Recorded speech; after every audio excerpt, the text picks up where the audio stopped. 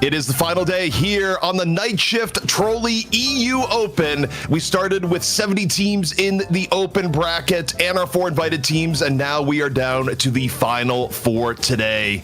Gentlemen, Jason, you've rejoined us, and Dan, we are going to see who is the best of the best in EU and see who's going to take the lion's share of the $10,000. Yeah, it's gonna be crazy. We have 3 teams that I feel like, that could definitely win, but there's interesting storylines that have developed over the first day of competition that we can kind of find some continuity in as we go into the matches today. And Jason, you missed some of the matches yesterday. You've been traveling around, but I know you caught up on some stuff. I did, yeah. Sorry, I thought there was gonna be a question there. Asking what did I catch up on? It's one of those questions where it's like I'm leading, but it's not. You gotta be quicker on your toes, Jason. I'm trying to be quick on my toes. It was interesting to see that how Abraham's and the new one-win team, L team, kind of changed in their power ranking, at least in my mind, of how they changed their power ranking. I think that was probably one of the most interesting series, just to see what strengths Abraham's had with the loss of ABL, and then this new one-win roster that we haven't seen since, what was it, like one-win bombshell number 6, CP? Yeah, you had to go back to that era to see the last time that they were together. But yeah, they decide, hey, there's a brand new tournament. There's more money to be won. Trolli, you have brought us back into the fold. And they looked incredibly good against Abrahams. Yeah, that series went to 3. But the reality is it probably should have been a 2-0. Just no one saw Mel Team throwing a 70,000 soul lead as being a thing. Probably the greatest comeback in Deadlock history, if you think about just pure soul gain. I mean, that was ridiculous. But, as we were talking about off broadcast, Jason, you brought up the point that it's not all that similar from the old one-win throw if you go far enough back in time, where they went to all in the base 3 times and repeatedly failed 3 times in a row. And they almost beat Buff Enjoyers in that series too. If they actually just stopped sending it the additional 2 times, they probably could have locked that one down and taken the victory. But I respect the hustle. I respect the attempts out of them. And I think even in the limited amount of time they've been playing together with ABL joining the roster, they've looked fairly good, and to me looking like, at the moment, the number 2 team in EU. Well, moving along here now, Dan, we have our schedule for today, and the semifinal that's coming in is not really what we had expected. From the get-go, we thought that it would be Buff and George Abraham's final. They were our number 1 and number 2 seeds, and yet because of Mel Team coming in way stronger than expected, this is our first semifinal of the day, and a big one for both of these teams, because at stake here is the chance to not only get 5,000 from winning it all, but also you get an extra 1,250 if you win the semifinal. Yeah, it's actually a bit of both too, where ML Team came in stronger than expected, but maybe also Abraham's maybe a little less good than expected, and you can put that down to the fact that they lost ABL to ML Team and they brought in Sanya Sniper instead. And we did talk about this quite a lot yesterday. Just what are the dynamic shifts that come with swapping a player like ABL for someone like Sanya Sniper? And we saw some of the real-time troubleshooting as the series went on for Abraham's, where they were trying to fit him along Jam side, because definitely some let's say competition between the hero pools there. So I would expect Abraham's to look better today, but given that they're up against Buff and Joyce, that's certainly going to be a tough one. And with Mel Team's form yesterday, it's going to be super exciting to see if they can continue that. On that note as well, I want this to be a close series, but one of the toughest times Buff Enjoyers had when Abrahams would be able to take games against them was when ABL would get out of control, whether it was on Pocket getting a ton of farm early on with the early Majestic Leap, or whatever hue he's playing at that time. A lot of the power, I feel like, on that team came from him, and with him no longer in the roster, I don't know if Sanya can particularly live up to how strong ABL was, or even just the hero pool, how they do relate between the two, because they don't fill the same kind of role within the team. That honestly, I do worry for them here in this series, ZP. Yeah, also the interesting thing here too is that it's a little bit of an unstable period in Deadlock, because we got a patch after the qualifiers. And for those who didn't tune in yesterday, who may be wondering, what do you mean patch? Well, quite a few things changed in the game recently, and yes, this is partially an excuse to go to our brand new patch notes screen, where it's fully automated. We can put this out instantly now as soon as there's a patch from Production Magic, Dan. Well, now you just made them sound way less impressive, but it's really cool indeed, because we do get so many patches. and there's so many changes to kind of go through, and the movement change isn't even on this particular screen, but you can see how many heroes were affected, and obviously a lot of item changes as well that were significant too. So there's so much to go through in that respect, but some of the highlights, I think we still saw Victor get valued. We still saw Doorman get valued, and actually was it Saf that was still building the gun version despite some of the gun nerfs here. So it's been interesting to see how the teams have managed to kind of prioritize around this, and Infernus as well still prioritized pretty highly. So despite some of these nerfs, it seems like they've been tweaking the game and just bringing things a little bit more in line, as opposed to really creating a scenario where some heroes are going to drop off entirely. And I do wonder though, Dan, because if we're talking about like these adaptations the day before we go into the group stage, do you actively think, from your experience in esports, running with all these different organizations or these different teams, that this is them not wanting to switch things up because a patch just happened and they want to play what they're comfortable with? Or do you think the heroes are still playing like Infernus, Mike Victor are still towards the top of the table? Yeah, I think it's a bit of both. I think there are definitely things that at this time, you don't want to try to just overreact like on the patch changes, but at the same time, they don't seem enormous, some of these differences. I think the biggest one that you could think to is maybe Victor, with regards to not just some of the changes to his abilities, but more so the E-shift change as well. But that is something that obviously is more impactful in the kind of late game. So it seems like the dynamics haven't shifted too much, but I totally agree. I think you generally probably would look at a patch like this, unless something was crazy nerfed, you probably would just still kind of run things the same. Jason, of course, the two biggest changes coming in here. Well, okay, the biggest change is just one absolutely massive change with E-shift, and it has been completely nerfed relative to where it was. You're not going to be seeing people get 3 E-shifts in one fight with transcendent cooldown anymore. That's the real change. The meme change, but will eventually not be a meme change, the way that the game tends to be patched. That trophy collector is now on its buff arc. It got buffed here, 5 souls per charge, which is pretty significant if you have full charges. But this is just the beginning. I feel like eventually the trophy collector will be getting buffed and buffed until people can no longer ignore it. Like, it will become an item. It's just a matter of how many buffs it's going to take. It has to, right? Because in its current iteration, it only helps you get further ahead if you're ahead. If you get it from behind, you're not getting the stacks you need to make this a powerful item that helps you stay in the game. So I feel like that's one of the inherent things they have to change about this item. So you would typically want to buy it if you're falling behind, not ahead, because you want to keep buying more damage or more resist, stuff like that. But yeah, I'm all for it, man. I want to see Trophy Collector become like a legitimate, useful item, because I think in its theory, you see it in every MOBA. There used to be a lot of like gold per 5 items in League of Legends. I don't know the Dota equivalent, unfortunately, but it makes sense to kind of have an item like this, especially over towards like a more supporty hero who you normally would have play low eco anyways. In any case, this all hit mid-tournament, and teams are, still figuring it out. However, the important thing here is that, some people going in thought is like, oh, geez, is this going to hit Victor's pick rate? And the answer was no, not really. But let's get into our first matchup of the day. It's going to be Abrahams taking on Buff Enjoyers. And of course, this is the most storied matchup in EU Deadlock. This is the #1 versus #2 that we've seen repeatedly. They've traded off on which is which. In the last Deadlock night shift, we even had it to where Abrahams was able to take down Buff Enjoyers. But you kind of look at the full context there. A lot of people thought maybe Buff Enjoyers was being a little bit more experimental, Dan. Yeah, you can definitely say that. But it's so interesting, though, because Buff Enjoyers as a team have always kind of reverted to the mean. Whenever there's like, some variation where, Abraham's started to win a little bit, eventually Buff Enjoyers will just revert to the mean. And if there's a big patch that kind of changes the gameplay massively, then maybe they'll lose a little bit and then they'll revert to the mean and just keep winning again. So I feel like they are the most stable, the roster that we've have in all of Deadlock. And it's actually great that we have a roster like this. I think it makes it more fun, ultimately, to have continuity in that sense. And ZP, if I remember correctly, ABL was on Abrahams this last Wednesday, was he not? Yes, I cannot remember with confidence. Yes, that was ABL Abrahams. The swap came very late. It came late on Friday, in fact, where, really the main rule for the tournament in terms of subs and rosters was, okay, you can't have someone play that had played on a qualifier team. So when I get a message from Parzival being like, hey, the teams want to do a swap. I'm just saying here, I'm just like, what do you mean? And just like, yeah, we want to get Sanya, who was going to be playing from L Team, and they're probably going to pick up ABL. I'm just like, well, neither have played so far in the tournament, and I'd prefer the teams be happy. So you can do the swap, but it was a very last minute swap.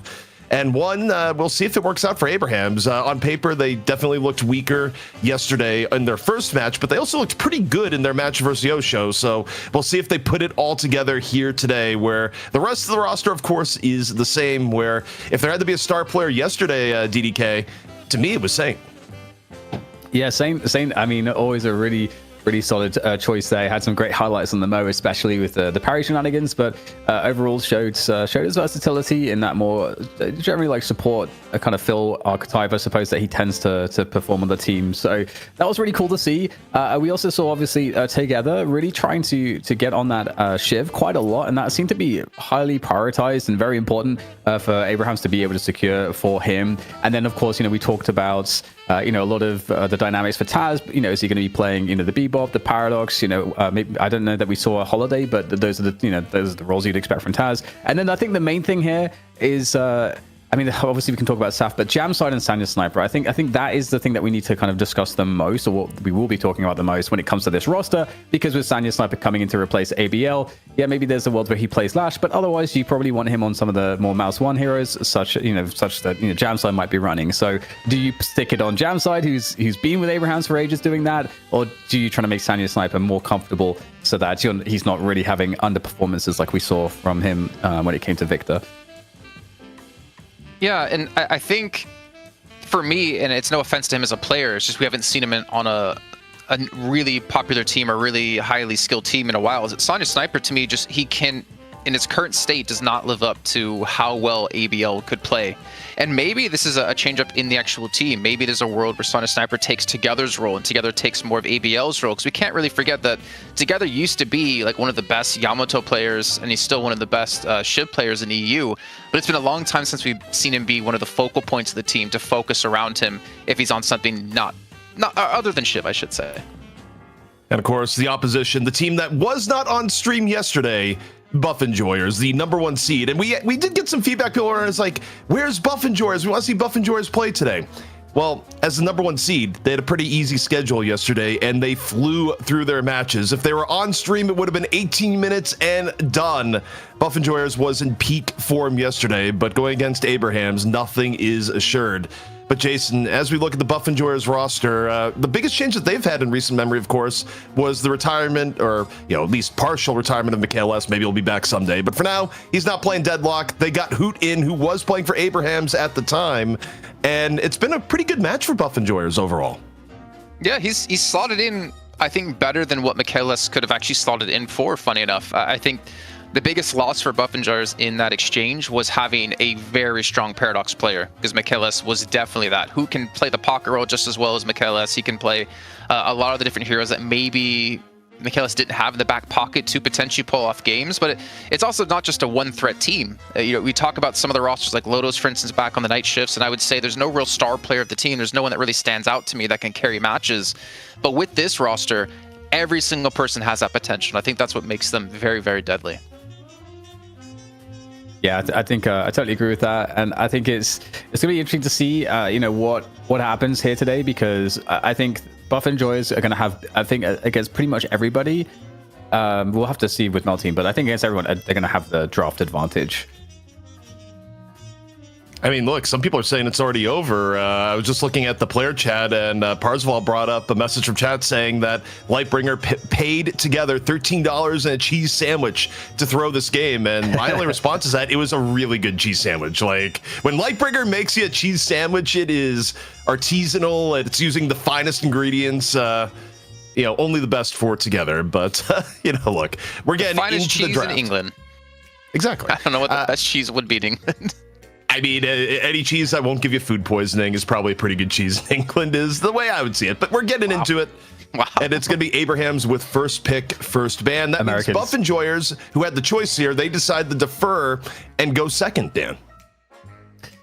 Yes, going second is obviously not fun, because you're kind of forced to ban the Kelvin. And interestingly, Abraham's banning the Vindicta. You'd expect a Kelvin ban here for Buff and Joy. So we can talk about Vindicta's rise a little bit, where she's been prioritized. We saw Mel Team prioritizing her first or second in their picks, which was, I think, quite surprising for many of us. And it's really cool to see, though. But she's going to get banned, so we won't see her in this game. And so you'd assume that Victor comes out as a first pick. That's normal. That's what or Paradox or Infernus. Those have been kind of the three that you might be thinking about for this first slot. Yeah, it's kind of crazy to see how we've been complaining about seeing Kelvin Victor as the top 2 bans every single time, but we're starting to see Victor with the recent nerfs and obviously the changes to E-Shift finally get more play because teams don't see him as big of a threat. I mean, we even had a Viper ban yesterday that I was watching Deathy try to talk through of the potential of why you take away a Viper. But kind of as we talked about and Dan already mentioned, Infernus can be coming through as a first pick. So I don't know. ZP, I almost want to say Buffingers need to lock in a Paradox here, but again, to me, no one on that team plays Paradox as well as Michaelis did, and no one plays it to that meta breaking potential that Paradox does have. Well, the interesting part is they went Pocket. I thought they would have gone Paradox Victor here, especially with how good Listics Victor has been. We'll get sort of a temperature read on where Buff Enjoyers thinks Victor is at, if they pick it here or if they don't. But the Pocket first is interesting because for me, based on what we've seen recently in the draft, I was thinking it was getting more along the line. Okay, neither Paradox nor Victor get picked. Jason, we've gone off script a little bit. I was almost expecting a Shiv as well, just to take it away from Together, since he's probably going to try to play Shiv on his side. But to go Yamato and Pocket early, so you have Hoot secured with a decent hero. You should, I want to say Listic playing Yamato at the moment, but again, he's very flexible and he'll take whatever he does need. But we're kind of in an old meta right now, I feel like, with Pocket Yamato being picked so early on.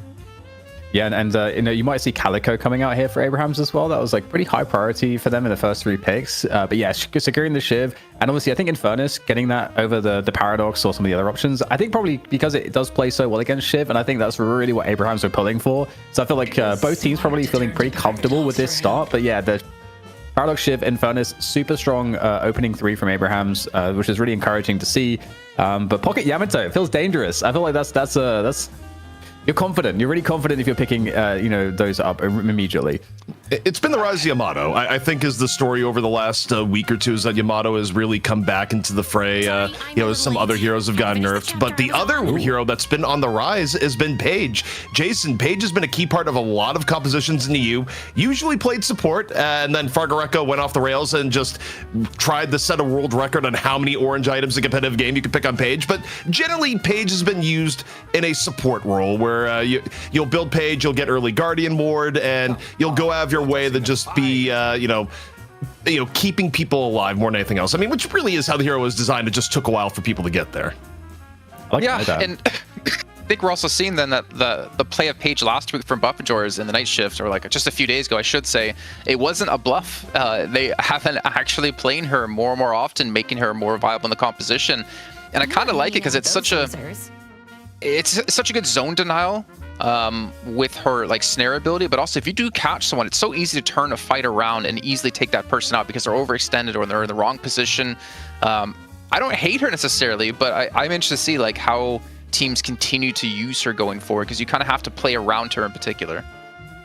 And this is the Mo ban I think is nice because we've seen the Mo Paradox combo be something that's been pretty devastating. Mel Team were using that to really great advantage, and also you're looking for to prevent a team from getting that lockdown that really shuts Yamato down. So because Yamato is so strong, like you said, ZP, I think protecting Yamato as much as you can in the draft is important. And I think the Mina ban's an interesting one, but we have seen teams not caring to get rid of Holiday or the other option, which would be my brain's blanking now, but Bebop for Buff Enjoyers. The teams aren't seemingly caring about that these days in the bans.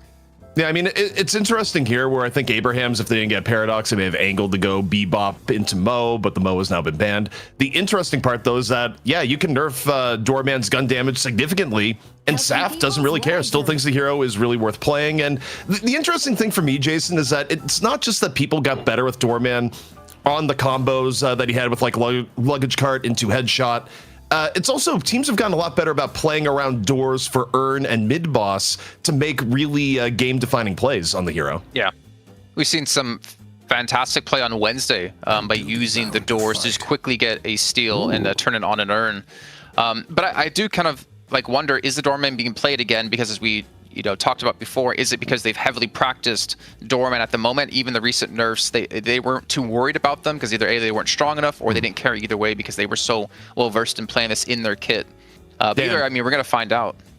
Dan, I'm worried for Buff Enjoyers. I'm looking at the Warden pick here, and look, I need to reiterate, this is single elimination. It is a best of 3, so if this goes not your way, you have a chance to rebound.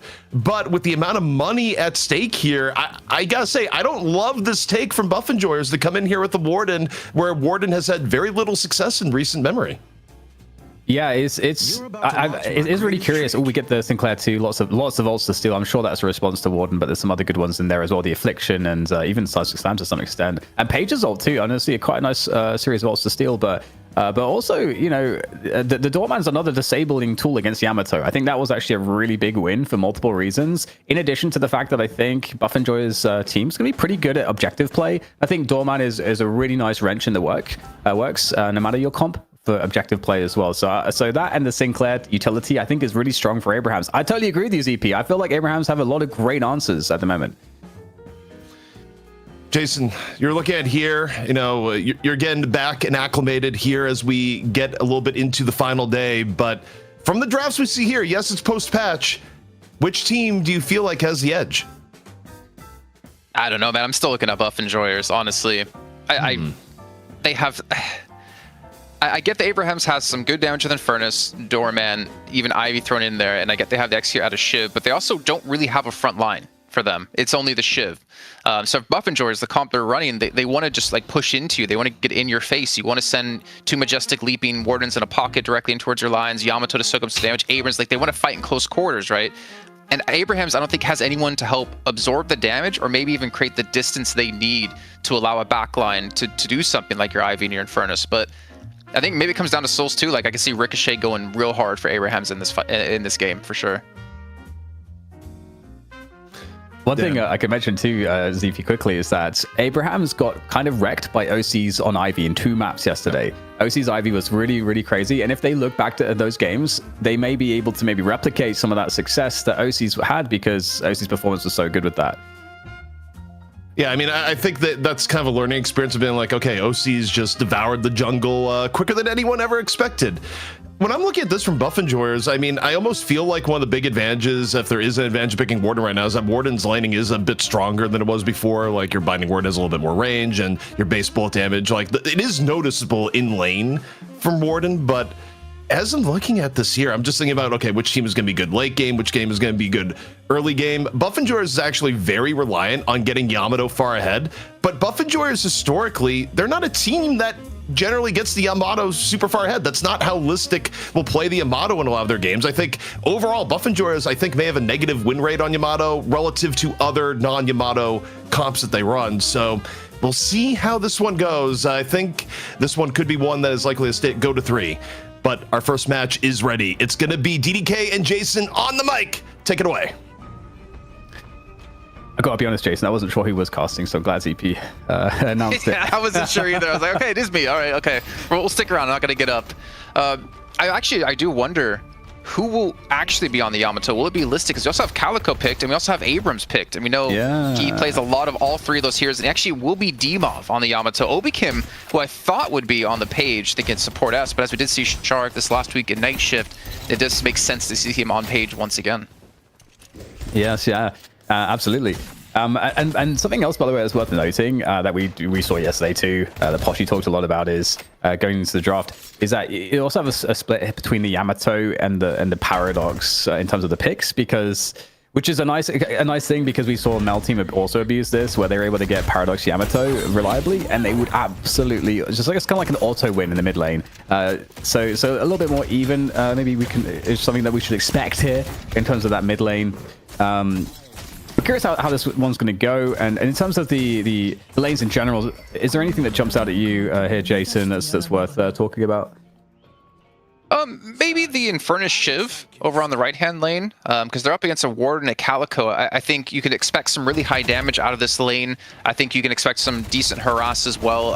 Obviously, both of them having a dash to get away from a Binding Ward if they get in a really bad position. I think when it comes into ultimates, there's going to be a good chance that we could see Buff Enjoyers actually get a couple of kills in this lane. But for me, it's all about, can you get together and Sonic Sniper going on these two heroes? Because you're going to need them to carry. Jamside, he won't come online until he's about 35,000 souls, and we know how much he likes to farm. So you really need these two heroes, I would say, to have a strong start in this game if Abraham to want to be able to drag it to a point that they could take out Buff Enjoyers in this match. And again, I think it's really worth mentioning that, you know, Sanya Sniper getting to play Infernus here, this is an adjustment from Abraham's from yesterday. Because yesterday, Jamside was getting Infernus priority, and, you know, they've managed to work it out and say, okay, let's make Sanya more comfortable, stick him on the Infernus, which is obviously a super important hero, and we will now just adjust our playstyle where we'll have Jamside playing on the Ivy. So another M1 hero where Jamside is going to find a lot of value, but yeah, you know, they're going to find a way to coexist as opposed to, you know, basically Sanya getting kind of shafted on the hero pool. So I like that from Abraham's, and I think that's just, you know, already the start of the argument as to, you know, why they should play better today, based on, you know, at least, you know, looking at their performances yesterday, which I think they would have been very disappointed by. Just want to bring this up in case you didn't notice, Dan, because I obviously with an extensive background in CS, you're a big fan of like flashbang and smoke lineups. Jamside threw out a Kutsu bomb at a specific angle to catch the minions as they did fall down, where they're all grouped up together, so they're already below half HP in lane, allowing them to just shut the lane out and go back and farm and do box running. Very smart little play at a Jamside. But on the general topic of what you're talking about, I do worry for Abraham's, considering you have like two M1 heroes on your team, because that's how an Infernus really did, you know, act for your team. You wouldn't run Ivy and Infernus together, because that's a lot of farm you need to feed over to those specific heroes, which means you're going to be even now potentially another additional player down when it comes to the grouping and fighting, if you want to allow these two to keep split pushing and getting the farm up. Yeah, and I think, you know, with that said, we'll see a lot more activity from Sanya. And I think also with the way that the builds have changed a little bit, where you, of course, you're always getting afterburn as quickly as possible up to level 3 for the, I think it's now 26 DPS as opposed to 28 on level 3. And in addition, but you know, then you actually build Catalyst, and you can, you know, do a lot more single target damage. You come online a lot earlier on in the fights. So I'd expect to see, you know, a lot of activity from Sanya in these team fights to hopefully mitigate that dynamic. And yeah, I think this is going to be an interesting game to see who comes out with that initial soul advantage. Because I have to say, Jason, you know, Hoot on Pocket, he can be pretty ridiculous. Obviously, we all know how good Hoot is, but if Pocket can get ahead, and Hoot often reliably manages to do that, you know, then suddenly the presence of the Pocket in the early to mid game, in all of the map mobility and everything else and the ganking is really, really difficult to deal with, and it can be hard to stop Pocket getting further and further ahead.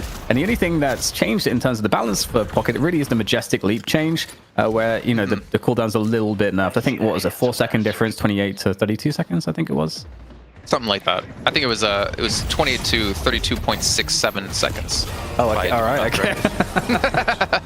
No, I'm just messing. But it's a good point, right? Because it does limit the mobility of Pocket a bit. Though we see Hoot already coming in for initial kill here, and if Majestic Leap as his first item buy, nothing else besides Majestic Leap. Really want to have that early game presence and really make things more difficult in this left-hand lane too, because you're not really going to expect a Pocket to just jump directly at you and catch you off guard. At least the upside for them is they do have the Spectral Assistant to get away, and of course they do have the Stone form out of Ivy played by Jamside. Yeah, Pocket definitely has some of the best pressure game, especially in the early phase of the match. So it'll be fun to see how Hoot abuses that and tries to get active for the team. And, you know, so far, you know, at the 540 mark, we just got those first bridge buffs contested. Actually, all towers, Guardians, are not really taking too much damage. Flying Strike there to win some of the pressure game here, and for Dimov trying to, you know, get some more tower damage done. But ultimately, this is a pretty calm game in terms of the objectives. And so we're off to a slower start. And yesterday, we had a lot of very fast starts. So it actually feels kind of nice to see that. Yeah, I think maybe both teams are trying to feel each other out a little bit. And again, I think maybe just a little bit of confidence as well to making sure you can secure these. But you know we're going to hit that explosive point once a couple of these item buys come in. You already see in the mid lane, very careful of being thrown into the hotel for the side of Buff Enjoyers, though you do have some safety out of Shark, who actually gets extremely low here and swap back into Saf. And a relatively easy kill coming out of Abraham's. Yeah, in the meantime, Hoot was also almost killing Saints on the left lane, and they are actually going to take that Guardian down. That's really important. We want to see, or at least if you're a Buff Enjoyers fan, you want to see Hoot get actionable off of that early lane with an objective kill, which then lets him start to harass more, travel across the map more, and in fact, maybe looking to get the kill on the Jam side, barely escaping with the ult. And now, you know, Hoot can start to roam a little bit, and this is gonna be the beginning of the problem, I would say, for Abrahams in that respect. Especially when you get into these like mid-game skirmishes, I think you're gonna have to worry about the power of the front line of Buff Enjoyers. Like, will you have the damage on Abraham's side, especially if you don't outmatch him in terms of manpower in these little skirmishes? And considering again, you have the Majestic Leap out of Zergy, which I'm assuming he's gonna be going for Zergy, and then of course, obviously with Hoot on the pocket. There's a lot of mobility on that team to turn fights that might even be equal in the amount of like players on each side into a man advantage. Ooh, okay, this is interesting. Oh, okay. I didn't know about that tech. Did you know about that? I did not know about that. I was straight back into the car. So many tools used here by Demov to get out, and it's just too much utility.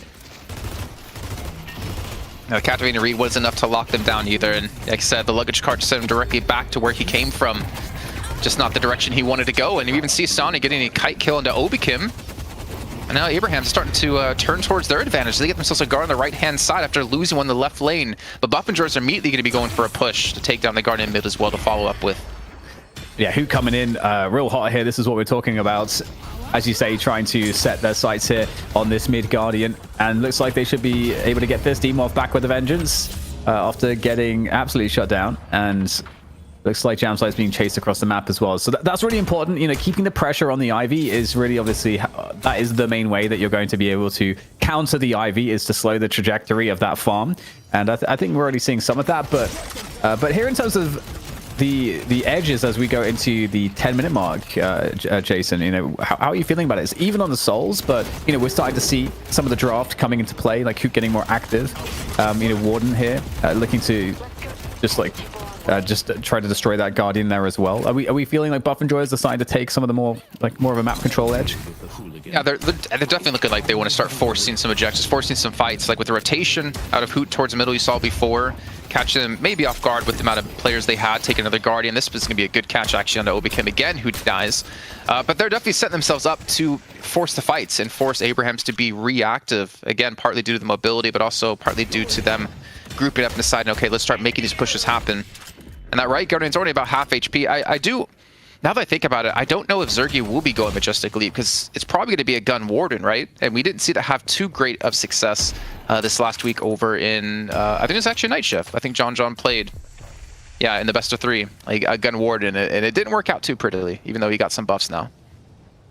Yeah, it'll be interesting to see. You know, we've seen quite a few interesting builds so far this tournament that have leaned more towards the gun side of things, and it hasn't been too bad in general. So yeah, we'll just have to see what he decides to do. But here's the fight for the mid buffs. Obviously, you've got the Urn coming up as well.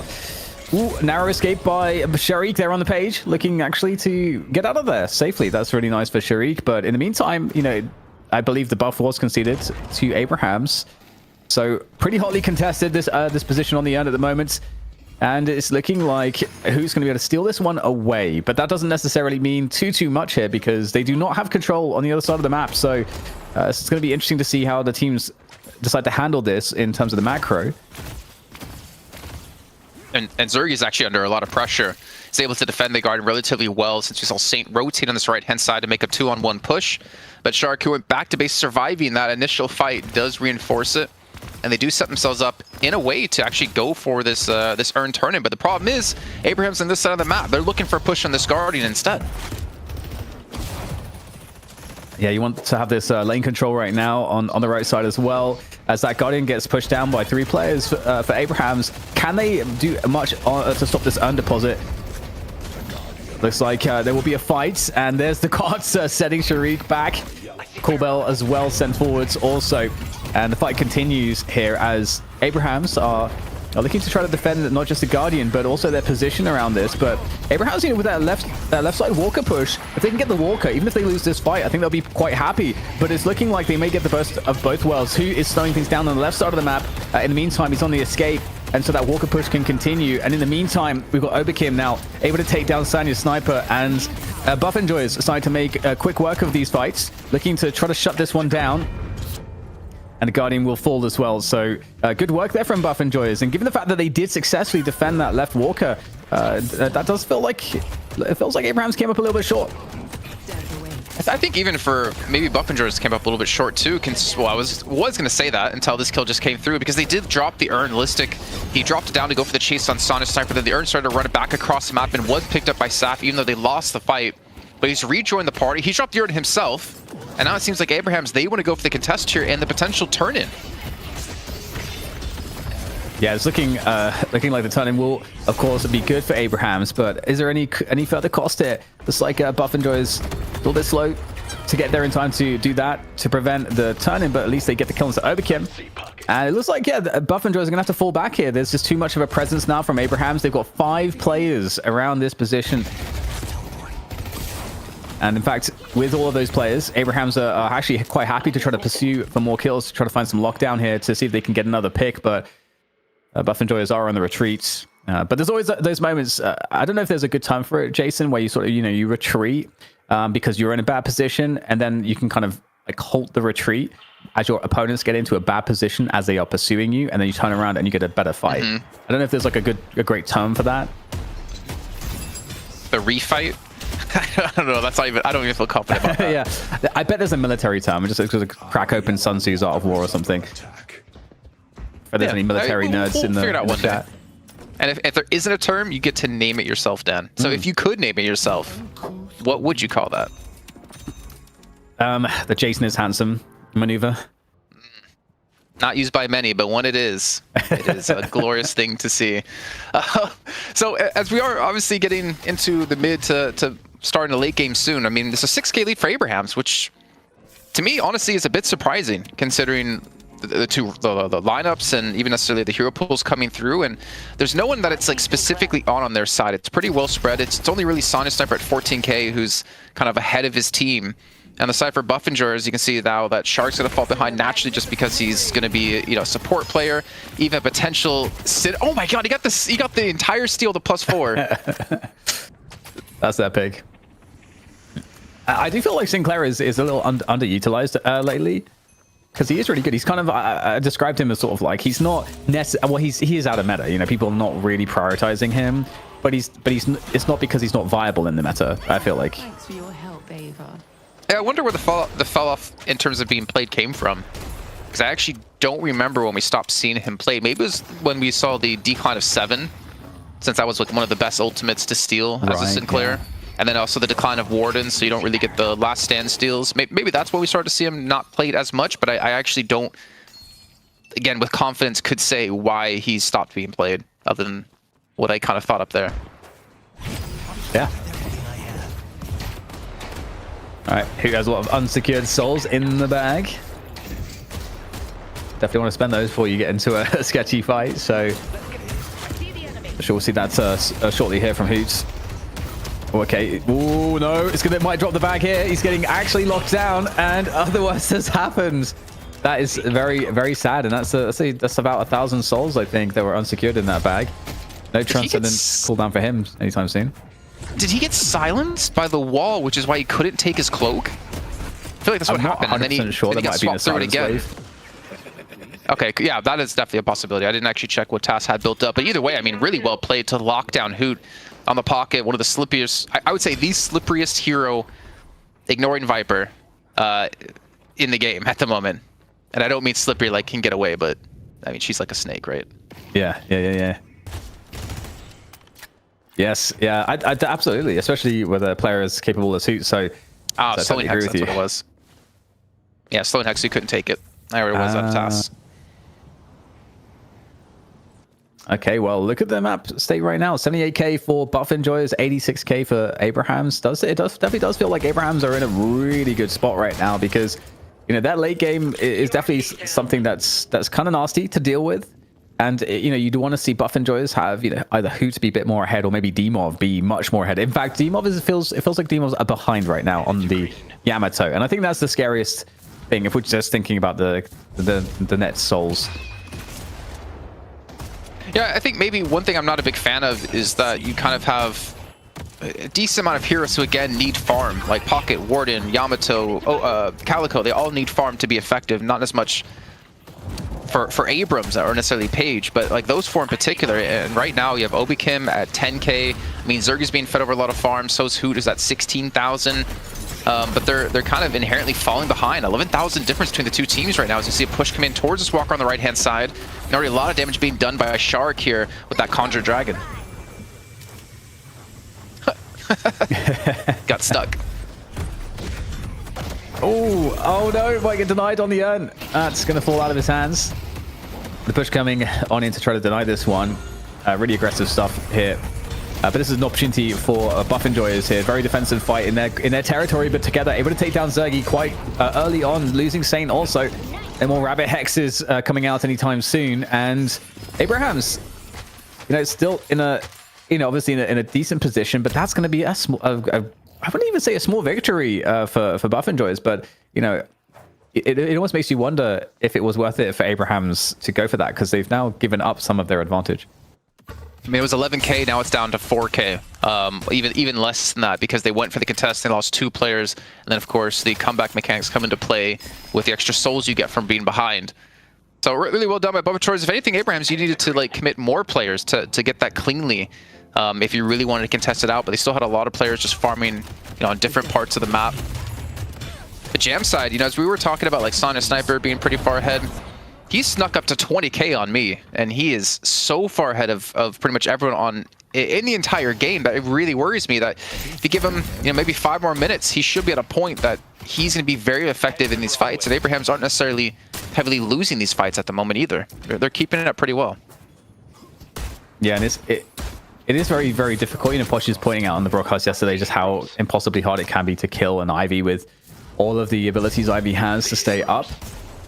So certainly a growing threat as the game continues to go, and as Abrahams even continues to have a marginal lead. And both these teams have shown a great propensity to just jump on the mid boss, almost sometimes just with a 6v6 where they just judge it off of the positioning alone. And so, you know, that mid boss is going to start to become a really big factor as we get closer to this 20-minute mark. For that, we got the next bridge buffs, and so we're going to get big team fights. And so typically, big team fights will precipitate mid boss at this time in the game. And this is, look at this, he's got the ability to fly away if necessary. Very hard to kill, big damage, and will be able to escape. And I mean, the threat from Ivy right now is very irritating, going straight across to this other team fight, Jason, on the right side. Right over a Sinner Sacrifice, and so far, Buff Enjoyers coming out in the lead with the initial kill on the Sonya Sniper. So yeah, I mean, Jam side, he got a lot of damage done to that Walker, taking it below half HP, and he is quite a big threat. But Buff Enjoyers still come out ahead in that fight. Now, more importantly, it's about what are they going to do with that man advantage they have of another 20 seconds. Because they're not really set up anywhere else on the map to go for a push on towards their Walker, or even go for a mid-boss. So I guess just a slight advantage for them for that time. But on the mid-boss note, you know, ZP talks, okay, maybe we have to hold that one in a second. And Saf gets caught up by a Warp Stun and a charge. He should get away to safety. Very hard to chase out on a doorman, but Opium's going to try. And he backs off instead. But the mid-boss, I think ZP talks a lot about, like, where you take fights is very important at this stage of the game. If you take a fight mid and you lose it pretty heavily, you're going to lose a mid-boss. If you have that same fight maybe, you know, on the enemy side of the map, then a little bit less likely for that mid-boss to be taken. And that's something you have to really take into account now in the next few minutes for either of these teams if they want to go for a skirmish. Yeah, and I think, you know, the job was done, you know, securing the bridge buff there for Buff Enjoyers. I feel like they are certainly in a good spot with respect to that. They're going to push for this left side Walker, so put the presence on there, which is really nice. You force the rotation across a little bit towards the left Walker, and you have the urn. You want to try to, you know, make sure that they don't have as good positioning on the right side, which is currently where Abrahams were trying to set up a push here. 2 players trying to pressure that Walker, and 3 players for Abrahams have responded to that initial left side lane pressure towards that Walker, as now the urn makes its way across for Buff Enjoyers. And Buff Enjoyers on the macro here may have created a scenario where they can skirmish their way into an urn drop-off. I think they're going to lose at least 1 player, though, because they went for a fight on the left-hand side. Obi came in, Zergy not backing off quick enough to get away from this one. Entering the shadows actually might have bought him the distance he needed. He's going to be chased down either way by Jam side. The urn looks like it will get deposited here. So one person for an urn deposit. I think you'll be very happy about that for Buff Enjoyers. And they actually take the lead for the first time, it feels like, in a long time here, Dan. Yeah, the whole macro around that urn was really impressive. That is the sort of thing that we associate with a team like Buff Enjoyers. A quick charge coming on through. Abraham's here, potentially at some risk, but it looks like maybe more was bitten off than could be chewed here for Listic, who is going to go down, and this will be a defense that's successful for Abraham's here. But we've got more damage coming on through the Affliction, getting dropped down, and that's going to do a lot of damage, but it doesn't really come to fruition though. Who gets taken out, and it is again a good defense for Abraham. So after that urn drop off, which was so massively macroed to achieve it in the first place, it's going to give up a mid boss potentially in the ensuing fight. Transformation is up for Demov. They do have Enter the Shadows once again as well if they want to go for this contest, but it's going to be a 3-on-6. Not sure you can really win out in this one, but do see Obikim going initially. See Demov coming from the Shadow Transformation can be used as well as we response out of Saint here with the audience participation, and just like that, they get every single charge of that Rejuve Crystal. And this is a huge moment. Again, Buff Enjoys, they did such good work. But for it to all now come down to this, now being on the defensive side, so at the very least, you know, the soul differential isn't really it's just marginal. So in terms of, you know, the ability to fight and the stats, it's not crazy. Obviously, there is the Rejuve buff, but this is surely going to be converted into at least a 1 or 2 walkers. And at that point, you know, are we going to see a 20k soul lead? You know, still recoverable, but you know, certainly Buff Enjoy is now in a very bad spot, and so. If we consider that, you know, we've got a 30k Ivy now walking around, and that can now start to balloon even further with all this space on the map, Jason. I don't know. I'm starting to feel like, you know, there's like a 10% chance for Buff Enjoyers to be able to, you know, bring this game back. I see pocket. I'm starting to feel that way as well. Abrahams are getting enough damage online from their start that they could pull off the resets too. I believe last time we checked together, didn't have Killing Blow fully maxed out on level 3, so he doesn't have the ability to just keep chain through opponents. But beyond him, I mean, you still have Gemstar at 31,000 souls. You have Sonya doing a lot of damage over time here with the Infernus. You even have Decay picked up for together, so they're kind of dragging these fights out a little bit with the way they've itemized slightly. But this is really tough. Like Buff Enjoyers, I just don't know if they're going to have the damage now that they need. I mean, they still have a very tanky front line. But the pace it's going, if Abrahams keep getting this lead, plus the Reju buff they have, it's still very easily snowballable. Snowballable? That's a horrible name for Abrahams. What is the build actually for Zergy? Did you see Vampiric Burst picked up for Zergy? He had a Hollow Point Ward, he had Active Reload, QSR. I didn't see beyond that. I know he did have Majestic Lead last time we checked it. But pretty like standard, I guess, gun build for Warden. Okay, all right. Yeah, Blood there we Tribute, go. Leech. Oh, okay. Hollow Point, okay. All right, yeah, so the gun build, so you were right with that in the earlier portions of the game. And all right, we're going to see the Walkers go down. Actually, you know, we'd expect both Walkers to go down off those 3 Rejuves, but now Abrahams, after cleaning up the map, they are looking to force these fights now. And forcing Buff Enjoyers to try to play as defensively. You don't want to give up kills here and then allow them to take even more Abrahams. So, second Walker now looking to be under assault. And this might be actually a spot where Buff Enjoyers actually dig their feet in the ground, Jason, to actually fight this. Yeah, they want to defend this last Walker. They cannot afford to let this one go anymore. And if they reinforce it properly, they're going to have enough people there to get the extra resist to help out for that defense. But they want to turn this fight around. The thing is, they still have to deal with these 3 Rejuve Crystals, which are up for another minute and 10 seconds of time. So it's going to take a lot of resources just to kill off one player. Together will finally go down. So the first crystal has been dealt with, but the Shadow Transformation being used just to back away. And is the inevitable of that Walker being lost going to come into fruition here? I wonder who is now like falling back. So they are trying to do their best to kind of create damage, create threat, delay, and just kite. But kite, they are having to commit to now fully just trying to defend these base guardians because the push has been successful. Both Walkers have been claimed, and in the midst of all of this, Saint is now going to grab that urn, and it is a comeback urn here as well. Buff Enjoyers would want to try to challenge for this, but if they lose players in this fight, they may not be able to. So this fight is really important right now for Buff Enjoyers to not lose anyone, to regroup around the urn deposit spot, because if they give up that urn as well, it's just further, you know, they're going to find themselves further in the hole, Jason. I was going to say, this actually could have been a massive turnaround too, because together messed up his Killing Blow. He didn't get the reset on it. He messed up when trying to attack Obi Kim, and that could have been the potential for them because they were extremely low. As you're talking about, they were kiting away the entire fight. They didn't have the upfront damage they needed to shut down Abrahams, especially with the Redruve buffs that they have. But for only one player's death so far, I think this is not a bad start. Like, this is a good stall so far out of Buff Enjoyers because this Redruve hasn't really netted them anything except that one walker. And finally, the urn is coming across here, but actually with that kill onto Sanya's sniper, this once again, you see Abraham's hesitant. They're going to drop the urn again. And so, both teams already understanding, exactly that, that previous fight around that second walker was really about the urn fights that would be next. And Buff Enjoyers didn't lose too much. Like you said, they kind of lost in the best way that they could. Only giving up a kill. And he needs to be careful here. And I think it's worth mentioning too, somehow Zergi's been keeping up with the Ivy farm on Warden. So, I mean, I feel like Ivy's a bit better late game, but still. Yeah, I'd agree. I think Ivy is going to definitely be better later on. I don't know how it's going to play out for them. Because I don't know really when the Warden is like fully online, like an Ivy would be fully online. And the others initially taken down Hoot. Didn't need the killing blow there. And now with them at advantage with mid-boss spawn in a minute and 40 time, it's time to just take as much jungle away, maybe even catch them off because Listic now might have gotten caught off guard here. And this could be a good fight for Abrahams to close out this first map.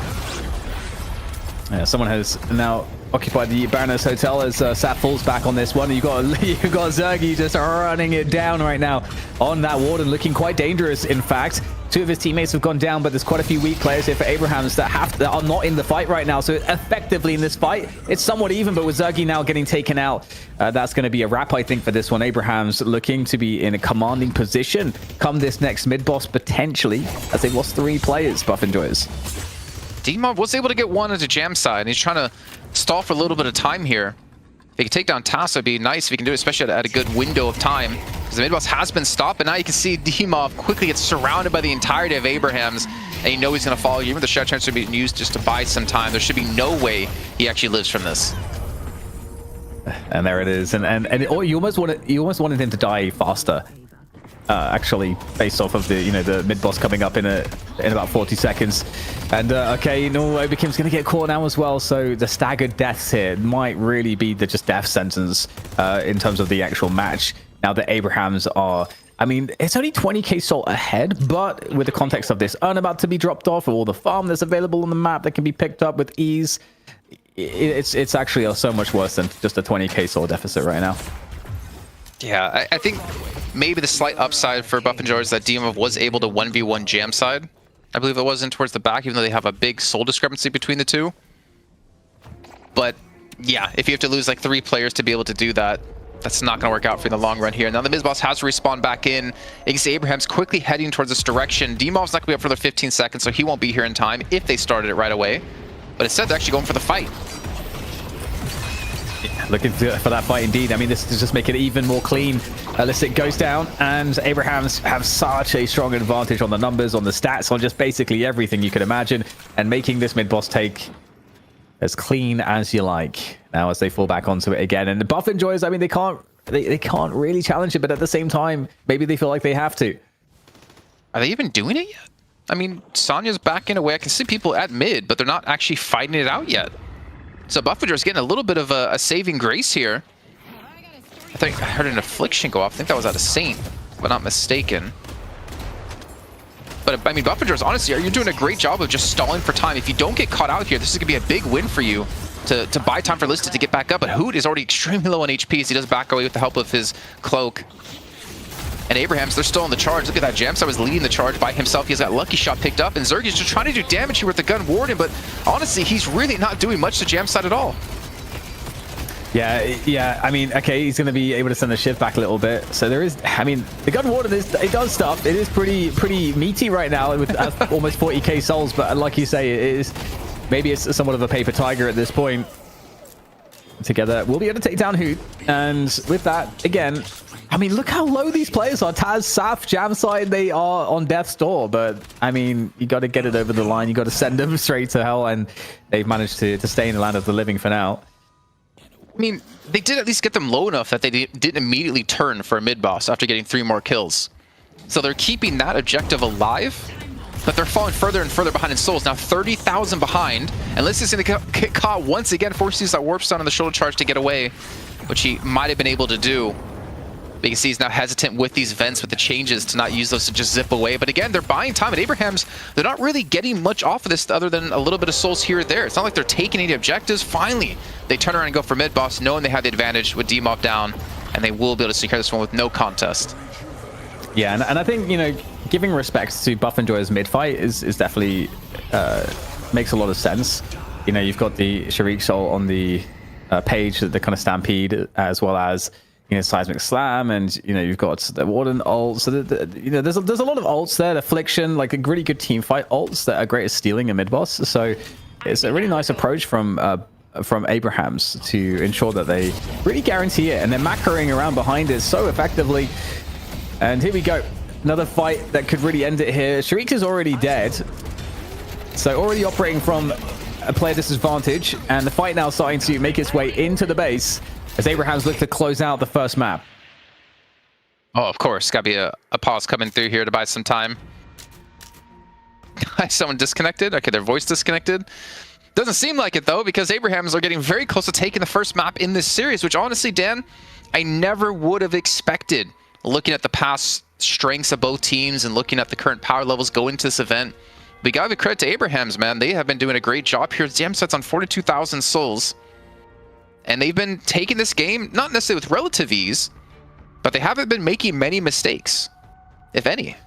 Yeah, and it is interesting because, if you know, the game could feel a lot, maybe quite different if you know, Zergy was on a Wraith or something like that. Also, you know, but at the same time, if you have a, you know, Wraith, Pocket, Calico, Yamato, you know, there's a lot of you know, the comp just doesn't feel quite great for that. You know, just feels a little too squishy. And if you look at Abrahams, it's much more balanced in terms of the mixture of you know, some of the tankiness that they can get out of the Shiv, the utility that they get from.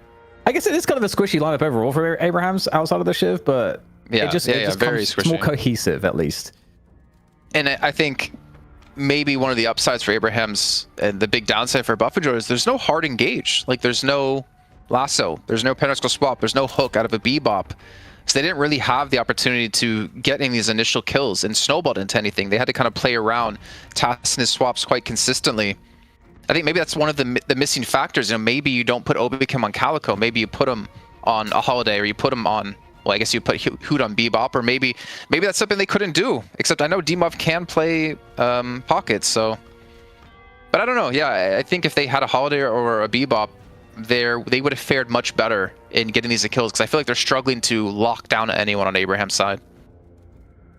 Yeah, definitely. And I gotta say, you know, I think something that's cool at Doorman is I think he allows you to have a more of a squishy lineup to a certain extent, because you can do so many cool things around the objectives with the doors. That I think it allows you to do a lot more hit and run stuff, a lot more disruption, and I think it mitigates the fact that you can't just have these big straight up team fights. The fact that Doorman can, in a fight, just take someone away into the Baroness Hotel for, you know, 4 or 5 seconds.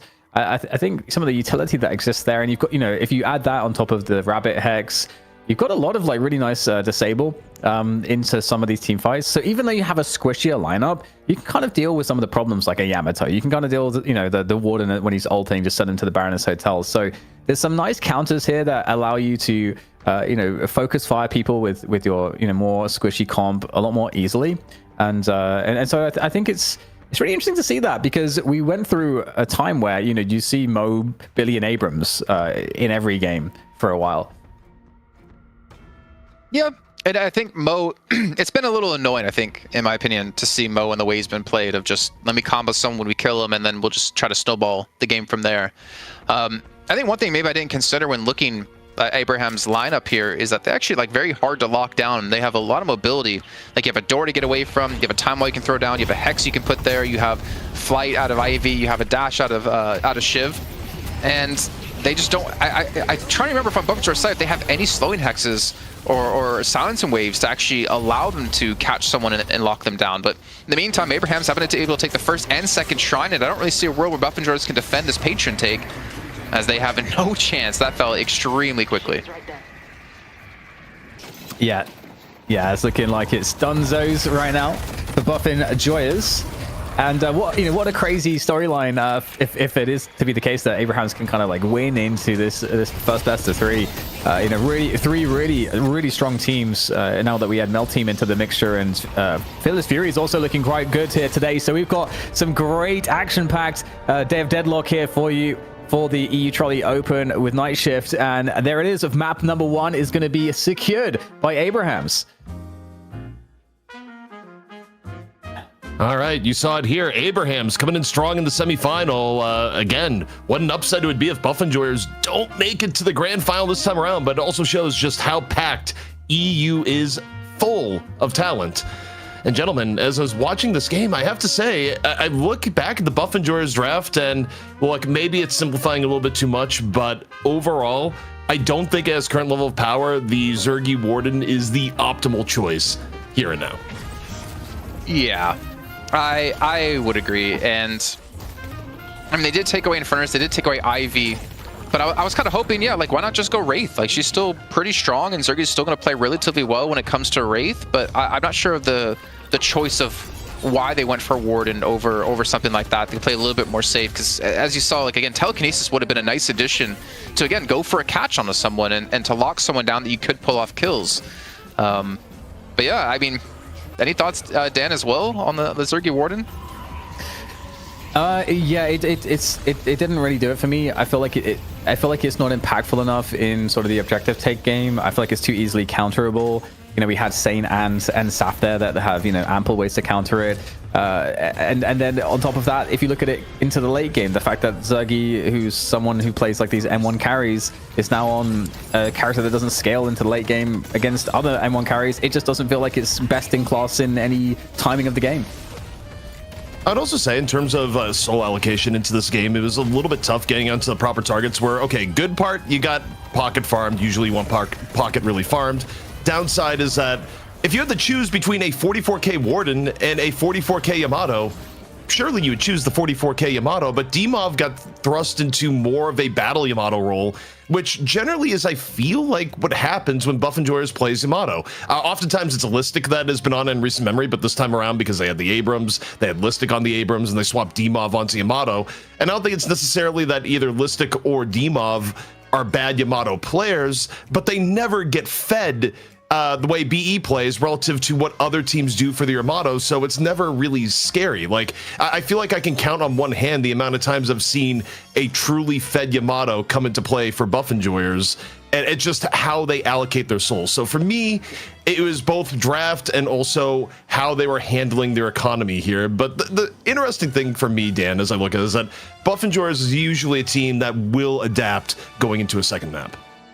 Yeah, I think they're super adaptable, great hero pool, and I think it should be pretty obvious to them that maybe they had some ideas didn't pan out, you know, so they put them to the test. So yeah, I would definitely expect to see that. I think the draft opened up super strong for Abrahams, but now the draft party, or rather the pick order shifts. I mean, it's in Buff Enjoy's court too. I mean, they're in a position where they shouldn't make a mistake in the draft now. They've got the experience of the previous draft, and they have the priority, so... Don't forget, they also had the choice of first pick or second pick, and they deferred first pick over to Abraham's side too, which I thought was kind of interesting. Normally, you would want to take the first pick, so they've definitely shown that they're wanting to play from that part or that aspect of the draft, but will they do it again? I'm not so sure. Okay, so as Dan recovers, and okay. I'm a little bit sick. Yeah. I meant to ask her, it's like, are you feeling better today? And I mean, okay, you could be coughing, but you could still be feeling better today. You know, Dan, it could go, bit of both, both can still go hand in hand. Yeah, I think it's a bit of both. Well, I'm feeling great, because you know what? I'm not in Italy right now, and you guys know how much I love Italy. I've been eating some good food finally. I'm happy, I'm in a good place, and I'm ready for some more Deadlock action. Jason, I would have sympathy, but you chose to live there. Like that was your decision. You just said, you know what? I want to live in Italy. You did have options, and you chose to settle there. If your wife says to you, we're moving to another country, do you tell her, like, no? And she says, I get to choose the next place. So you know where I'm going to move? Take us? We're going to Minnesota, boys. The Vikings. Hell Let's go. You're talking about food? Excellent. You know, look, it's a great summertime, is what I'll say. You know, the wintertime, you can talk about that later. But hey, all I say is if she wants to choose a country, it's negotiable, right? Like, you know, have a few vetoes in there, maybe put Italy on the. But no, it is absolutely fine if you are in Italy. Jason did choose to live there. But moving ahead as we wait for a stat screen and MVP. I'm curious to see what will change draft-wise. I think another thing you have to look at here, too, is that some of your highest priority carry heroes for teams in the last week, it's been Infernus and Ivy. And Jason, as you look at this draft here for Abrahams, they not only got both Infernus and Ivy, they're also able to secure one of their biggest comfort picks with Together on the Shiv. I still find it... I don't know. I think they should not have won that game of throwing in a Furnace and an Ivy into the same team, because you're already inherently making your roster so much squishier. But I guess the upside for them is they didn't lose early on. They didn't really lose in the mid game either, so they were always far enough ahead that they could combat when it came to the damage. But I don't know if I'm a huge fan of running two heroes like that who need a ton of farm, because then any of your like bruiser front lines, well, they only had one, right? It was Together, does get hindered a little bit in the amount of souls. I'm on the fence.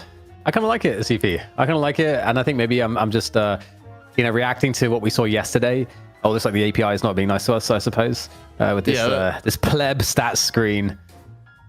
Yeah, I was asking, it's like, okay, do we do a stat screen before break? It's like, well, we got this stat screen. We'll probably have the more enhanced version after the break, but quick hits here, Dan. What stands out to you?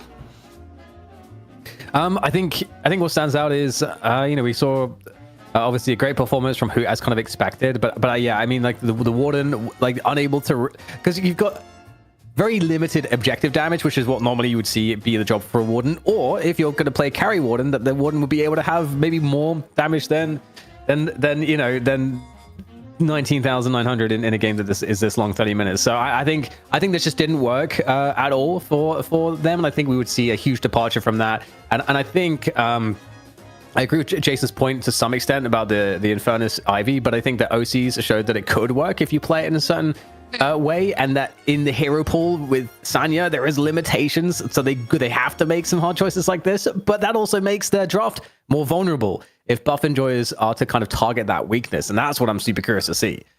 Jason, you get the enhanced stats here. Your thoughts? Yes, they were saving them for me. I appreciate that. So I'm looking through really quickly. Unless I'm blind, I'm not seeing Silence Wave, I'm not seeing Slowing Hex, I'm not seeing Knockdown. Like, I'm not seeing any way for them to take a catch and confirm into a kill or open up for the potential catch. Like, realistically, all they had was Listic Warpstone and Shoulder Charging to catch someone who then, again, can get away relatively easy, considering you don't have much lockdown beyond that. I hope I'm not like too far off on my assumption of that one, but it definitely seemed to be like a weak point for them, is they could get a catch, but Abrahams would be able to out-survive them by getting away or just kind of fighting while retreating, or the refight, or whatever Dan came up with, though, didn't give a name to it yet. The Jason's Gorgeous thing, I think, is what he called it. Well, that's probably a good note here to say, Abrahams, they are up 1-0 over Buff Enjoyers. Remember, this is a single elimination playoff bracket based off the group stage. Abrahams got thrown up against Buff Enjoyers earlier because they lost to Mel Team, and now Buff Enjoyers are on the verge of getting eliminated before the grand finals, which would be ridiculous given recent Deadlock history. But if any team can bring it back, Buff Enjoyers would be the team. Map number 2 coming at you right after this break.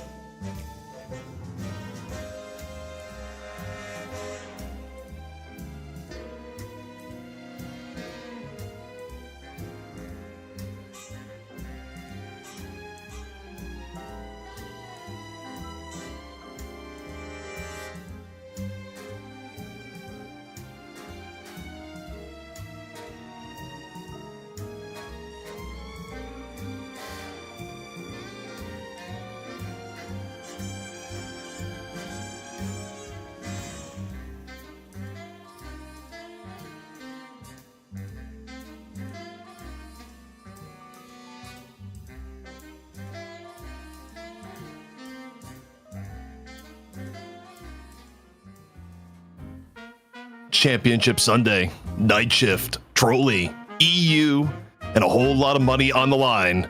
Buff Enjoyers coming in as the favorite, getting slapped in the mouth by Abrahams to kick things off. Abrahams up 1-0. Buff Enjoyers now needing the rally. ZP here with Jason and DDK. And Dan, this was not exactly the story that people expected coming into today. No, not after the performances yesterday. Abrahams, I mean, it's kind of a benefit for the Abrahams that they had such a slog and such difficult matches because they got to really discover their own weaknesses. And today we're seeing the result of that. They're able to kind of balance out this difference, having Sanya Sniper in the lineup. I think most people agree losing ABL was a huge loss in terms of their level, where they were able to beat Buff Enjoyers. But here now they've showed, okay, we've got some adaptations, and now they've showed them to Buff Enjoyers. So now we get to really see exactly if Buff Enjoyers are supposed to be, or rather will win as they are supposed to, or if Abrahams have managed to do the impossible. Jason. Yes. Okay. I didn't know if you wanted me to talk there or if you wanted to move on. It's kind of a flow here where it's like usually people want to jump in immediately, they'll immediately jump in, but it's like, you know what? I will prompt you. I will get you, Jason, if need be. And going into this, we're talking a lot about the draft. What are the main things you want to see shift up for the draft based on what we saw in the last game? Yeah, I think you and I talked a little bit about this while we were in the break, is that a Yamato on Buff Enjoyers does not look that strong and formidable as a Yamato played by ABL on Abrahams. Like, a lot of the farm is not being gifted over to this Yamato to make it. Why am I saying Yamato? In like every different way possible, but they're not gifting over the souls to Yamato to be that like presence and that threat to assassinate towards the back line when you can dive, because they're focused on giving Hoot and Zergy the farm. So we don't really see that successful Yamato come out of Buff Enjoyers, and I guess I can kind of agree with you. Like the last few times I've seen it, ZP, it hasn't really been explosive. Yeah, and Dan, to kind of further elaborate on this idea of economy allocation, I'll just think back to what I looked at in the last game of, look, you could have 44k souls on your Warden or 44k souls on your Yamato. Clearly, there's one of these two things is not like the other. Yeah, certainly. And so we'll see the adjustment now from Buff Enjoyers with respect to that. And I got to say, I think there might be a linchpin that Buff Enjoyers could pull on Abrahams, and I think Infernus might be the linchpin. Because if I think of the alternatives, because let's say if you're playing Ivy, let's say on Jam side with another like M1, I feel like Infernus is the one that's going to come online the quickest and have the most impact. Like a Wraith is not going to have the same impact as an Infernus, and if you either banning it or taking it away and picking it, it also is going to be hugely problematic for what Abrahams likes to pick. So for me, Abrahams might be the most important, or rather, sorry, I should say, Infernus might be the most important hero to be denied from Abrahams, but I think they're going to value it here and get to pick it in this opening pick again. Jason, one of the interesting things on this one is that if you're for Buff Enjoyers, when you choose to go second pick, you actually lose your ability to take away a comfort pick from the other team in the ban phase because you have to ban Kelvin. They could, if they had gone first, you could open with the Shiv ban the way Mel Team did and still be okay and not give up Kelvin. But you're valuing getting two picks of your own rather than taking away something the other team likes. It feels like. Yeah, I mean, I think it's honestly, it's more smart out of Abrahams, to be honest, to realize this and be like, okay, well, we're not going to ban like Victor because I'm not necessarily worried about him anymore. But more importantly, we can force you to ban Kelvin, and we don't have to worry about that ever being picked. We can either like get Kelvin ourselves or force you to ban Kelvin, which means our ban can be definitely more targeted over towards Obi Kim. But we see the Shiv being picked up first, CP, and you seem to be happy about that from the reaction that I heard. I just think it's a good adaptation going in here. I think you recognize what Abrahams is good at, and this is clearly targeting the things that they've been liking. Saf has been doing so much Doorman recently, and Together has been mostly Shiv for many, many months. I mean, almost half a year now. So, Dan, this is an aggressive take away the things Abrahams likes drafting from Buff Enjoyers so far as I can tell. So my theory is that I still think that they would have done a better job to try to target the Sanya Sniper Jam side part of things, and so what they could still do to achieve that is by banning Ivy or picking Ivy. Now, if Abrahams values that as much as I think they might, they would want to pick Ivy here, but We'll see, because that is still quite bold, because Ivy is really good, but I don't know if it's so good as you give up a Paradox here. So I don't think you can do that. So we're going to see the Paradox get picked up. So Buff Enjoyers, I still feel like, I feel like if they get the Ivy ban or if they deny it, ZP, I think they're in a really strong spot, because I don't know what Sanya will play. Maybe Lash is kind of what Sanya would then play, and then have Jam Side on the Infernus, maybe. Jason, did you have allergic reaction to that? Yeah, don't say the L word there. Lash. There it is. Okay, they denied the Ivy. It's so interesting because Dan and I are kind of approaching the whole draft in completely different ways, and I think they're kind of both right, to be honest. Because obviously, take away the Sonya Sniper and the Jam Side combo of running like an Infernus and an Ivy, you can really limit the power Abraham has, and maybe put Sonya Sniper on something that has more impact in the game, but hasn't necessarily lived up to that same level of impact compared to some other players. But also, I look at this draft in another note, because we've seen this weakness out of Buff Enjoyers now for, I want to say 3-4 weeks now. They don't have like a solid Paradox player. And if Dmov is going to be playing the pick, which is going to be most likely the Holiday, then you can't have him play the Shiv on your team. And I think for the team that I've talked about having the most variety in their hero pools out of any other team out there, I think we have seen one weakness come into the light for them, is they just don't have that Paradox player anymore, and they don't have that hero to depend on to get those picks for them.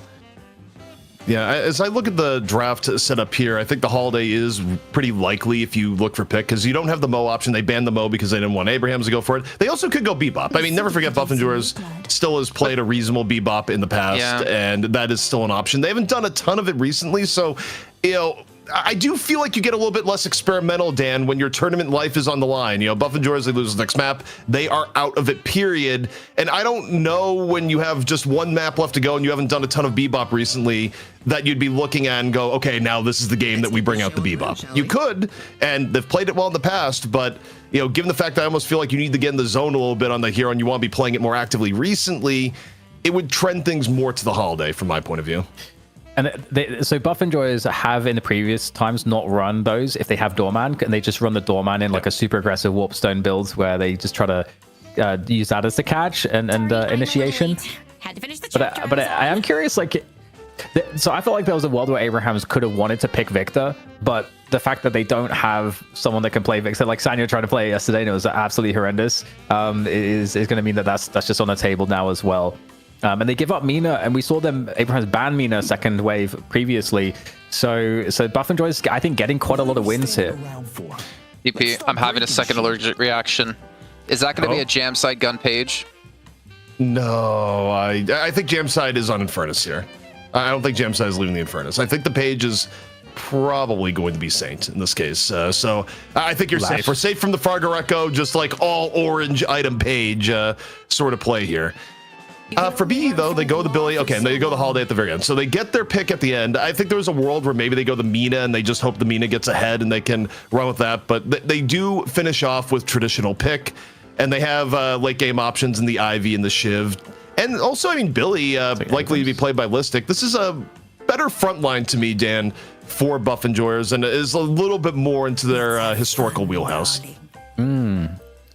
Yeah, interesting. They went with Geist over Abrams, I suppose, because I guess that's what they were ultimately missing here. I'm not sure. Like, what do you guys think of this Abraham's lineup? It's, I think ZPNet, you and I are both like, Yeah, that's where I am too. I'm like, I'm not sure. Yeah, I mean, I look at it, and there are some ways the lanes can go well. I don't love it for what Abrahams is generally good at. I think, you know, for example, you're going to be playing Jamside in the Infernus, but Jamside usually takes a little bit longer to impact on the Infernus than the norm in terms of, you know, he's in first play that usually is going to go more in looking for farm. The early lanes, I mean, you are going to be able to run a very strong Paradox model lane in middle, which is super solid. But in thinking about the early game, and especially like going into mid, I think Buff Enjoyers is going to have a lot more success in just getting picks in the mid game, especially if they're able to get Mina ahead of the game and, you know, do roaming with the Holiday and back it up with the Billy. Like, I like the flow for Buff Enjoyers more, and I think they have a way better ramp to the end game. I think the early game's not that bad for Abrahams, just looking at it, because they'll have that Yamato Paradox mid lane, which is really, really strong. And I would imagine that Paige will go with Infernus to really allow Infernus to be super active in the pressure games. So I don't know what lane they'll be up against there, but then that would leave Calico Geist together. And that's not bad either in terms of options for pressure and control in the early lane. So I don't feel like the early game looks bad for Abrahams by any stretch. I even would maybe... Do I favor it? I don't know. I'm not sure. I guess we'll have to see how the matchups come through, but I don't mind the Abrahams early game at the very least. So, I'm so not sure of who's playing who on Buff Enjoyers. Dimov is like the best Holiday player on their team, but I also think he's the best Shiv player on their team. And I can probably assume Listic's going to be on the Billy, and that Hoot's going to be on the Doorman. Yeah. So then would Obi can be on Ivy or Mina? And I feel like he would be on Mina, and Zergy would be on Ivy in this case. Actually, I think it's throwback time, Jason. I think it is probably going to be Dimov on the Shiv, and then you put Obikim on the Holiday. Obikim has played a lot of Holiday, and in the past was the main BE Holiday player. He has, but I don't know. I guess we'll find out. Again, that's like some of the flexibility that Buff Enjoyers has.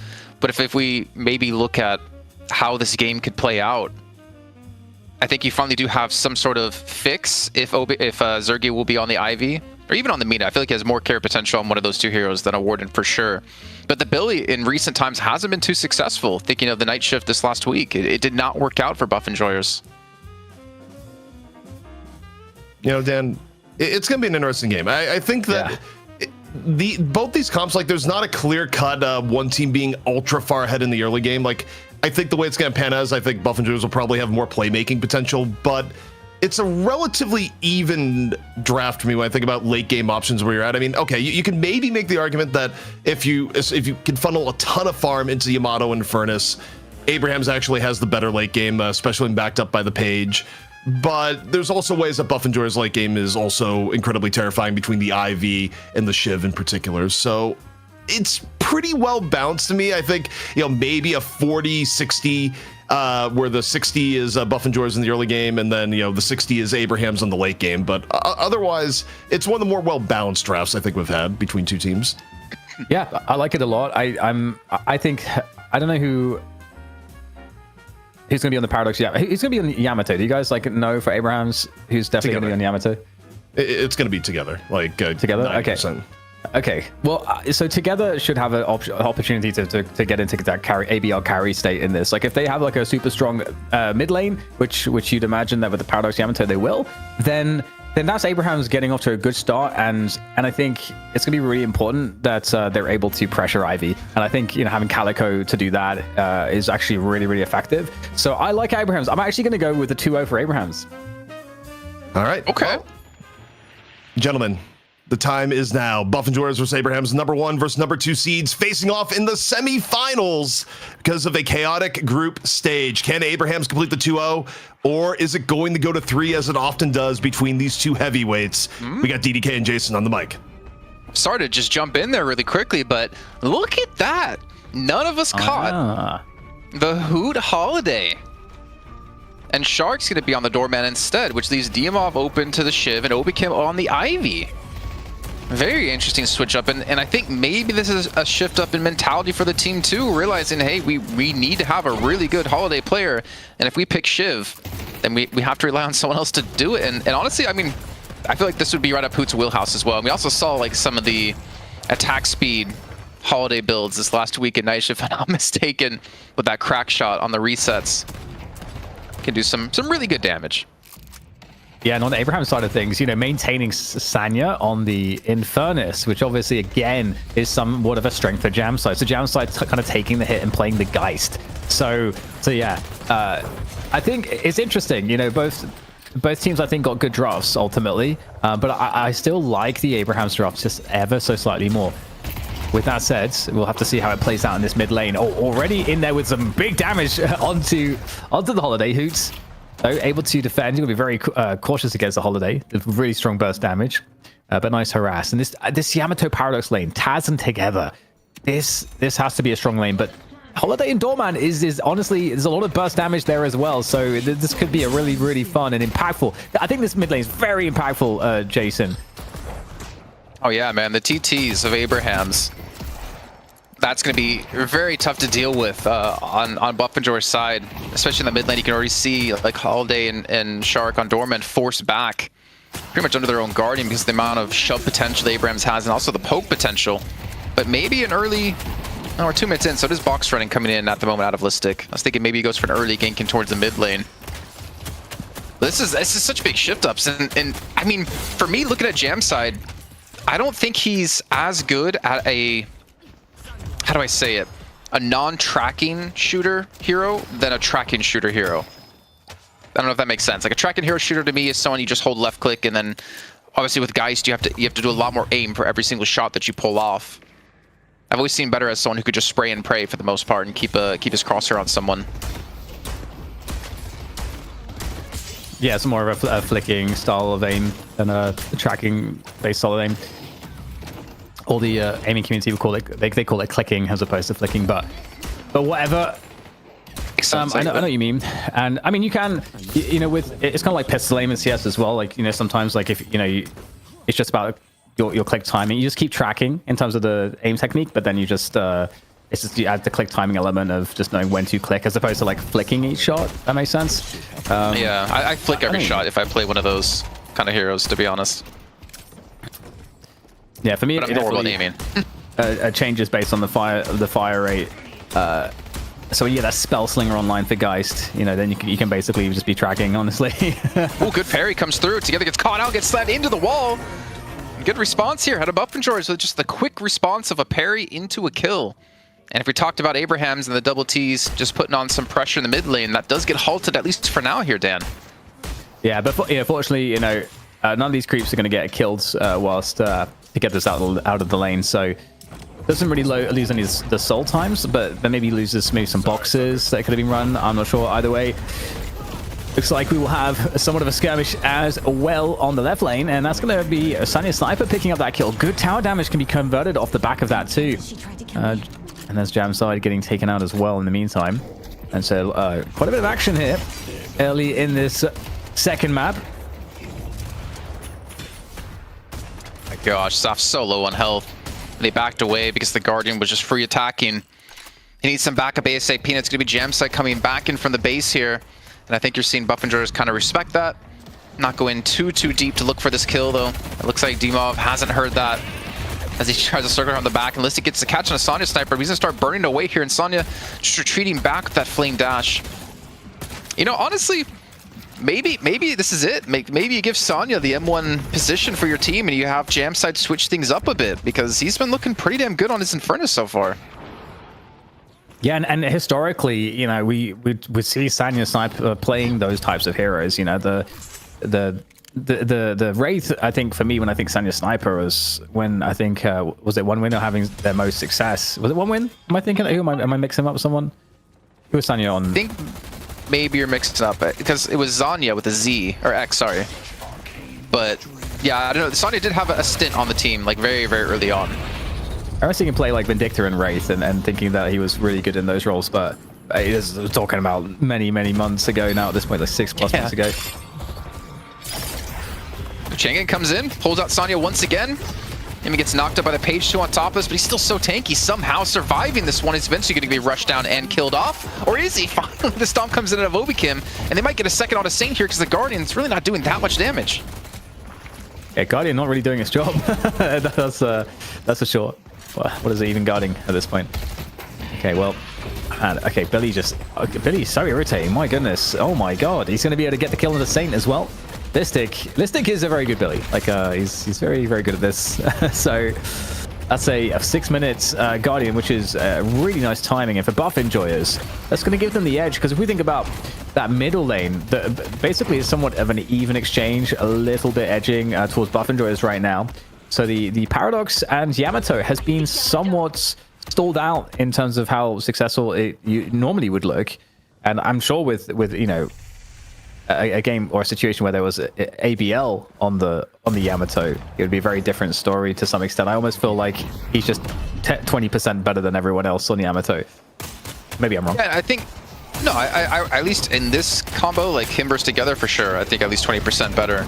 I think one problem they have in the middle is that if you ever want to go for a kill, you really have to use that strat transformation, because those luggage carts are going to immediately throw you away from the person you're trying to pounce on. And it's only really together who can do the pouncing.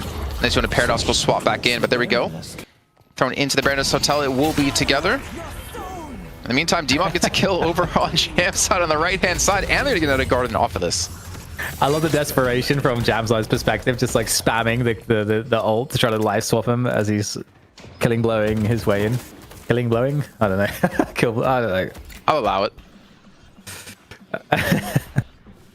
Okay, Listic is running away. Doing the parkour. Just try not to burn here.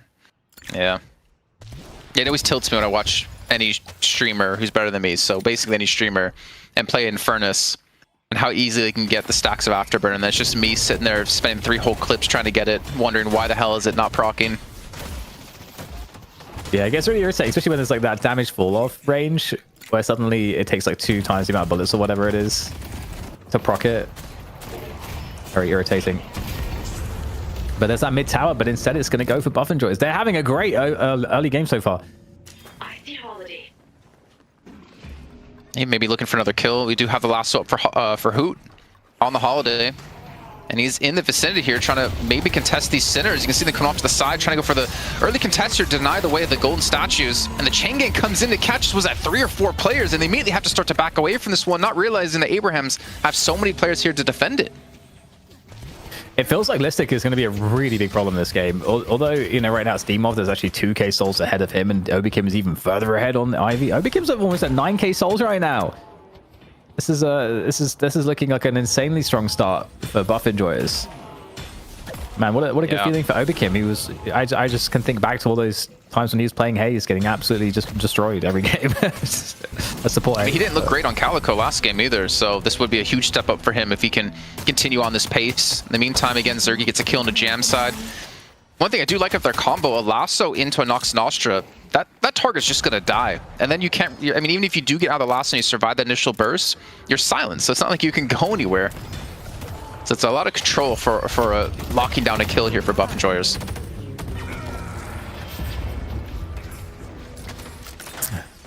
You can see too, you know, why Doorman is so good, by the way. I almost felt like you'd want to swap Yamato away from the Doorman lane, because it just seems like every time you'd expect Together to be able to build some momentum in lane, Doorman gets you with the ult, gets you with the cart. Did he just kill Sonya with the bleed? I think so. Did I just not see him? Because he right-clicked. I thought he was aiming at nothing. Maybe he somehow saw Sonya there and got it. Either way, Demog gets another kill, and he keeps adding to the tally at 9.8. About to hit that 10k soul threshold.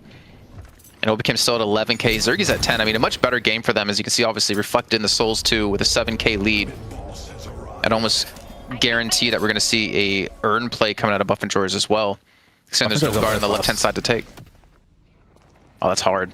That's difficult to deal with this early on, especially when Buff Enjoyers want to get this control now. Yeah, it was Doorman and Mina that picked up both buffs of Buff Enjoy. I mean, Buff Enjoy, rather, Abrahams weren't even looking to contest him. That kind of tells you a lot, I think. Oh man, they're going for the chase.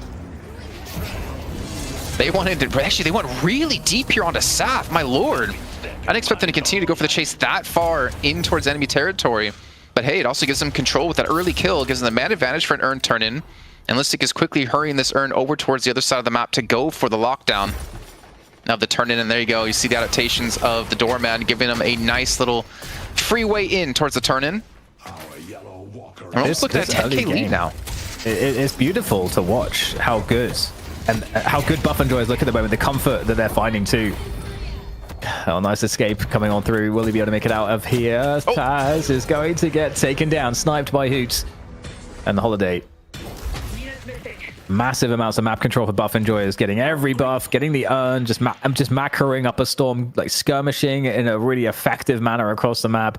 This is looking great, and the comfort that we're seeing, I think, from everybody on Buff Enjoyers' side right now. You know, whether it's, you know, Listic on Billy, I think Listic is got to be one of the best Billies in the business.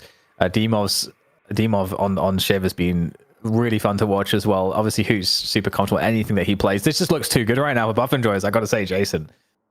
Yeah, it's like a complete 180, and that's not necessarily due to like Hoot playing the Holiday, even though he is having some good success. We haven't seen those mid-game skirmishes, but they have been, I say, like grouping up better.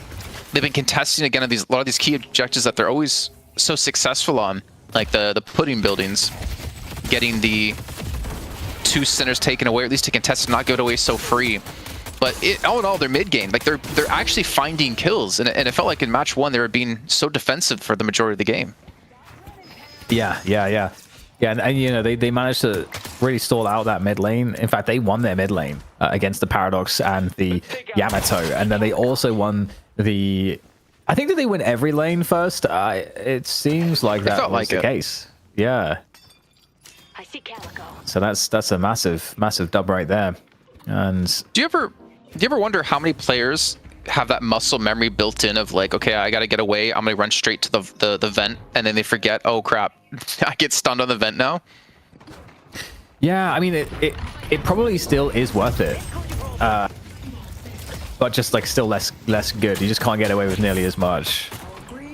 Yeah, it's definitely interesting to see how it's impacted the game, because I was really a big fan of how the events worked. I liked that there's that moment where if you can get to it, you know you're probably safe. Because I like the clench moment for the viewers. Be like, oh, can he make it to the vent?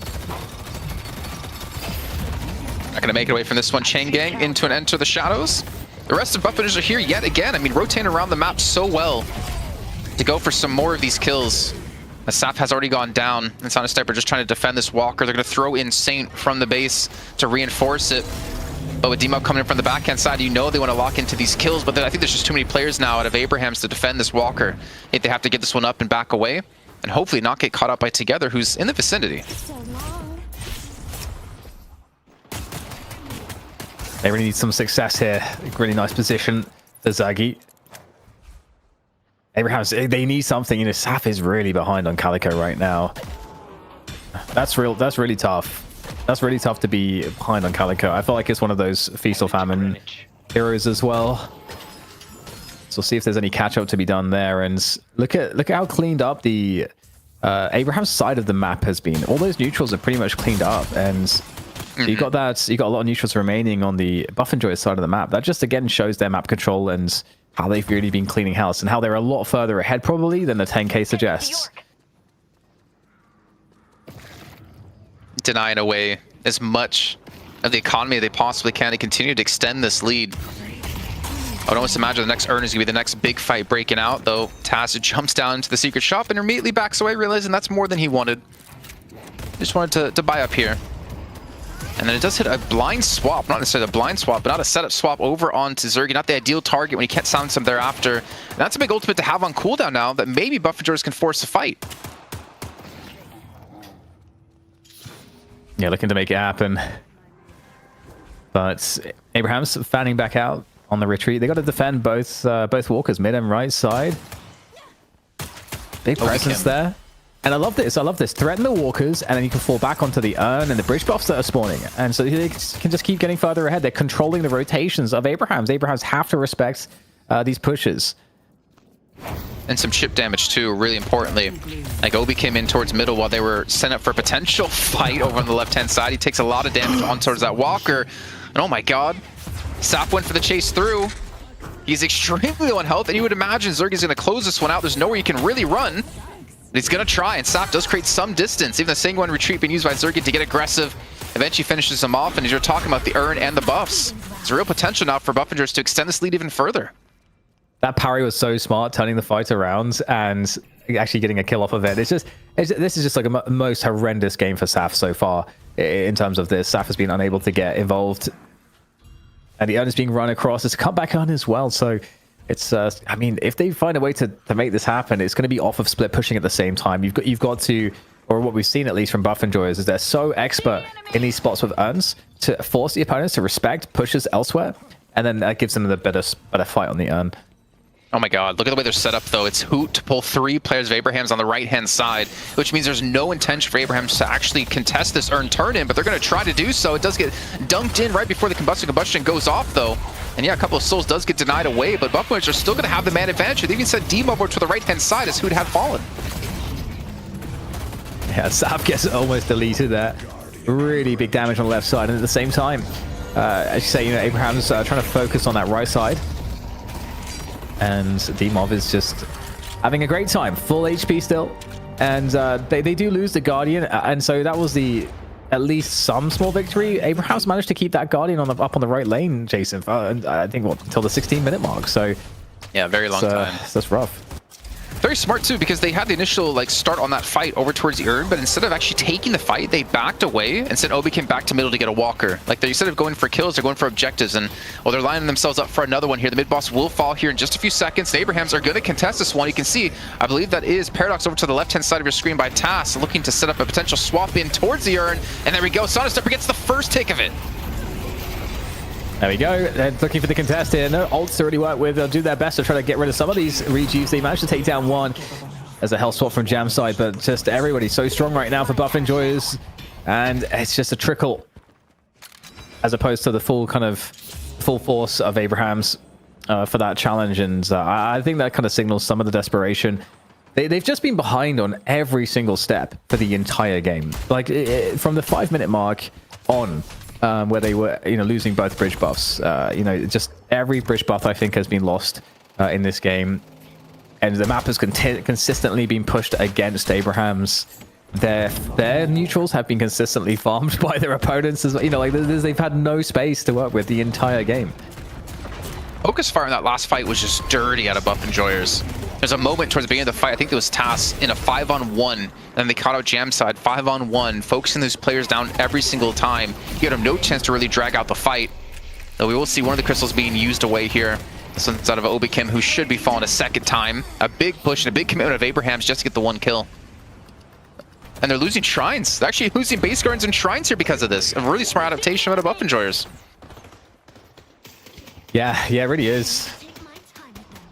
Excellent stuff so far from them.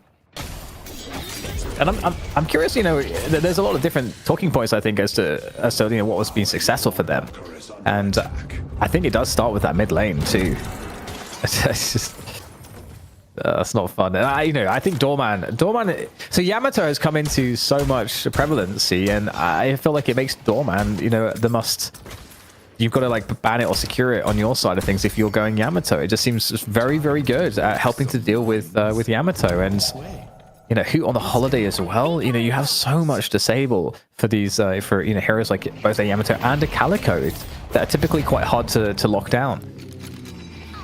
You can't be thrown into the Baroness during your Shroud transformation, right? That's from what I understand. I don't think so.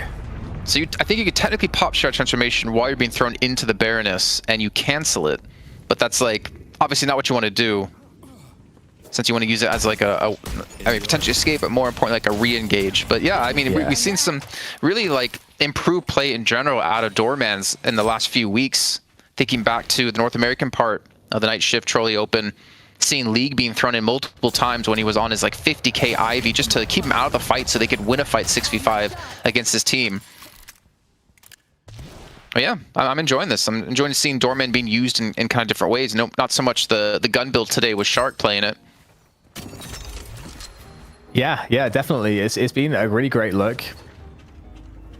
And it just seems to get better and better, as especially also the players and teams improve at it.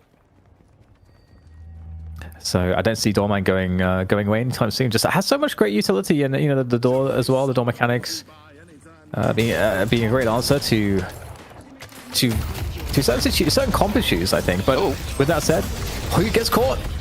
Well, you get fragged here. He's concussive combustion, so it gets totally locked down. But obviously, the rejuve comes on through. Do they have extra damage to put on top of him? Well, there you go. The rest of the Buff Enjoy squad comes around, Jason, and none of them actually die. The rejuves save them. Yeah, 6-on-5. All they did was get one initial pick with that rejuve crystal taken out, but they're going to lose pretty much everyone for it. And even, wow, they called GG's and already disconnected before the game was actually over. So ABL might not be on the team anymore, but his passion still lives within the roster. Yeah, I mean that's called a cultural impact. I think, Jason. So yeah, the game's over. So we're going 1-1, and the thing I'm the most curious about is, what are the lessons for Abrahams, going into their next draft for the final map? That's the biggest question, because I'm not sure. I feel like so many things worked out for Buff Enjoyers here. I don't know where to begin. I mean, I think it was just Buff Enjoyers playing more of a standard lineup. I mean, I say that, right? But like, they incorporated finally a pick hero back on their team with Hoot playing the Holiday, who had really great success. I actually want to see stats at the end of the game. They put Zergy off of like a gun ward and put him on towards Amina, and you also had Obi Kim still farming up gun at the same time with his Ivy. So I feel like they just put people more or back on more of these comfort heroes and more towards what's like standard in the meta of having, hey, you're actually playing a pick hero. It's not Paradox, but at least it's Holiday. Buff Enjoyers versus Abrahams. You knew this one had to go the distance. Buff Enjoyers, they were down, but they came right back, even up the series 1-1. And yeah, I mean, going to what you're kind of talking about here, Jason, you look at how this one broke down. I think the idea of going back to the basics definitely worked out for Buff Enjoyers. And, the one thing that kind of strikes out to me too here, Dan, it's not just that Buff Enjoyers played heroes that generally have been better for them in the past. They also took away an incredibly important part of Abraham's, which was getting the Shiv pick in early, not letting Together play it. Yeah, I think that's a great point. That was one of the opening strengths that they attacked in that draft. It did work out so very well, and I think we saw this yesterday to a certain extent too. We saw Mel Team trying to target that Shiv as well. It seems like a very good way to really hurt Abrahams. So I don't know. Abrahams are gonna have to try to protect that, but it's gonna create a weird situation in the draft if they try to overprotect it, right? If they try to pick it first, for example, is that too much of a priority, or maybe it is that integral? But I agree. I think your prognosis is correct. Also, Jason, we saw a big change up in a way. Well, I mean, big is maybe overstating it, but for BE, their hero pools, usually when they've played Doorman, I think entirely when they've played Doorman in the past, it's always been Hoot, and they have multiple different Holiday players, but the most recent Holiday player they had was also Hoot. And I think part of why it seems like they like having Hoot on the Holiday is also Hoot's proficiency to like kind of min-max the gun part of Holiday a bit more and give the hero even more impact. But to me, when I look at this, the accomplishment is more for Sherrick, who, when Buff Enjoyers need a fill, when someone has to play a hero because it's out of the hero pool or there's something preferred, it always feels like it's Sherrick who has to be the one to go in and be like, I can play that hero. He gets the short end of the stick every single time they play, and I feel so bad for him. You think back to Deadlock Fight Night, didn't we have like a 2-month stint where he only played Mo, and his job was I combo or I run the urn, and that is it. And they still won games. It is definitely a thankless role, and he doesn't get highlighted by us most of the time. I think he has very few MVPs, especially for the amount of matches we've seen Buff Enjoyers play and win. But when they need someone to do it, man, he's more than willing. He wants to win, and it's really a role in the team that you need if you want to be successful. Well, we got the stats up here, and Dan, what is looking good to you? And I mean, there is one here in particular where chat behave, because I did see some people go as like Shiv win or get Shiv equals win, snore, etc. Just, but on the same note, Shiv has won both games here so far. I did not realize that Abrahams only got 5 kills in the entire game. That's actually pretty wild. That's kind of crazy. But look at that, 10-0 for Shiv with 12 assists. That's massive kill participation, and obviously just actually getting the kills and not dying a single time. I mean, the fact that 16% of the souls came from enemy kills, you don't often see a stat like that high. So yeah, that's a problem. So okay, yeah, protect the Shiv at all costs in the draft. We're going to see it, right? Because Abraham's now finally, for the first time in the series, get to choose, do we want first pick or second pick? And Buff Enjoyers has deferred it every single time, so maybe they'll go that route. And then, I mean, technically, then they're the ones to force, like, ban a Kelvin, but only give Buff Enjoyers that one pick where they can have the 2. So they kind of put the ball in Buff Enjoyers' court of, do you want to first pick a Shiv, or do you think Infernus is more in your wheelhouse? I think that's really interesting adaptation going into this next map. I love the history between these two teams. I feel like even every week on Night Shift, these teams will oftentimes go to 3, but when you have so much on the stake here in the Trolli tournament, where you've had so many teams come out from across EU to compete, and again, it comes down to Buff Enjoyers versus Abrahams. The fact that we've gone to a third map, to me, Jason, it's just a bit of cinema. Yeah, it's. I mean, I think what's more impressive is that Abrahams are also able to do it without ABL anymore.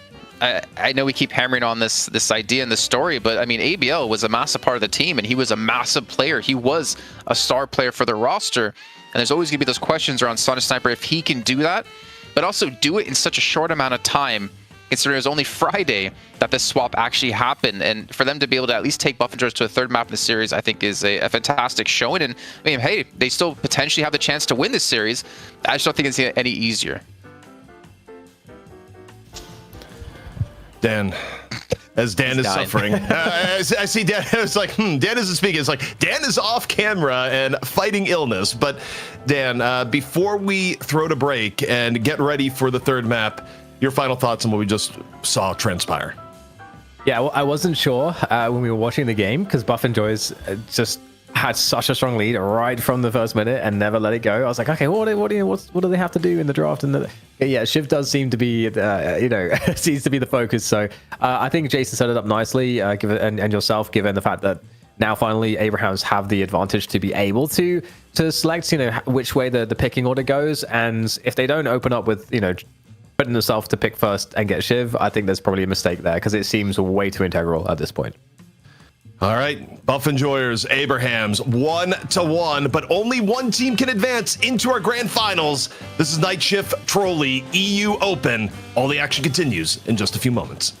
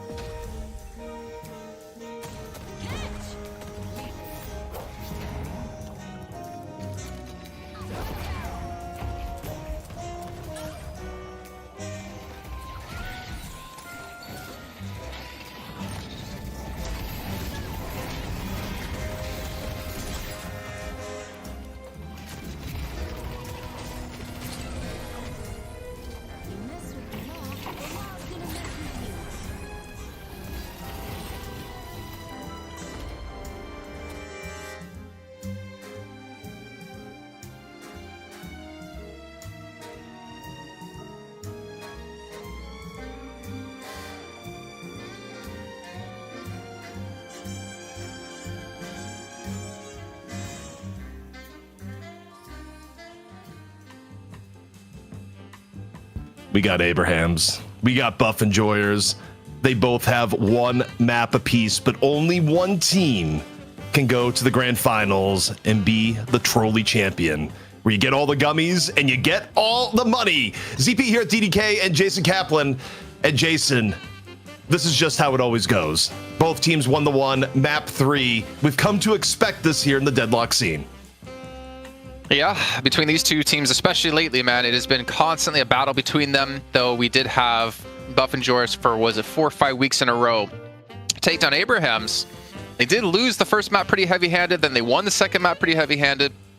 I don't know what's going to happen in this third game, honestly. I think a lot of it's going to come down to the draft and what we were talking about before the break of, are we going to see any Shiv protects? Are we going to see any Infernus protects? And more importantly, are Abraham's going to defer that first pick like we've seen Buff and Joris do 2 games in a row? Yeah, I'm super curious what we'll get banned by. Wait, who's? It's Abrahams. Abrahams chose first. Yeah. Yep. Okay, So cool. they kept it the same way. All right, so that gets first pick. So yeah, I'm super curious then how this is going to go, because we've seen how it plays out. We put all the priority on Shiv. Vindicta's still getting banned by Abrahams. They haven't changed that. So Vindicta, I mean, the value there has been kind of insane if you think about it. The fact that we haven't seen it today and it's getting first ban suddenly, or is that because Victor just fell off so hard, you know, or is it a bit of both?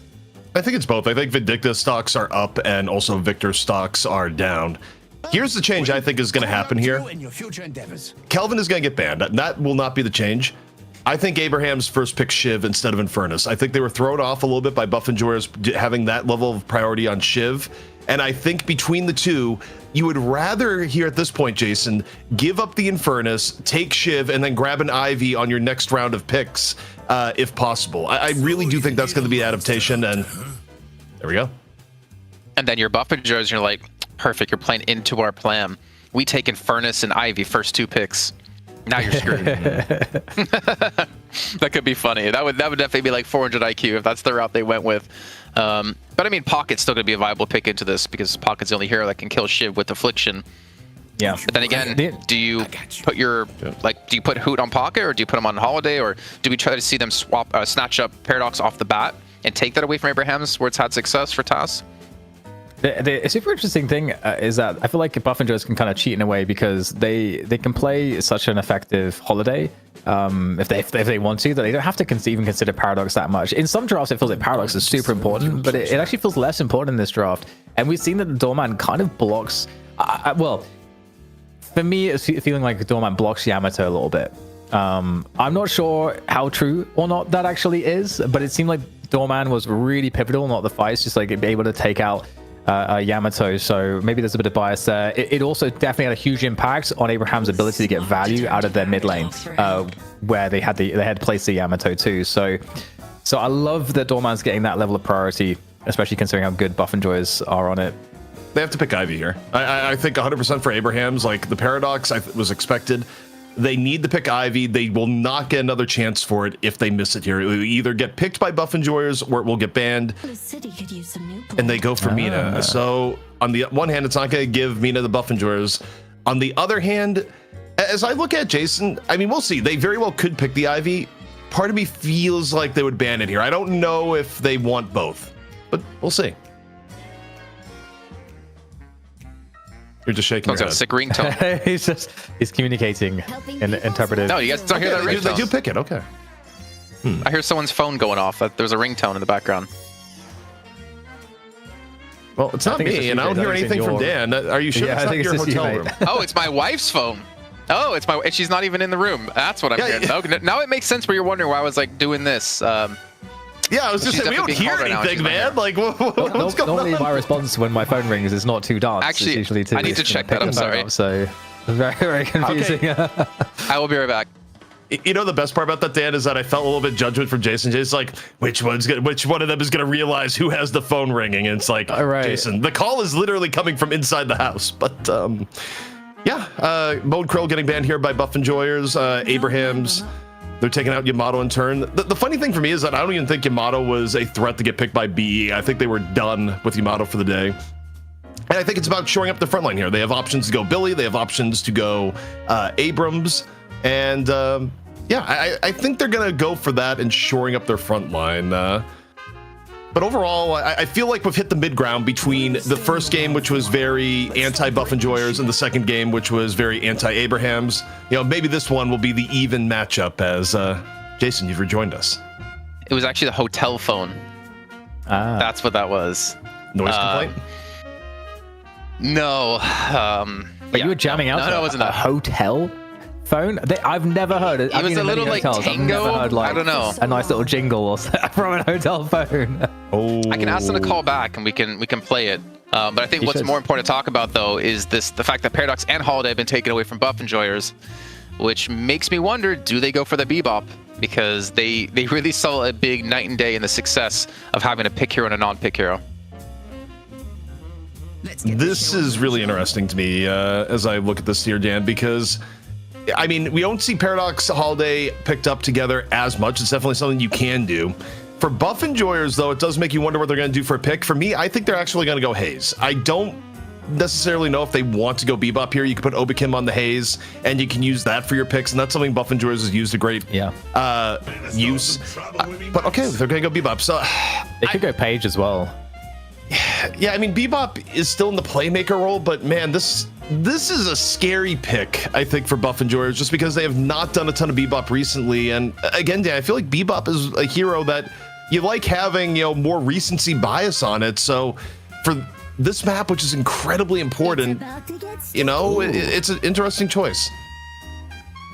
Well, you got the Viscous to kind of counter some of the, you know, the Holiday and Paradox pick shenanigans, as well as obviously Shiv. I feel like this is a really nice way to finish this out, and obviously Viscous is kind of adds to your front line a little bit as well. So, bro, they don't have a capacitor buyer at the moment too. So these cubes are going to be even more effective. I just hope we see D-Mob on the Viscous, which means Hoot would be on the Bebop, and then Shark would be on the Doorman. Because I've not been a big fan of seeing Shark on Viscous over D-Mob, but no capacitor natural builder for Abrahams is really going to be punishing, I think, in this comp. All right, Dan, we're valuing both the comps here. From your perspective, two questions here, a two-parter. A, which comp do you like more? And then B, which team do you think is more slanted early game as opposed to late game? It's kind of a tough one. I feel like okay, so I feel like Abraham's early game, or like early mid game. I'm leaning towards Abrahams in the early game, but I think the mid game is a bit better for Buff Enjoyers. But I felt like it's kind of evenish last game, and it was an absolute blowout. So I don't trust myself anymore. ZP, what about you? Yeah, I mean, I think there's multiple ways to go about it, but I do kind of go with the idea that Abraham's early game is kind of scary. But if Buff Enjoyers, you know, they can stand back, get to late game with both Infernus, Ivy, and, you know, land a few good hooks. You know, likely at a Hoot that's playing Bebop, though D-Mov has played in the past. I think they're in a good spot. But gentlemen, I've talked too long. We got Jason and DDK on the mic for our final map here in the semifinal. Nice. Well, there we go.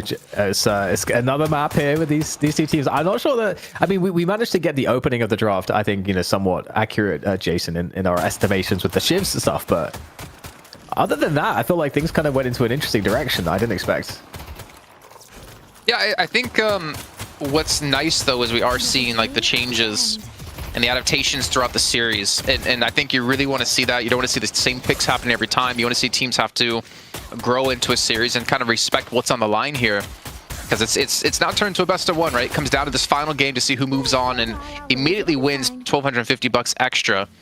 Not to mention the potential 2.5K you could win on top of that if you do win the grand finals. But we still have Mel Team up against Fearless Furies to come up next after this to determine who our other finalists will be. But man, I'm so happy, Dan, to see D-Mob on Viscous. I feel like it's been so long, and it's such a treat to see. And I'm so happy to see they actually did end up putting these players on these heroes.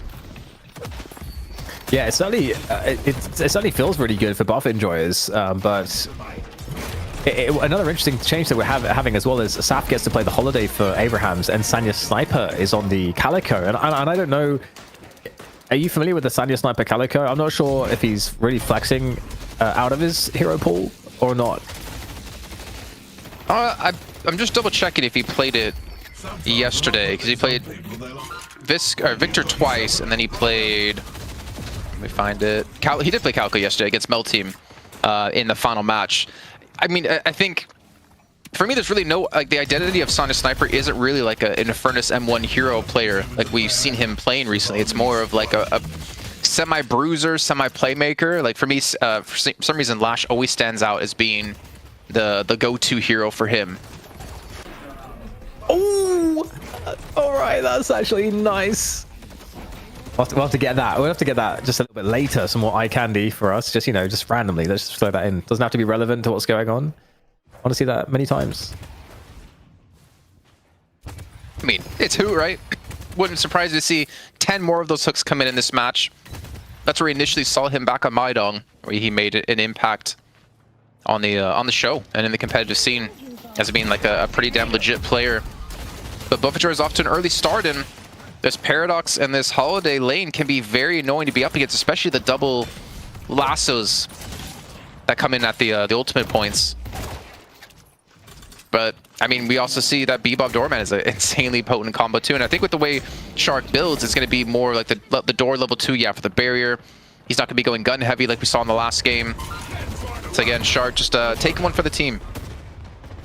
And it does actually feel better to have TAS paired up with Saffron Holiday as opposed to the Yamato. Even though Paradox Yamato is nice, it just feels like the ranges are going to be less problematic. But what another great catch there. And given that you're not Yamato, your ability to escape maybe... Oh no! The door closed right at the last second there. That is heartbreak. What's really heartbreak is that Saf's died twice now, Dan. This mid lane is going to get really out of control. 3.6 thousand souls for Hoot. Saf at 2.6 and TAS at 2.8. They don't even have ultimates yet. We could see the dive come in.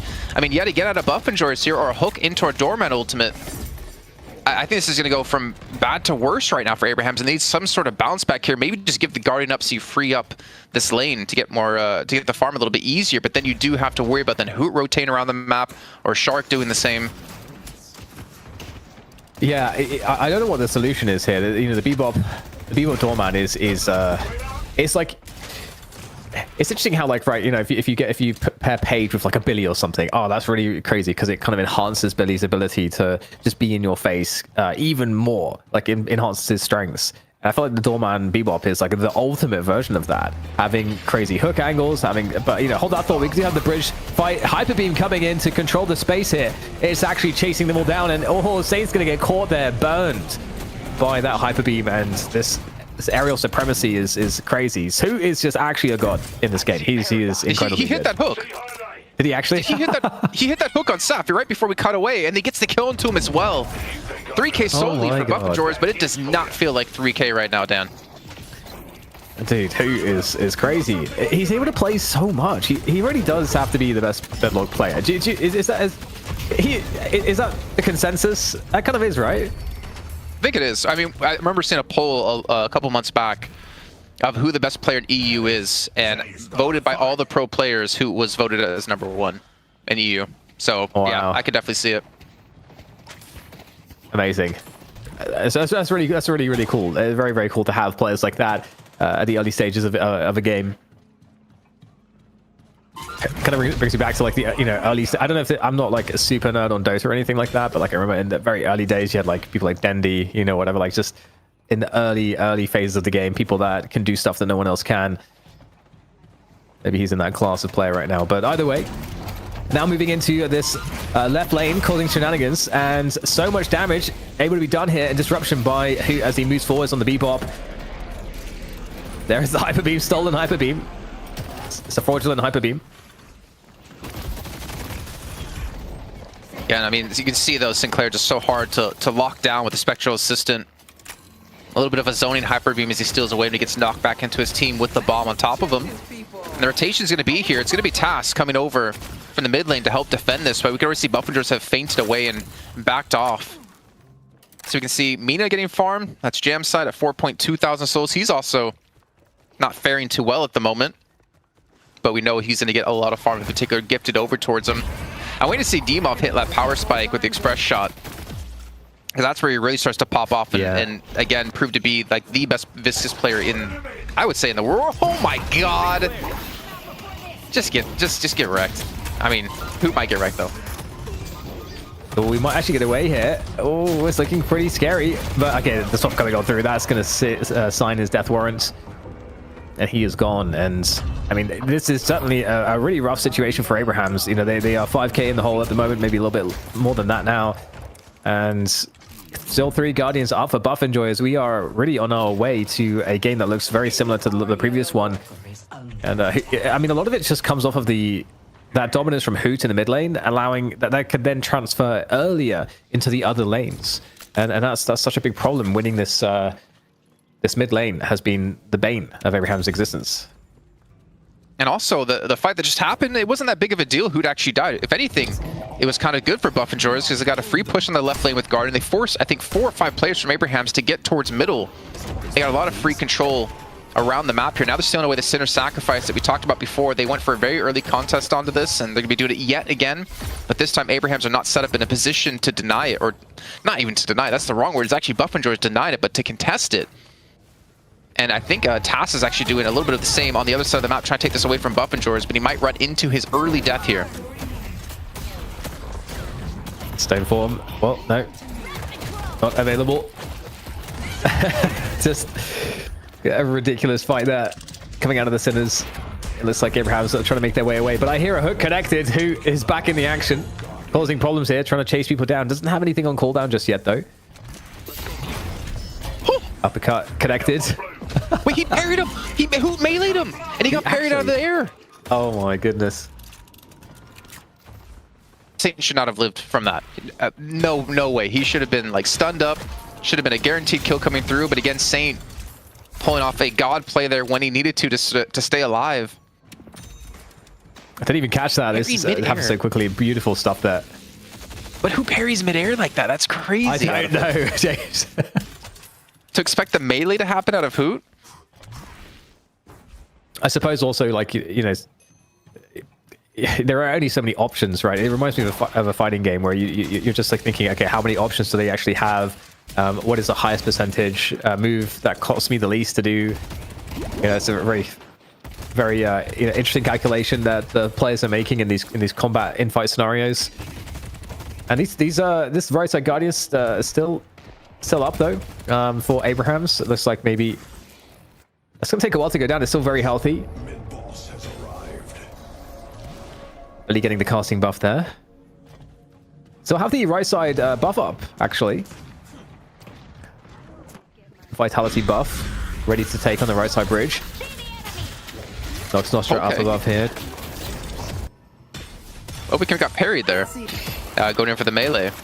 And Nox Nostra might cost Jamsat his life. Single Run Retreat does get away from the stone form, so he doesn't get stunned, but there's the airdrop coming through for the chase. In the meantime, that crit to Sap to push this mid lane Guardian. He does get it. He should be able to retreat, but Demoff, he really wants this kill. Yeah, the Gooble looking pretty annoying, but unable to follow up on the jump pad. So yeah, should be able to get away. Demoff though. Do we have any tricky movement? Just misses the jump pad, just barely there. Then maybe there would have been a chance. Oh, okay. Looks like this tick is on the case, though. Unable to also find the finishing blow onto Saf. So Saf really running the gauntlet run there. Does not manage to get out, though. But in the meantime, the urn is being couriered across to drop-off spot. There's not really that much there to stop it. Potentially a swap, but they need more players here. In comes the Shiv, and you can see Sharik in the doors there. The doorman is has such a strong toolkit to control the urn drop-off, and that's another big win for Buff Enjoyers. But you've got to give it to Abrahams right now, Jason, because they've actually managed to close the distance a little bit on the souls. They've not allowed it to get too out of control. It's not too crazy right now. And I also do wonder, did they have Hoot run that urn so he can get the max rank uppercut, which resets his hook, so he can do exactly what we had happen out of Goober, it's John over the weekend. But I mean, Abraham's, even with clawing back the lead, they're still going to be down about 3,000 to 4,000 souls, and at least for them, dying on the enemy side of the map means there's no immediate response. Though we need to see the backup for Zergeek on this left lane Walker.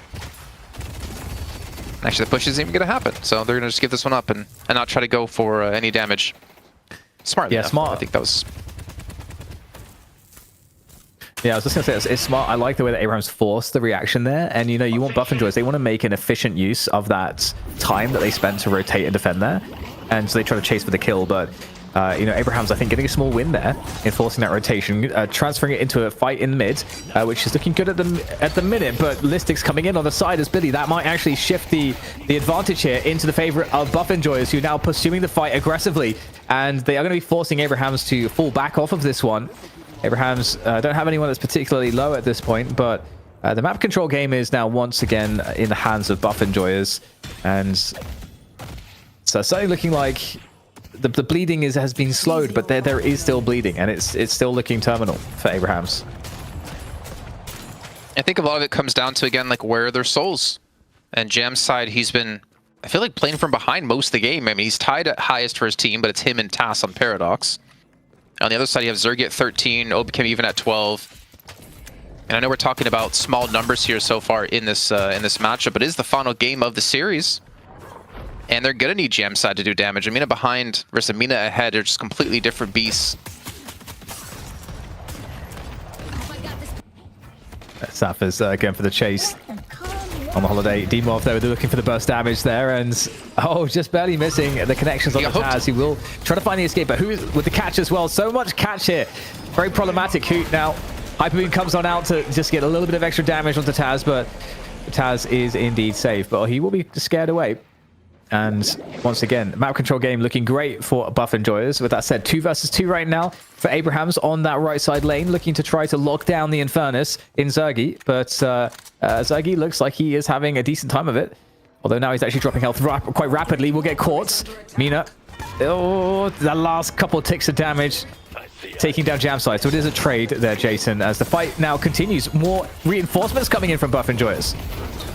Yeah, Butchers don't want to let this one go, but neither does Abrahams. As again, Tether's together still going to be here, and he gets himself another kill at 13,000 souls. Looking for... I don't know what ultimate he actually had copy there. It doesn't matter anyways, as Butchers do escape with the rest of their players. Yeah, really credit to Abrahams, man. Like, I honestly expect them to be weaker in this series than we've seen so far because of the loss of ABL. But you got to give credit to them and Son of Sniper, because they're really pushing the best team in EU to the brink right now. Yeah, I totally agree, and especially given the start, this is really encouraging to see. We're into that mid-game with the 15-minute markers upon us. The bridge buffs will be spawning, and you've got Abrahams rallying themselves now towards the right side of the map. And so here is another big fight, a very important one, the control over this bridge buff here. Rabbit Hex comes on in to try to disrupt buff enjoyers, but Listic comes on through in the Billy, forcing them away. And so the control is one here around the bridge at least, but you know, we've got the rest of Abrahams that are giving up the rest of this position, and are they going to decide to challenge for this urn? Doesn't look like that. In fact, it looks like they're trying to already rotate towards the other side of the map here, potentially, Jason, get a heal and maybe challenge that urn deposit, because they surely can't give it up. It's so weird to see as well that, like, Obicam is being gifted farm on the Ivy. I don't want to, like, call it early, but we're seeing a big change up in the way Buffingers, I feel like, approach the game right now. Obicam has been gifted farm in this whole series so far, where we haven't really seen it in the past, especially when he's on these heroes that he can pull some weight with. But the urn is still in the hands of Listic over on the left-hand side of the map. We're still looking for a possible turn-in, as the teleport has come in out of Sonya Sniper, so he's going to be here to fight. And we can see the big damages that Buffingers are not going to be here to assist this one. So if anything, I think they're hoping that Obicam can push this Walker down, or at least get some good damage onto it. Yeah, and there will be a response. Jam side will try to deal with Obicam, who's pushing that right side lane. So very careful balance here around this urn, though, as the fight comes on through from both sides. Killing blow onto Hoot. Big fight, rather frag found early on in this one. And it's going to be Abrahams that are decided to control this one. Really well played. They also are denying Obicam's push on the right side simultaneously here. So big win here for Abrahams as they tighten up the soul lead and actually have the map control for the time being. We'll have to see what they're able to do with this, but this is a great performance in this 15-minute urn. I mean, I don't even know how Listic just walks it up and gets the turn in for like almost free. But hey, credit to them to be able to secure that one, and Abraham's still keeping things close. It's only like a 3,000 difference still. Together at 14,000 souls. Jam side, he's starting to get up there finally at 17k souls, equal with Obicam. So that's a big change up here at Abrahams that they desperately needed if they want to have the potential to contest in this mid game.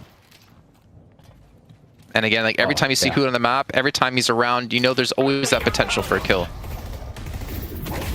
Yeah, Jamslide's been doing a good job on the farm here. Okay, we get the catch. There is the cube to try to keep some health on Oberkim, but Oberkim's getting targeted down. Swap comes on through. Can they finish him off? 200 points of health there as he gets out of there, and the commit onto him is going to fail and in fact cost Taz his life. And that is very important for Buff Enjoyers here to slow down Abrahams, who have seemingly been taking over the mid game at this point. And big threat on the right side here. 3 players from Buff Enjoyers, and you know what? Abraham's not over respecting it. In fact, keeping their presence on mid and the left lane as well. So we have a lot of players that are just sort of, I suppose, spread out across the map at the moment, picking up farm. But there's not much farm left in terms of neutrals to be picked up at this point. Yeah, it's just an oscillating clock where the minions push across the lanes and they get pushed back to the other side, then a push back and forth constantly between these two teams while they look for any sort of skirmish in those moments where their minions are pushing the enemy waves. Initial hook does get some decent damage through, but it's not going to net them any kill. And it really feels like this game is on a nice edge right now. Both teams seem to be playing very, very safe. No risk being taken, as they don't want to let the lead slip away from them, considering you lose this one, you're out. You win this one, you're into the grand finals. This might be the opportunity they needed, because Tass he's like locked down. There's an easy potential chance for a combo onto him. Yeah, so who instantly deletes him. Massive find early in the fight. A Q coming on through, and a great movement there to try to keep Viscous alive. Demov very, very weak as well. So this means that Abrahams are really in control of this fight. You've got Jamside here, who's just really able to take pot shots to pretty much anyone he wants. This stick there with a defensive maneuver, trying to force Jamside to play a little bit more defensively himself, and that will zone away Abrahams. But it feels like Abraham's definitely coming out in a good spot there.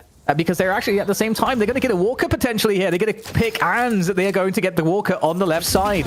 Abrahams are suddenly looking like they are not just in control, but they are gaining big victories. How the hell did Tass get that initial kill on the Hoot too? I mean, I guess his team backed him up in time, but considering he got locked down in enemy territory, you would assume Buffingers would kick him or kill him very, very quickly. I don't know why I said kick him. But either way, a fantastic response out of Abrahams, man. Pushing out a Walker, another flex that unlocked as we're about to hit the 20-minute mark, where you honestly probably need it. And who might have gotten caught out yet again. He looks to be alone. There are, in fact, who is totally alone. He's gonna have to do them himself. I don't think he's gonna get any assistance. He's up against Amina. The mobility is simply superior. Full HP, who is gonna do everything he can, but there's only so much. And that's a death, and the mid boss is up, and this could certainly get out of hand very shortly here, Jason, as the players now dash for the urn. Are we approaching a world where Buff Enjoyers are not going to make it into the grand finals of the Trolli Open? It has the potential to do so. Let's even get another catch, this time on the Listic with 2 players down. You know what? Mid boss is very possible. A mid boss into an urn take. You do have to worry about the Viscous and the potential steal and annoyance of it, but oh my god, Abrahams, man. They're getting so close to getting themselves a grand final berth over Buff Enjoyers, the #1 seed in this entire event. This would be huge. Oh yeah, this would be pretty crazy to see, especially just given the story from Abrahams yesterday, the story of this series with Abrahams at the same token. A lot to talk about in that respect, but it's not over just yet. We've seen some insane stuff over the weekend, and here we go. Another big team fight is looking to take place here on the urn deposit, and you've got full participation from Buff Enjoyers as we get Listic off of the zipline coming through now as well. Is he going to make it to the fight in time, though? He's not there in the key moment there. You really want to find that chain gang earlier, but Listic now is going to get focused as he comes in at the end, the tail end of this fight, where his teammates are trying to retreat, and Abraham's in good health overall here in this position. Listic still in very big amounts of trouble there. Going to get focused down. The slash coming on through there from Sanya's sniper, who might get traded out here indeed. There we go. So some control, some semblance of a fight now coming back into the hands of Buff Enjoyers, but they're 3 down. Abrahams are 2 down at this point, and both teams fighting to the death here. No one retreating just yet. They are all both sending it in, and you've got a reposition coming on through now onto the high ground coming out of Buff Enjoyers, trying to get a superior fight, and these rooftops looking a little bit better for them. Who coming into play? Nice trades on through for both sides, and leaving this to be a somewhat even fight. And given that the mid boss is up, if this fight had gone much more either way, the mid boss is probably going down. Just had to double check that I'm not at home with my GoXLR because I was about to curse on there. That what just happened? A 3-for-3 exchange after all of that broke out, and so many players so low on HP. I mean, so many fights happening. The fights aren't even done just yet. Shark gets caught out a second time, and he's gonna fall, not being able to take away the urn and keep it on his side of the map. So there's no chance for Abrahams to go for the turn in. But with 6K lead, Abrahams has together at 20,000 souls. Jam side, I mean, he's at 25K. He's still not as effective as maybe he wants to be. But Obikim, when they needed him most, finally did come in for some kills and some damage being done. Oh my god, that hook. We're gonna have a repeat. We're gonna have the same fight happen here now on the right-hand side. And it's definitely a good, like, Listic wasn't present at the beginning of that previous fight. I think if he were present, then I think Buffinjoy has honestly come out ahead. So we'll see if there is a difference to be made here now with full participation from both sides. Everybody on deck here for this one. Multiple elevations for this fight. Multiple levels as who gets targeted down very quickly. The focus fire on who. They know how important he can be. No hyper beam, nothing left from him in this fight as a 1v1 against the Ivy. Obikim might be able to do this, and he will. Very weak together. Goes down out the fight. Abrahams, they are in trouble right now. Again, mid-boss is the reward for this, most likely, as the urn is walking his way across the map. That's not really all that important as we have Abrahams completely rooted. Huge kill fight out of Obikim too, on together. Take the Shiv out of the fight in a one-on-one. Or normally the Shiv should be able to win on this one. They're going to get the final catch on a Sonya Sniper as well. It's just all on Saint by himself against 5 players of Buff Enjoyers. And somehow BE come back when they need it, man. I don't even know what to say. We saw 2 fights break out on the exact same position, and yet Buff Enjoyers come out way healthier this time. Even fight on multiple levels and an urn on top of this. They're finally going to crack open that defense and extend a lead here. I don't really see a world where Saint contests this. Though he does have the ability to escape from it, it just doesn't feel worth it. Oh, he's going for it. There we go. Jumping on through for a challenge, and it's all in vain. Goodbye. Goodbye, Mr. Magician Man.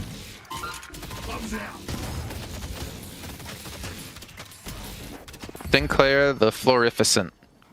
It doesn't have quite the ring as Floor Man, to be fair. What a crazy situation, Jason. I mean, you were kind of teeing it up. Oh my god, no, Buff Enjoyers in the grand finals. Is that a thing? And just look at them in this position now. They've managed to actually bring things back off of that team fight. And honestly, again, I think that one of the differences was not just positioning in the team fight, but the fact that Listic was there in time. I think it was like, who died initially? I guess he technically did his job. And who is normally one of the standout players for the team that we always talk about. When he's dying early, he's not necessarily a carry build. You have to fall back on Zergy, and funny, if they're falling back, I feel like on Obikim, which isn't been a player they normally fall back to. I would say it's maybe like D-Mob would be the next player you'd go to. But he's, you know, currently leading his team on souls, 29,000. The only one able to really match up against Jam side, and they need his damage desperately. They need him to play well and play that carrier role that, you know, like Zergy would typically be in. So what is the way back for Abrahams, you know, right now? That, you know, everybody in the server has their ults up at the moment. This urn is going to get run across, can't be challenged. And the Buff Enjoyers... Obikim. Oh, was that? I have a catch on Obikim on the right-hand side. I think they used a Paradoxal Swap to get him in, and yet somehow he's able to juke out 4 players while his team gets the second urn in a matter of like 2 minutes. Yeah. Because Buff Enjoyers got the urn turned in right before 25 minutes. Then they got the next urn and turned it in. Seems unfair. Well, they got some good time here, Jason, to clean up the map and, you know, pick up all these souls before eventually looking to go for those objectives. But I guess the saving grace for Abrahams is that they have 3 walkers against 2 right now. So if they do a really good job on the defense, you might only see 1 walker get lost here to kind of even up the game on objectives. But there will be that soul differential at the end of the mid boss. So it feels like after that fight, it felt like we were in a position where, yeah, Abrahams was just going to go and win the game. But now it feels like there could be another, like, this could be a very long game potentially. We could get another 15 minutes out of this one at least. Shark support here too. So Listic's going to push up, and Shark gives him doors to escape if he needs to. I am worried though, if you're talking about, you know, with the rejuves, what Buff Enjoyers could do. I mean, you have a Bebop, man, so you're never feeling safe under your walker when there's a Bebop on the enemy side. All it takes is 1 hook. But as we do see the engagement kind of Abrahams on this left-hand side, they're committing a lot of resources here to go for the chase down on Listic, which means they give up the right lane walker for free. And Listic, he does get swapped back in. He is buying some time, and his team's going to rotate towards middle instead. Yeah, It's a huge win for Buff Enjoyers. Yeah, it's massive. Massive. Can they take down Listic though? Obviously, Reju's still up here. Listic's doing a lot of work there. That chain gang was really problematic. You gotta be able to take him down. 500 HP. He cannot get away. You could not throw 4 or 5 players at him and not kill him. All you got was the Reju of Crystal, and they're gonna turn this one around on you, Abrahams. This is a massive fail. Yeah, rallying around that final Walker. Let's push York. Just slightly less than a 20k soul difference. Oh, no, in fact, slightly more, 23k soul difference. And the Walker's going to go down as well. 3 Walkers. Okay, so I take it back, you know, the scenario I was putting out there where maybe there's a world where Abrahams may only lose 1. I suppose that was kind of best case. Not die? I don't know. I don't get it. He was like 1 on 4. I know I saw Shark, his luggage cart go out to me, push a couple players back, but like 1 on 4, man, and he escapes with only losing the crystal, and his team comes out with 2 walkers for that trade. Consequences once more. That, I guess technically 3 walkers, like that should not happen. So how are you feeling about the late game scaling here, Jason? Because obviously we're in territory now where Buff Enjoyers have are pretty far ahead on the souls. It's not unrecoverable by any stretch, but it's definitely a big advantage. Do Abrahams have the ability to win these team fights at a deficit like this? I mean, it's a 28,000 soul difference. Like, I don't know, man. That's border of being like really hard to come back from, especially when you have like Spellbreaker not picked up for Obi-Kim. So he's going to have the additional safety net of that item. I mean, Hoot's been the focus, but Hoot isn't necessarily the target you need to be killing first anymore for Abrahams. You need to take down Zergy, Obi-Kim. You've shown you can't kill Listic, and he's at 29,000 souls. I don't know, man. This is going to be really tough. They need to get some good picks, but if they're getting picked off like this, they'd have no chance to allow that to happen for the comeback. Chase onto Taz. Oh, he just barely gets caught there. It's going to be trying to do everything he can to live in this one, but it's just too much focus fire and gets taken down in the basement. And now with that pick, with all 3 picks that have resulted from this, Buff Enjoyers now. I mean, they're eyeing up some shrines here, Jason. This could be the beginning of the end, truly, for Abrahams. That was pretty out of Hoot, the movement to actually get up towards the second ground here, the second level. And yeah, it's feeling like this should be going the way of Buff Enjoyers. 3 players down. They're going to have both shrines. They're going to have the first stage patron. And if they get any staggering kills right now, that actually just could be the game. Well, there we go. Hyper Beam over the top. Sapphire Patron disintegrating at the hands of Buff Enjoyers as they are about to do what I think everyone expected them to do, the #1 seed in this tournament. It looked really, really bad at a certain point, but that seems so far long ago now, I should say. Yeah, I mean, to be fair, Abrahams, like the scoreline and the current soul deficit doesn't really show or tell the story of how this game is played out, because it only snowballed out of their hands, I want to say in the last 5-10 minutes. Not even 10 minutes of time. But this next turn, I mean, Abrahams, what do? Like, you have 48 seconds till mid-boss. You almost have to, you basically have to contest the earn turn in and hope to win that fight, then turn it into a mid-boss. But Saf is already so low, just taking away, I believe that was from Infernus in the chase. It might be coming in here out of Buff Enjoyers. They kind of smell the blood in the water. And if they keep hitting hooks like this and keep getting kills, they're going to get their berth into the finals. Yeah, he's going to get targeted, but there's just not enough behind this. Absolutely sending those hooks. And it's not looking like there's too much to be done here. Well, Sergey's going to make this magician disappear. Saint is going to get They almost burned. got juked. They almost got juked there.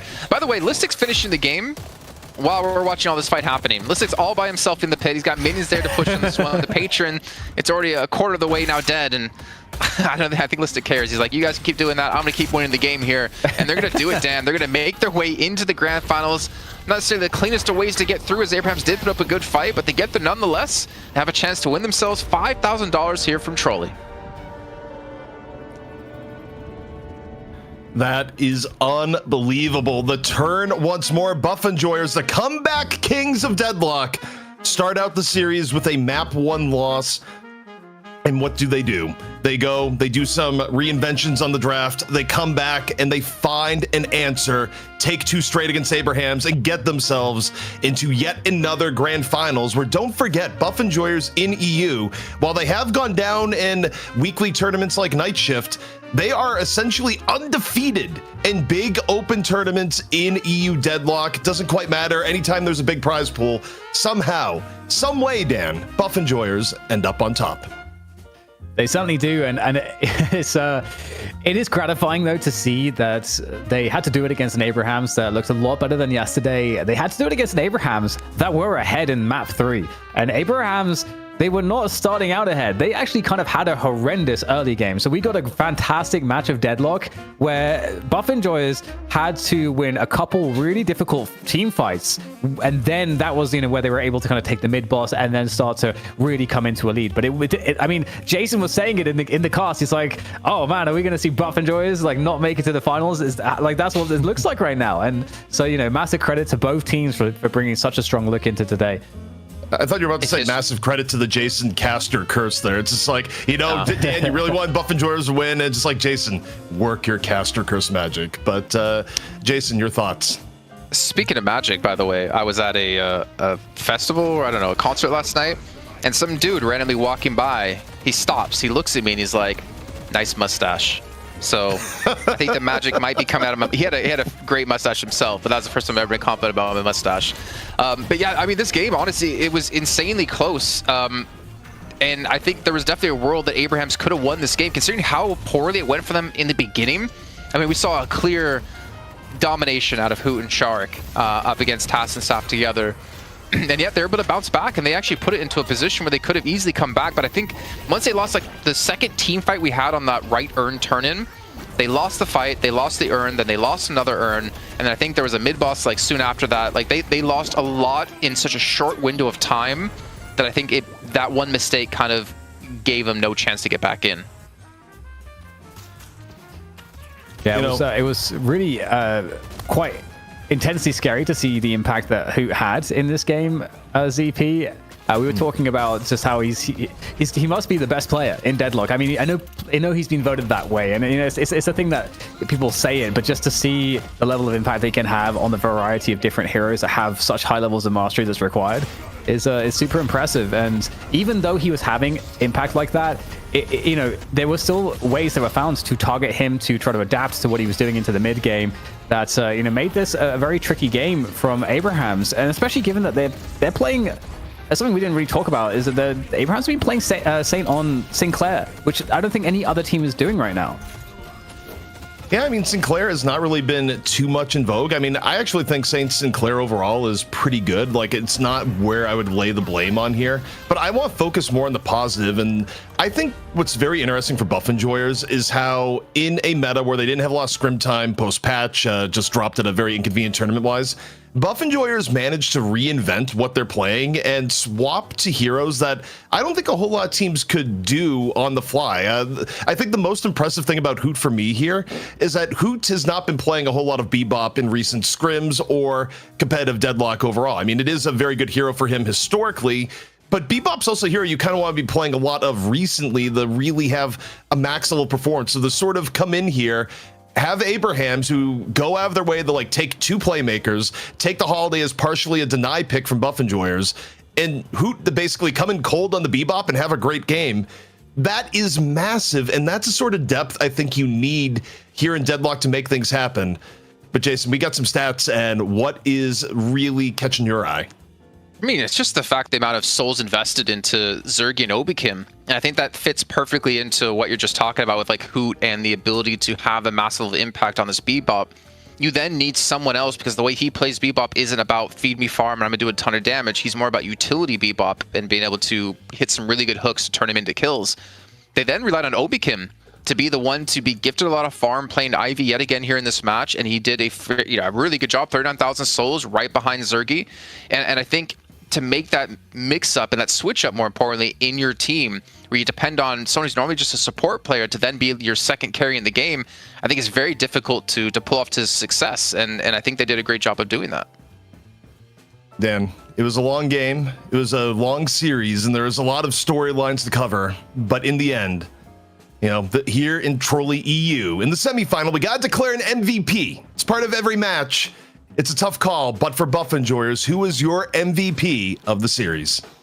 Well, I didn't pick the MVP, but I know that the MVP graphic is going to be Obikim on this one. So my hand is forced, I'm afraid. But I mean, Obikim is interesting. We talked about, I think Jason mentioned this in the cast. Obikim is someone that typically is not getting prioritized farm. And so for Obikim, going from a Haze that buys support items and has lowest damage and basically gets neglected and no one likes him and he's just kind of there to doing his best to the getting the priority on the farm, getting the carry for late game essentially in this Ivy. Definitely a playstyle difference to highlight, but one that he did very, very well, and it was extremely important as well. When he was on that. And then obviously, going into this first game on the Calico as well, it's just not a look that we are ever used to seeing Obikim do. And the fact that they're pulling it out, given that they're in a extremely important match, is really impressive.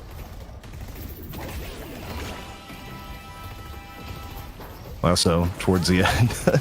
I do love how Cuberno, it's like, yeah, could still hit the lasso. In this case, though, Obikim able to shake some of the pressure, but Jason, it's so important. We've seen Buff Enjoyers versus Abrahams so many times, and when it comes down to the bigger tournaments, Buff Enjoyers always seem to get the upper hand. What do you think it is about Buff Enjoyers? You have to pick one attribute that has put them over the top, and then some consistency-wise over the rest of EU. What is it? Oh man, I swear Lightbringer didn't pay me this at all, or any money to say this. I think preparation. I feel like they're just the most prepared team in general when they come to playing their matches. I think they prepared really well in having dynamic hero pools. They prepared very well in having the flexibility in what they can play in terms of like what comps they want to bring to the table. They have flexibility in roles as well because of preparing things like this. I think when you get into like best of 3, best of 5 territory, I think Buff Enjoyers is probably the most difficult team to beat in an extended series because of how quickly they can adapt and be prepared for those adaptations across a best of 5. Or a lot of teams would falter. I mean, we saw them grow into the series. They lost the first map relatively cleanly, but then they fixed all those mistakes when it came to the draft, going into match 2 and match 3, and that's where they really came back and I think shine as a team. Dan, overall, for Abrahams, it's been a rough, I would say it's been a rough month for them. They did just win the last Deadlock night shift, but they come into the Trolli tournament, and it's less than expected. A lot of people thought that this would have been the grand finals. Instead, they get knocked down by Mel Team. They do have the roster swap coming on in, which probably wasn't all that helpful in the end. But, what's your bright spot here for Abrahams looking forward to the future where, of course, not going to be the best of days for them, but as they look forward to think about what they need to do? Yeah, I mean, you're never going to be able to easily replace a player like ABL. I mean, it's just not going to be something that's possible. So the fact that, Sandy Sniper came in last second and they had to figure out how to slot him in, we saw that there was, a lot of troubleshooting in doing that yesterday. And the fact that they still came in today and looked really good against Buff Enjoyers, honestly. They obviously had like one map that was a blowout, but they showed some of those adaptations that, gives me confidence that should they have actual time to work on this roster and, figure out like who maybe needs to develop hero pools in which direction and like maybe other configurations that they can maybe approach in the drafts. I think they're going to be in a really good spot because they did look great with Sanya. Like they found ways to make it work. It was only yesterday that we saw Sanya playing the Victor where we're like, oh, this really looks rough. Other than that, I think they managed to find looks that did make sense. So it's only going to get better with time. All right, that was just our first semifinal of the day. It was a doozy of a series. It went the distance, but at the end, it's Buff Enjoyers going to the grand final. But before we get to that grand final, we got another semifinal left to go. Coming up next, it's going to be Mel Team, the former one-win squad, come back together here for Trolli EU, taking on our #1 qualifier team, the Fearless Furies. They had to fight through the Friday bracket. They were undefeated through the Friday bracket, and while they ran into some trouble in the group stage, they were still able to be top 4. Do the Fearless Furies have what it takes to take down Mel Team, or will we be heading to a Buff Enjoyers versus Mel Team grand final? We're going to be taking a quick break. When we come back, the second semifinal will be on the way.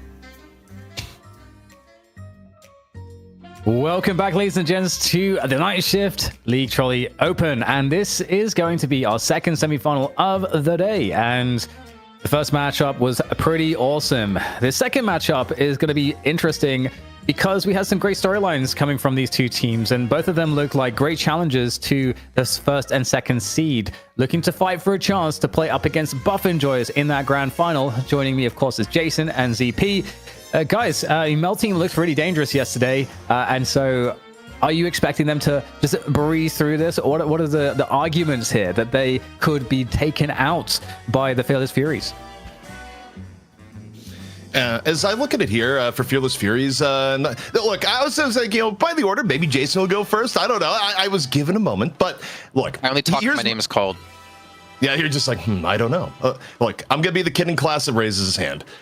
However, in this matchup here, I do think Fearless Furies, as good as they look through the qualifiers, this is still going to be a very difficult matchup. Just on the eye test alone, the mechanical skill coming out from Mel team has been enormous. I mean, you think back to the matchup they had against Abrahams yesterday. They made Abrahams look a lot worse than what we just saw from Buff Enjoyers in a very close 3-map series. And does it mean that it's impossible for Mel Team to lose? No, because Mel Team also has their flaws. This is the only team in Deadlock competitive history to throw a 70k soul lead yesterday. So I think Mel Team, while they're mechanically absolutely awesome, they're still, as a relatively new team that hasn't played together with all their parts really a whole lot in recent memory. I mean, yeah, there's some synergies there, but they did come back together for this tournament. There are like situations where they can just throw, but I do think getting through the early game for Fearless Furies is going to be immensely difficult.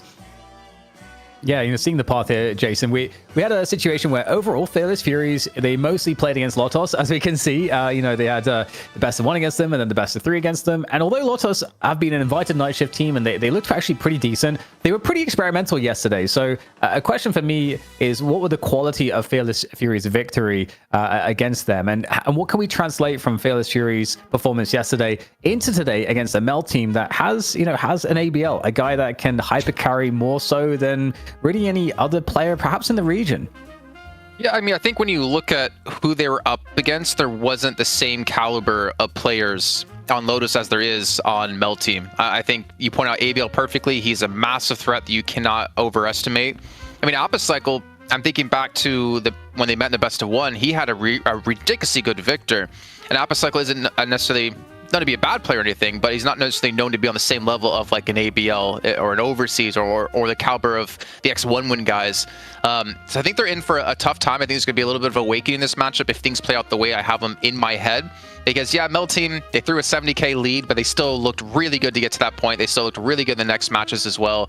And also, I don't know if I'm saying his name correctly, and I do apologize, but Osas, he as a M1 hero or player, like he came out of nowhere and he is looking very, very strong and very deadly. Yeah, he certainly was very deadly, ZP. I think we nicknamed him the hedge fund manager, but on his strength of his soul collection game. But you know, this is a team that has a lot of legacy, I would say, in terms of the players that we haven't seen as much recently. But today they are looking like they could go all the way. Yeah, I mean, I was talking with another player in EU about OCs and what OCs is good at. And the first reaction I got was OCs likes to farm. And based on what we saw, yeah, that checks out. I would actually argue that if there was a weakness in Mel Team, particularly the game they lost yesterday against Abrahams, is that they almost like to farm too much, where it's one thing to be a 45k IV versus a team that is mostly 25k. But if you ramp that up and you go to 60k and the rest of your team is starving, going, please, a crumb of farm, you might be going too far. At that point, share the wealth a little bit, but arguably a good problem to have. Also, looking across the rest of the team, I mean, Palm had some ridiculous saves yesterday on the Viscous. And ABL, I mean, look, I think there's some teams that are good with Yamato, some teams that are not. And probably the biggest loss that Abrahams had was the fact that they didn't have options to potentially run something like an ABL on the Yamato. Even, yeah, they put together on it, but ABL, with Yamato being really favored right now in the meta, is probably the best Yamato in the entire tournament, and being able to look to him in these drafts is important. And in fact, if I were Fearless Furies, I'd be looking to deny the Yamato either by pick or by ban. Yeah, that's a great point. I think, we can move on to our next roster here to see what we're dealing with in Fearless Furies camp. But I think it's definitely a great call out. We saw a lot of data, I suppose, is one way to put it, for Mel Team yesterday that can inform us and hopefully inform the teams as well as to what to expect in the draft. And yeah, let's have a look at Fearless Furies. Just don't have the same hosting power as you, ZP. I'm not quite as powerful. I can't command the slides as well as you. But here we are. We've got Fearless Furies, and definitely a lot of really interesting stuff we saw from them yesterday. And now I'm seeing Fagarico's name. I'm thinking, oh my god, Fagarico with the gun page was ridiculous yesterday. But there's a lot more to talk about. Yeah, Jason, I know yesterday, you were traveling around the country, but I did make sure to go to the highlights and said, hey, Jason, check out Fragareco. And, I was like, wait, that's 5 orange items, 6 orange items. The gun page just continued the stack on the orange items. And I do wonder for that, how much of that was versus Lodos and how much do you actually pull that out against Mel Team, Exactly. I don't think you pull that out against Mel Team. I think that's just far too disrespectful against a team who, maybe they haven't played together a ton lately. Maybe they haven't been around as a team because after one win dying, like we didn't really see a reformation of this roster.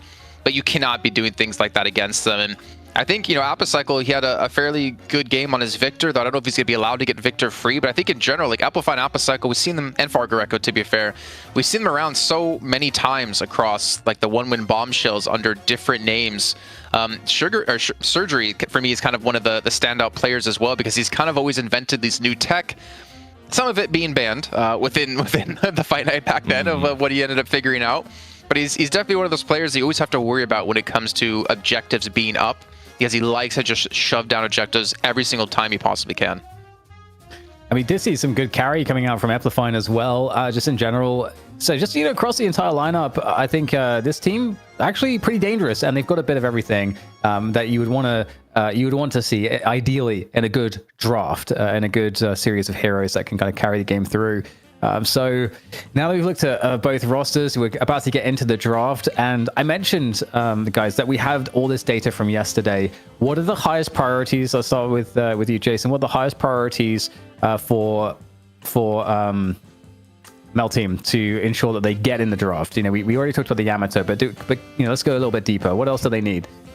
I mean, maybe Gun Ivy. I don't know if you want to invest a Gun Ivy pick in top 3 for OCs, like right off the bat, when I think maybe it's more important to get Empty Dreams and ABL comfortable. That was the dynamic duo of One Win in the past. You get like I mean, we know both of them can play pockets. They have overlapping hero pool there, but Empty Dreams is more of like the M1 hero, or used to be more of the M1 hero player, and ABL would be more of a skirmisher. But with OCs on the team now, you don't really know which way that's going to go. So I think you get those 2 players comfortable, and maybe you get OCs comfortable, and then you're looking fairly good for a strong early, mid, and late game. Because that's what ABL, I think, brings to your roster. A very strong early and mid game that, for instance, like Abrahams didn't really seem to have in the last match. And on the other hand, ZP, you've got Fearless Furies. They're up against a team with ABL on it, and some of the factors Jason just mentioned. What if Fearless Furies need to secure to ensure that they can play to some comfort? Well, I gotta tell you, Victor's stocks may be down, but right now, Fearless Furies is the one team that is holding on to those stocks. They do not care. I think if they get the chance to get Victor, they're gonna put Apocycle on the Victor. And again, just going off the eye test from what we saw in previous matches, I think that's a good idea. I mean, I get why teams like Buff Enjoyers and Abrahams may have been going, okay, Victor, actually, we don't want to play it at the moment. But for Apocycle, I mean, we've seen Apocycle in various different tournaments going back to One Win Bombshells. And I've never seen Apocycle quite have the impact on the game that he had on the Victor, which to me implies that there's been a lot of playtime on the Victor. And for Mel Team, I think if you've been watching these same games, I think you go out of your way to ban the Victor and just go, okay, we don't need to deal with this per se. And to me, I think that means that you probably see Mel Team come in with a first pick priority, because you do first pick priority. That lets you do a target ban of something like the Victor and not give up something like a Kelvin in turn.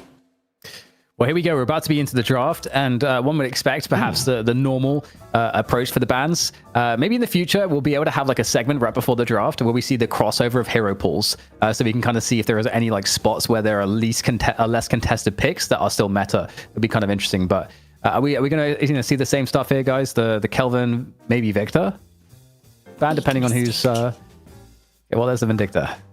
Interesting. Melting were the ones that were Flambo. picking it yesterday. Yeah, exactly. Flambo has been played a ton of Vindicta yesterday in the group stage. So to see them ban it away, I guess you technically do force then. Do you ban Kelvin or do you ban Victor? And then Mel Team can technically steal the other one with what doesn't get banned away.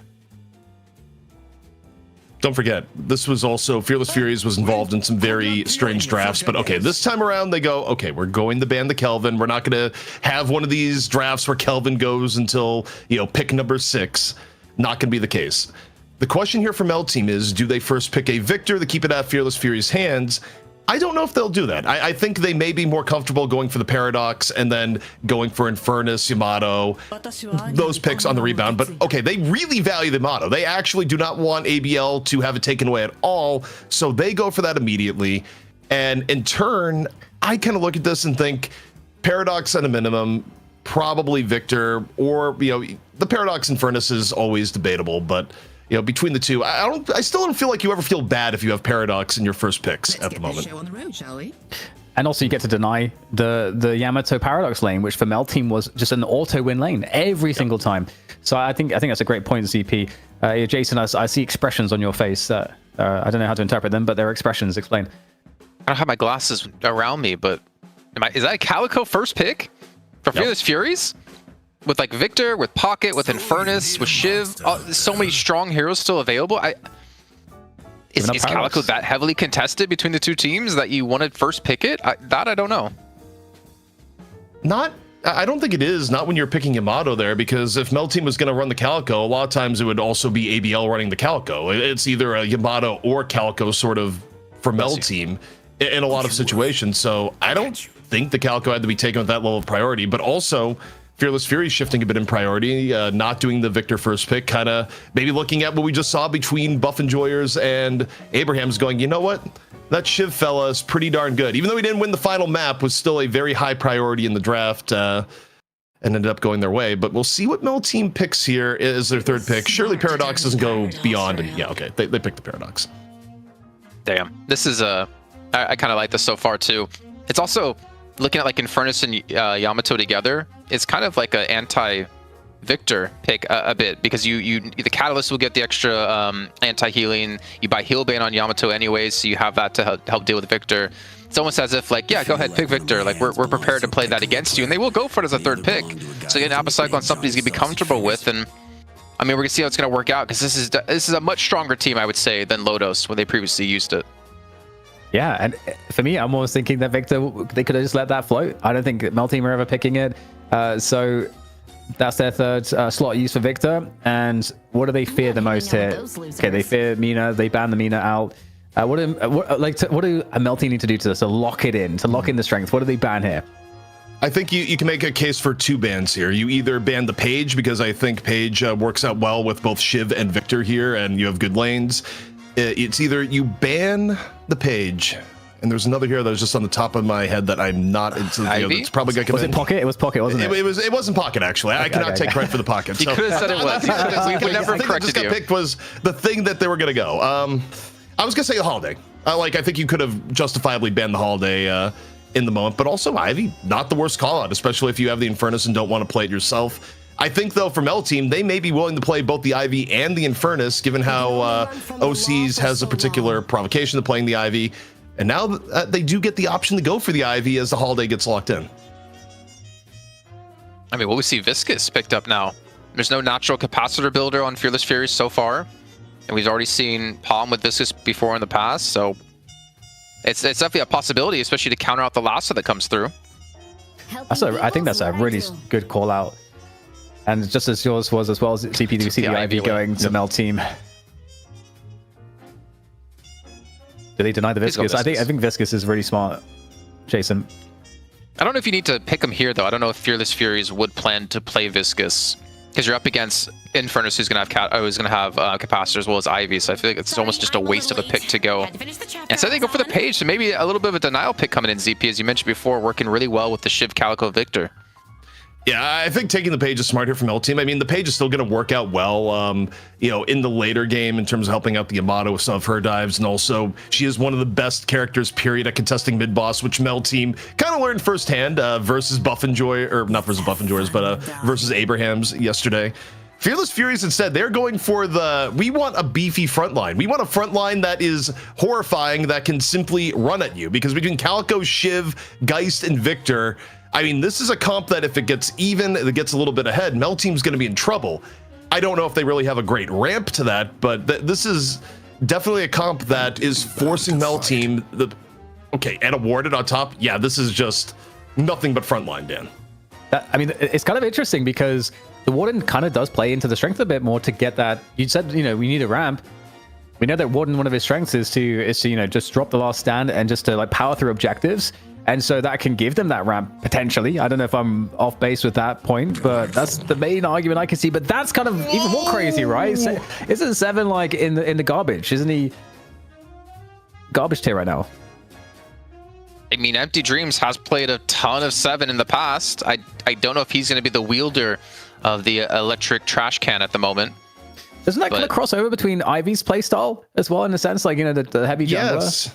That's the part that's in my mind right now, is that even if Seven were good, which, by the way, he really isn't right now, you have Seven, Ivy, Infernus, Yamato.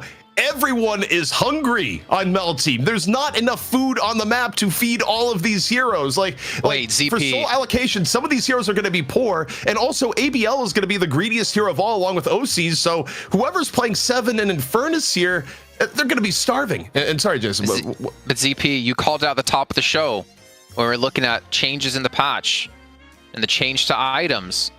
Is this that trophy collector game you're talking about? Is it finally coming to fruition? Jason, I bring up trophy collector as a meme. No one wants to build that trash right now. It is it needs 8 more buffs from Valve before people will go maybe we should do trophy collector. But on the same note, as much as I want to go, okay, good God, what are you thinking on the 7? Warden is not that good right now. So this draft took some turns. Well, we're about to find out, because this is map 1 for the second semi-final, to find out who will play up against Buff and Joyers in the final if the Night Shift Trolli Open, and it's Mel Team versus Fearless Furies. So map 1 with Jason and ZP. What was that? Jason and ZP. Gonna make it sexy, right? I mean, you make anything sexy, Dan, except sneezing. I don't think anyone can make sneezing look sexy. Yeah. But TP, here we go. I just want to Kicking share off. some germs. You know? Oh man. This is gonna be. I think this will be a really interesting matchup. Actually, now, like just because of the draft alone, I'm really curious to see how this one's gonna play out. Because in my head, Mel Team, just like in the last match, I had Buff Enjoyers as winning the series. I have Mel Team winning the series as well, and I think it's hard to argue for anyone out there that Fearless Furies have a very strong chance. Not necessarily, no chance. I think there's definitely a chance they could win this game, but I think they're going to be fighting an uphill battle. But one advantage to fight in this battle at the moment is the kind of wonky composition Mel Team are running. Yeah, I mean, for Mel Team, the laning phase should be reasonable for the most part. It's not overpowering aside from Yamato Paradox, which... Did they put Yamato Paradox? No, hang on. Look at lanes, look at Paradox lanes. and No, Page they and did mid. Paradox. Sorry, Yamato, Page, and mid. Yeah, so... They didn't quite go for the ultimate power lane. Instead, they spread out some of, their better early laners, which, I mean, there's merit to it. It's not, there's pros and cons of both approaches. But what I worry about Mel Team is just the farm. You cannot get all the heroes that they have farmed. Some people are going to draw the short straw, and I'll tell you this much, it's not going to be ABL. That's the deal he made for joining them. Is like, I get all the farm every time, or else I'm not joining your crappy team. No, obviously I don't think there was a discussion, Jason. From what I understand about how that goes down, I think it was more so people just understood he would be getting the farm, and regardless, one way or another. But yeah, I think the 7 though. I think it does have potential if it's like more supporty. I mean, there's a world where Echo Shard, Static Charge could be really nice because they're going to be all grouped in the enemy team trying to run at you. Or even just a Lightning Scroll Storm Cloud could be really good too, because you're going to be high above them and you could just stun them out to cause a disengage or just a disruption in the middle of the fight. I don't necessarily hate the 7 pick. It's just it's definitely a bit odd, and it's definitely not going to be gifted a lot of farm considering who else is on the team and what they're playing. I mean, Lightning Ball got buffed. Though speaking of 7, look at Flammable having a little bit of a rough time in lane. You got Flammable paired up with OCs on the right-hand side, and I mean, Victor Warden actually can be a little bit of a scary lane. The one thing Warden has going for him is that Warden's laning is still pretty darn strong. Even though his fall through is a little bit rough. Surgery, I know enough about Surgery that Warden has been a comfort pick for a long period of time, so it's kind of more in the boat of like, why melee creeps would pick Warden with John on it. It didn't work out for them, but it was a long-time favorite of John, so it's probably comfort here towards the end. And the actual laning phase, once Victor is able to get second level in Pain Battery, is a little bit scary. So it doesn't surprise me right now that Mel Team is getting pushed back a bit in this lane. Well, I mean, speaking of Wardens, remember the interview with the AVG after the night shift this last week, and how he was grinning from ear to ear. All of them were grinning from ear to ear when they saw John melee creeps lock in Warden, because they know he plays Gun Warden and they know it's not going to work out well against them. So for Surgery, is it going to be Gun Warden or is it going to be Spirit Warden into this match? I suppose we'll see. Fargo Echo eating a little bit of the Flame Dash, more than a little bit really. Got plenty of ticks on there, gets them pretty low, and in the middle, the Page Yamato lane strikes, where I gotta say, Yamato's kind of on the cusp of what you'd want to pair with a Page. Like, Page really likes going with Abrams and Billy, but you can play a really aggro Yamato that'll just like tank in your face and power slash you in the face with the shield up, and it's still pretty effective as far as getting poked down, as that mid Guardian is already nearly done at 4 minutes. Yeah, I think they're really trying to prove the difference in skill in this mid lane. I mean, also seeing a Shiv in mid lane is kind of not what we expected either. I think there should be a kill onto, I don't know actually say this name. Is it ZXC? What do you call it? I'm just saying Bob. Like, I ignore the Bob? ZXC and I like focus Bob. on the Bob that's there, because I think the main name they play under is, I don't know the name of the script, but the main Russian script. And obviously for English broadcast, they changed up a little bit. But dive here on the Surgery, and chased down by ABL. Low, parry. Oh, God. When you use 1 second of your parry stun time to just do crouching before finishing, that's brutal. Just trying to get warmed up in this series, man. He's got a best of 3 here, and then potentially a best of 3 in the finals. Keep those quads nice and limber. But yeah, very funny. And I mean, if you remember correctly, it wasn't ABL was the initial one to start the like GGs and the trash talking. I know the well played spam for one win. ABL, if nothing else, has been a character as far as global chat goes, and now Shao Transformation diving in. More pressure here on the Apocycle. Apocycle just gets up shocking reanimation a little bit before that, so it gets the ultimate on cooldown, doesn't result in a kill. But you see what's been happening here, Jason, where you get the quick early mid lane with the Page Yamato, and then everything shifts up. You have Yamato now going to help out the weak lane on the right, and they did a full swap. They actually full swapped Yamato and Page to the right and swapped the lane partners there to the rest of the map. Yeah, went for a big lane swap to hopefully snowball the lead they had in middle, now over towards the right-hand side to keep Apocycle and Surgery behind. And that does leave Osas here and towards mid, which she might get Dove here, and he's extremely low on health, and Applefine will clean that up. Kind of a shame to trade out your lane like this after winning it, and then potentially losing that lane right after. But I think they're definitely focusing on trying to get ABL off to a very strong start at 4.9 thousand souls. Hopefully some individual farm for OCs as well. Well, I think you hit the nail on the head there. The goal is get ABL farmed, but Apocycle says get ABL back to base.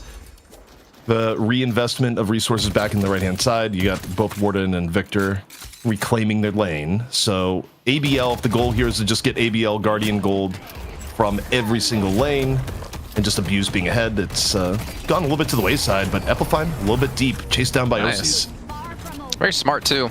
Puts a Kutsu bomb in front, so he either has to run through it or back away as he goes for the stone form, and he does back off, cutting off the retreat.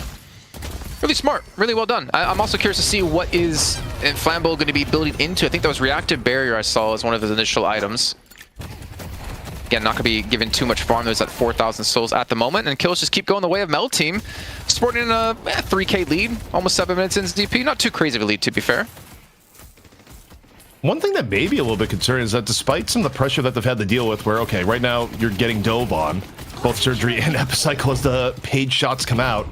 Apocycle is pretty good farm right now at 5.7k. Yeah, the lane Guardian is about to go down. ABL is going to get extra farm from it, but when you talk about your allocation, we saw yesterday just how absolutely deadly Apocycle can get when they're ahead of the game. So, you know, yes, for Fearless Furies, you're losing Guardians, you're getting a little bit bullied in the early set of things here, but one of your main win conditions is still very viable.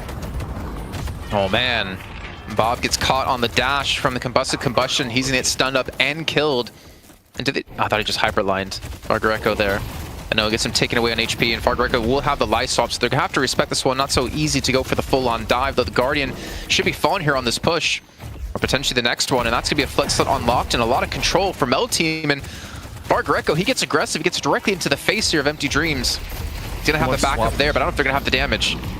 Fargareco, the question is, how do you get close enough to swap without dying in the process? It was looking like for a moment that Applefine may go over to help the left-hand side, sees 3, and it's not going to be the case, and Empty Dreams, absolutely no fear, walks forward on the Calico, gets the Afterburn set up.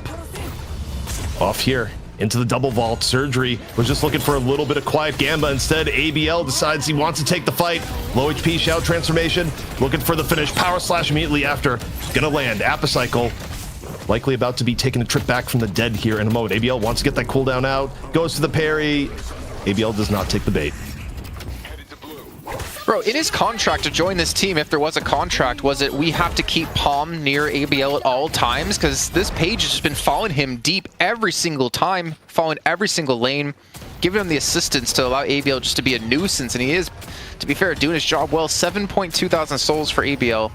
But more importantly, he's really just like pulled so many players towards this right-hand side of the map that they might even be able to get a kill into Fargareco and potentially turn it into some Walker damage. That is a rough time for a pause to come through, but I don't think it's going to matter for Fargareco. Though I don't think Time Wall has silence on it yet. Yeah, I was going to say, I don't think this is a silence wall this early into the game. Might be wrong. So long as there's no silence, Fargareco is just going to swap. Maybe not. I mean, there's either two things. I don't think they got silence there. I think it was just, even with the swap, I think Fargareco still dies. So you save the cooldown. I hope that's it. I don't want to hope he was AFK a second and didn't see the game was starting back up. Because I didn't see it ready at a Fearless Furies, or maybe there was and I just missed it. But yeah, I mean, he probably would have died either way. There's a big psychological impact to Geist when you have swap up of, ooh, I don't know if I want to dive and invest cooldowns on her. Whereas when you know it's popped and early in the game and it's a 3-minute cooldown, you just go, oh, this is a free Geist. Like there's a huge difference in how you approach dealing with that hero with cooldown up versus cooldown down. So if you think it's not going to save you, just leaving it off cooldown is generally the right play. No, OC's again. Up at the 10k mark here in a few seconds, being gifted a lot of farm this right-hand lane. But he's going to have a lot of pressure coming his way as well. You got Warden, Calico, Shiv, Holiday, Victor, all looking to push this right lane Guardian down, considering Mel Team went for push on the left-hand side. Immediately just airdrops out of this one, realizing there's no way he can contest the big push coming through. And a smart reaction, and honestly, I mean, my first time getting to cast OCs, but I'm really happy. He is a very strong player. OC's looked very, very good yesterday. I mean, to the point that one of my to-do lists is just going back, looking at the match IDs and looking at the routes that OC's is doing on Ivy, just because the farm rate, even by comp standards, is quite high. But also, I mean, you speak about farm rate here. Apocycle at 12k, even with Furies down around 6k on the aggregate, Apocycle is doing a masterful job of just taking out the farm that is left out for him. So that kind of remains the big uh-oh factor for Mel Team, but depending on how the rest of the game goes. Well, who are the two that you'd want to give the farm to on Fearless Furies? Like, would you rather have it on Victor and Shiv, or would you rather have it on Warden and Shiv? Because that's the downside, is that Apocycle getting a lot of farm. He's almost double the souls of surgery at the moment. I'm gonna be honest, I'd rather it be on the Shiv and the Victor. Like, I don't love the Warden pick to begin with, but I don't think there's any world right now at the current levels of strength that you'd be like, you know what, I want my Warden to be more fed than my Shiv. No one's gonna say that. So yeah, it's a weird conundrum of their comp, but Lasso comes on out. Calco return the shadow from Fearless Furies, trying to even things out. Ayano, though, instantly down. So is Fargreco, who, by the way, has died 3 times in a row now with no swap. But Calco able to get 1 kill off of it. 1 for 2 here so far in favor of Mel Team. Aaron got turned in during all this too, for free for ABL. So yeah, they do lose a couple of players at the very end there, but they still picked up an advantage in that fight. 10k lead now, almost 12 minutes in. And again, OCs continue to farm up. Apocycle on 14k. I mean, he's getting so damn fed. I didn't think I would ever see a Warden be half value of someone on the same team, but he has gotten so damn farm. I just don't know if he can turn that farm into winning fights. Surgery has been defunded. Like, I'm just looking at this. There's no other explanation on that. I mean, okay, there's a lot of explanation, but I mean, part of it is that Warden himself, if you're not getting dedicated lane farm, you're not the quickest hero in the game at taking the jungle. So, you know, Warden's pretty dependent on getting lane farm and using ult to push down objectives and getting farm in that way. Whereas Apocycle, I'm pretty sure, has done both, where he's gotten lanes and has been devouring the jungle. So, I mean, for Fearless Furies, they are all about feeding Apocycle. And you guys start looking at itemization, I think, for Mel Team here and going, okay, Mel Team, are you going to, you know, go a little bit harder into anti-heal? Because I think, you know, the game Apocycle had for Fearless Furies, where he had like 92k healing, was one part great play and great farm, and another part, I don't think the other team really itemized super well against it in Lodos. Damn. Nice movement. Just to change subjects really quickly out of OCs there. But I mean, the worrying part though is like, yeah, you're getting Apocycle fed, but you don't have an M1 hero. So if it gets to late game, like OC's gonna do a ton of damage, Empty Dreams is gonna do a ton of damage. Maybe Fargreco would get the life swap off this time. As you can see him trying to use the box to close that distance, being shot from 2 different angles, and he'll fall yet again. Fargreco's had a very tough game so far. 9.2 thousand souls, yes, but he's died, what, like 4 times now?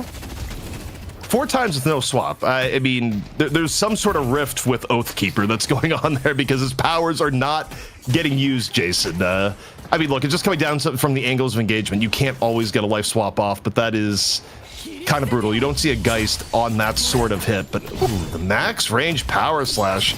Love the tech out of ABL in off the slide. Gets serious poke on the Elpifine. Last stand is up. Last stand is down. Half HP in turn. Surgery walking forward. Overseas is going to go down. So, pretty favorable rotation. Fearless Furies here. In on the left, still 3. Looking for Empty Dreams. Empty Dreams taking some serious damage in the back end. Can't escape Bob. Or is it Bobby? I kind of like Bobby. You have the I at the end before the numbers. I might be going with Bobby here. I do like Bobby. That is a step up from Bob, to be fair. 150 health about left for Applefine, and ABL will quickly turn that around into a kill. No share transformation. does have some support, and he does have enough support at least to take down Ayano. They end up themselves 2 kills and eventually lose out onto Palm, as finally we see Apocycle involved in towards a fight on a 3-kill streak at 18,000 souls as he heads back to lane to farm up. And at the end of all this, Mel Team still coming ahead in kills, EP. I'm a little worried for Bell Team here. I mean, right now you're seeing Flammable get run down, but wait, Flammable might actually, no, doesn't live. The bomb at the very end from Fargareco, where, by the way, Fargareco is still a swap. Is this the time? Does the swap finally happen? Getting zoned out here by Overseas, forced back. And, I mean, Overseas giving swap some due respect, but now you got Paige here on the hunt down. Fargareco, is it going to happen? Do you swap? And right now you're just hiding. Fargareco is still behind enemy territory, Jason. He's going for the Guardian. Yep. He's gonna get it right behind Overseas, and he's gonna try to fall to minions. Or no, not even try to fall to him. He's still farming. Wait, hello? Overseas is still here. Oh. Oh. Uh-oh. Oh. Oh, he gets just out of the range. They know he's in there, but they don't want to go in for the swap. Read a book. Send the dragon. That's a good way to do it. No swap used yet again on his 4th or 5th death for Fargareco. I don't even think it was a dragon there. I think it was the captivating green that just did the last bit of damage. I might be wrong on that, but that... Either way. Buff gonna be obtained here. That was Victor who got the buff too. Paige wasn't quite able to get it. So you now have a very healthy, very tanky Apocycle for quite a while, and Mel Team decides they want a piece. You don't really see the health bar move much here though, Jason. Yeah, I mean, not really much damage expected out of Flammable, only on 13,000 souls. But you were starting to say something about you're getting a little bit worried for Mel Team, but I didn't quite catch what you were worried about at the moment. I mean, it's Apocycle. I think Apocycle is getting pretty far ahead of the game. I mean, yeah, OC's able to match, but down into the underground, Empty Dreams caught out by Alpafine, and yeah, I don't love the late game for Mel Team. Also, soul allocation-wise, Jason, you know, we thought the storyline would be ABL getting turbo farmed, but Overseas has got a massive portion as Paradox. ABL is only at 14k. I mean, ABL isn't at the point where ABL can dive against either Alpafine, Apocycle. It hasn't quite panned out the way that you would have expected from the opening and the draft. Yeah, he's definitely been trying to farm kills more so than get farm himself for ABL.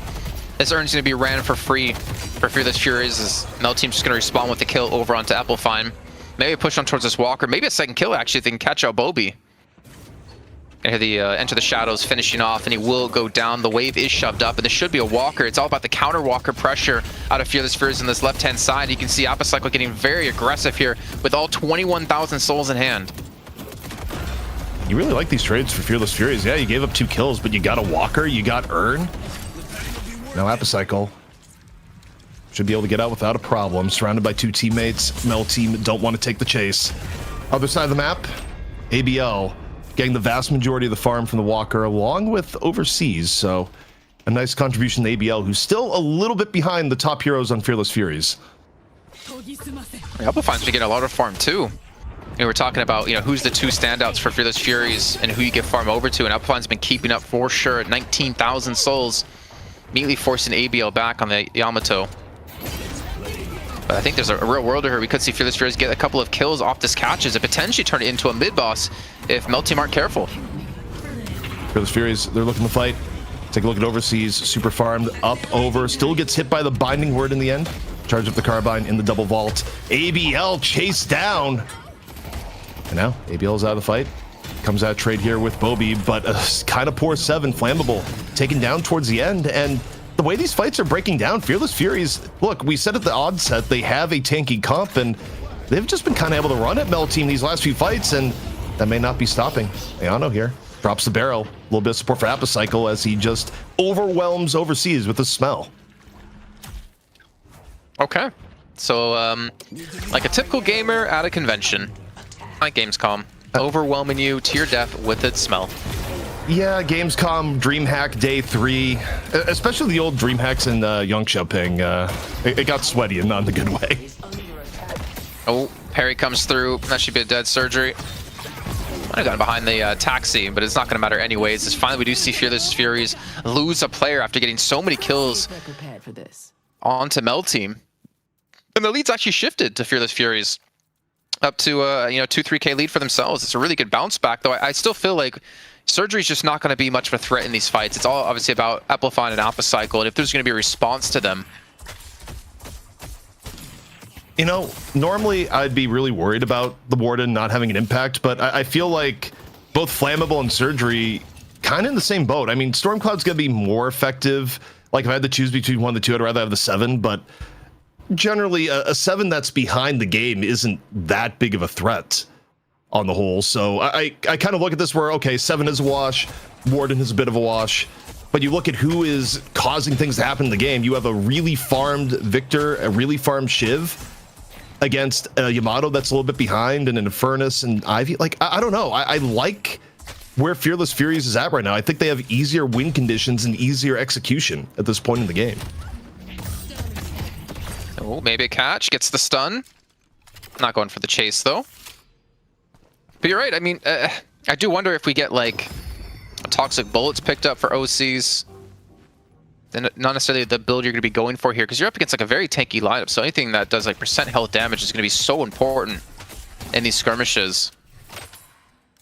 At least you have Empty Dreams to burn. I guess Empty Dreams would go for, like, if Empty Dreams gets, like, toxic bullets ricochet, I could see Fearless Furies being in a rough position if Empty Dreams can continue to farm up. But yeah, it's obviously all about Alpha Cycle here, and another Walker, not necessarily another Walker going for free, but a Walker going for free either way here from L Team to take that lead back. There's one good thing going from L Team is that they're up 1 Walker. Our Morlane Soul still available for Fearless Furies. Stack charge in. A little bit of lockdown on the Calico, but 7 just gets tapped as he went for the jump pad. Kind of ruins some momentum there, throws out the lightning ball while getting pursued. Still looking reasonably safe elsewhere on the map.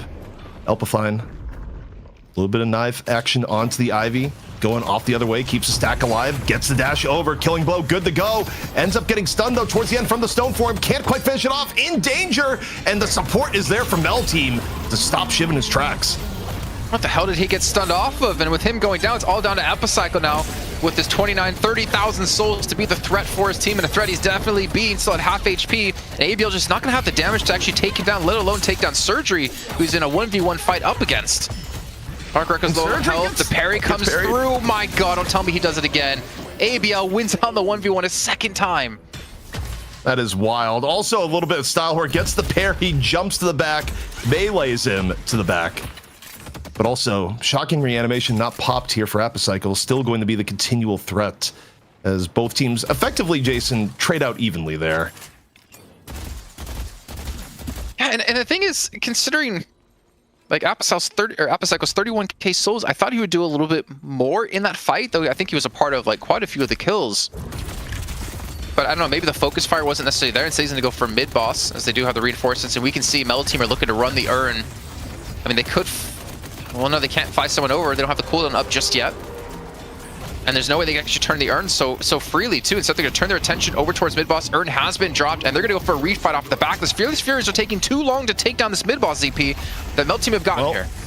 Mel Team is here. Mel Team saying, wait a second, you guys did raw mid-boss. That's our thing. Stone form in. Rejuve's taken. 2 for Mel Team, 1 for Fearless Furies. And now, let's see how the chaos resolves. Both charges for Mel Team immediately gone. They have to fight the victor here in the underground. What Fearless Furies likes, they have the last stand going over. Ults being used. Fearless Furies getting the better of Mel Team here. Mel Team had the rush in short notice.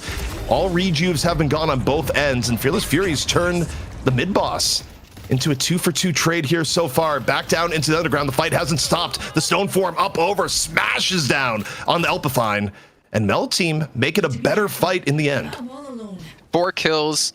They get more Rejuve crystals, though it doesn't matter anymore as they have none of them. They have Wave shoving against them, and they have Urn to pick up and turn in. A massive victory for Mel Team here, but only being 2k ahead. I mean, they're going to be way more ahead once they clean up the Wave on the left-hand side, and they go for the Urn turn in, if they're going to be quick enough about it. But, I mean, crazy enough, like, to see Fearless Furies, they just took a little bit too long on mid-boss there. If they were able to kill it within, like, 5-10 seconds earlier on, I don't think Mel Team would have been there to actually go for the contest. I think Fearless Furies... Yeah, I mean, they killed mid-boss slower than they thought, and they thought that Mel Team may have been a little bit more committed onto the urn at that point. Honestly, call-wise, it was a lot closer than it may have looked. I think it was a reasonable call, and I mean, the end result for Fearless Furies was kind of a wash, effectively. They don't end up that far behind in souls. They don't get urn control back, but they certainly get to fight on the Urn turn-in. And we'll see ABL, the Urn carrier, certainly shouldn't be that one for long. Has to shout transformation off the opening from some of the focus fire. Binding Ward causing it now, looking for Apocycle. Apocycle down the half, does not have shocking reanimation, is out of the fight. The huge threat from Fearless Furies is down. Surgery, last stand, already gone. Front line, falling bit by bit here from Fearless Furies. See if Alpafine can get a few picks on the back end. Would love to get ABL, who's low. Concussive Combustion, though, in from Empty Dreams, gonna slow down Bobby. Bobby, under fire, taken down. And Fearless Furies, they're down 3, and ABL somehow still alive at 2 HP somewhere. He's on the zip. And the zone control, the Storm Cloud, faring off so well for them, forced them to fight in positions they didn't want to for Fearless Furies. And our Mel team, they win that fight in back-to-back fights, but they lose not a single player in this one, now up to a 10,000 gold lead. I mean, in the matter of 2 fights, Mel team just completely got ahead in this game now, and Fearless Furies are on the back foot. I think part of that really sucked for Fearless Furies is that they felt compelled to contest without shocking reanimation. It was only about 15 seconds off the cooldown. The stun off the zip. Can't quite get the escape. Fargareco under assault here by ABL. Does have the swap. And he's just surrounded by yellow. It's nothing but yellow here. You can swap, but you are still going to die. And instead, it's just a power slash that is the mercy at the end. I don't mean to be mean, CP, but I don't think I've seen a swap yet out of Fargareco. We got one earlier. We did get one? Okay. We did get one. Okay. Whew. I was gonna say, that's a little rough, but yeah, I mean, the Geist pick is just not working out too well for them at the moment. Whether it was due to the early game, due to the piloting, or just due to the composition, Mel team are starting to run away with this game, and they do lose overseas, but you can just see how aggressive they can be, and with another Urn in hand, and in enemy territory, don't tell me they're gonna bait Fearless Furies into another fight that Mel team could potentially win. This fight, though, could be different. You're going to have Apocycle with 2 lives. You're not going to have Surgery, though. Ideally, you turn this in, because if you get zoned out and Surgery comes back in, you're going to have the Warden power spike and just being able to last stand. ABL, though, doesn't enjoy this pressure at all. Backs off, gets a power slash, shout transformation. Who's he going to dive? Goes over and in and wants to get Apocycle's first life out. Shocking reanimation, burn. Shout transformation, though, done in turn. You see the damage getting put on the Empty Dreams here as it's going on. ABL may have bit off more than a juice. Super low HP, chased down by Apocycle, who finishes him off. Iono down at the same time. Apocycle finally getting burned here, but not quite! Empty Dreams can't quite finish it. This Victor goes down, but not before getting Infernus. 2 for 2 here so far, and it's Surgery coming in for the cleanup. No last stand, no problem. And Apocycle bought so much time for Epifine to just do some damage in towards the back lines. You saw how long he lived in this one, and almost escaped at the very end as he eventually got caught up. I think that was by Empty Dreams. So a massive victory for them, because not only did they trade, I think, in advantage with kills, they also get the Urn turn-in. And now they're only, what, 13, 12,000, if not less than that, once these little soul orbs are going to be picked up. A massive win now for Fearless Furies, and potentially even, on the right lane, a free walker. Yeah, I mean, it's basically going to be even. Very small advantage in Mel team in terms of souls. I mean, Mel team's still working at a pretty good advantage on walkers. 1 flex slot. Wait. Okay. Walkers minions took down a walker, so they still have 1 walker. Well, but perhaps not for long. It's probably not for long, actually. I think Alpafine is committed to this, so we're talking about walkers that just went to the wayside as Overseas takes down Fargareco, who was not able to use swap yet again. Is that a metal skin I saw for Flammable? Even a knockdown being picked up, too, to take out the 7 once he takes towards the skies for a Storm Cloud. And Overseas is on a chase onto Bobby. A lot of wall jumping going off as the reinforcements are going to be here, and this should be a free kill onto the cat. Even using Into the Shadows to get towards that vent. Actually, no, backs away towards the other direction, trying to juke them out. He's buying a lot of time here, to be fair. But still going to go down either way. I'm just so torn, man, Z, because it looks like so easy for Mel team, and then Fearless Furies just has like 1 moment of brilliance, that last fight with Apocycle, that gets him completely back in the game, as they're only down, 8,000 souls when it was, I think it was 20k or more before. And for Fearless Furies, Jason, yeah, I mean, they've been able to keep things even. Mel team has lost out on several opportunities to put this away fully, at one point having a 25k lead, but I also think some of the leads have been a little bit misleading, Jason, in part because the allocation has been so good on Fearless Furies. They've been punching above their weight class, generally speaking. 45,000 souls for Apocycle. Escalating exposure, Juggernaut, Leech, Transcendent cooldown, Warpstone. Like, how do you kill this raid boss? Right now, not effectively. ABL gave his life to take down just one life of Apocycle in the last fight, but it ended up overextending ABL so much that the fight doesn't go in their favor. So we have a minute here until the next urn.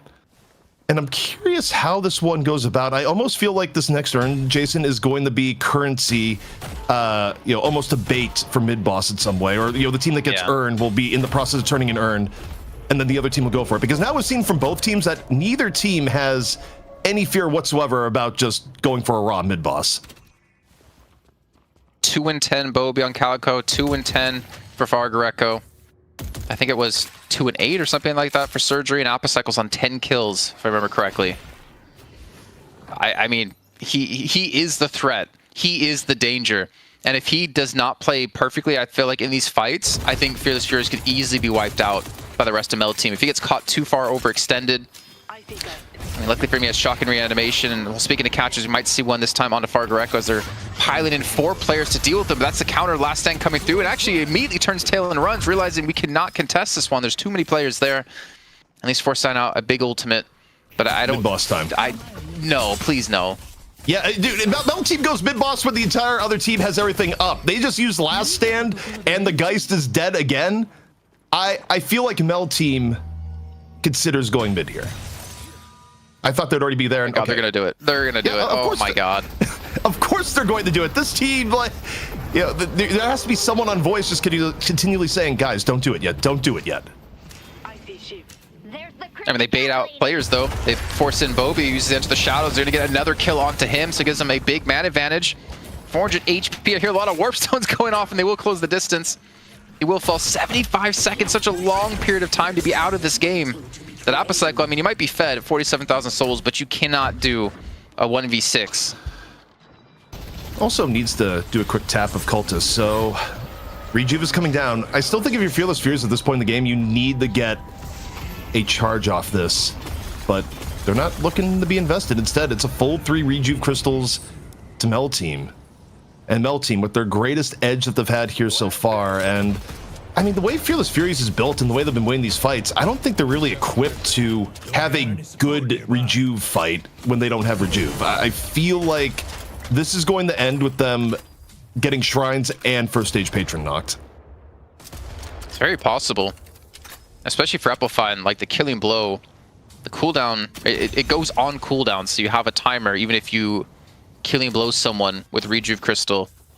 So you really like limit the power of Shiv. I feel like when you're fighting against a Rejuve team, that you have to have it like confirmed kill, which means it's I mean, considering like how crazy the fights are, it's really hard to remember who's died once already and who can't take the crystal anymore.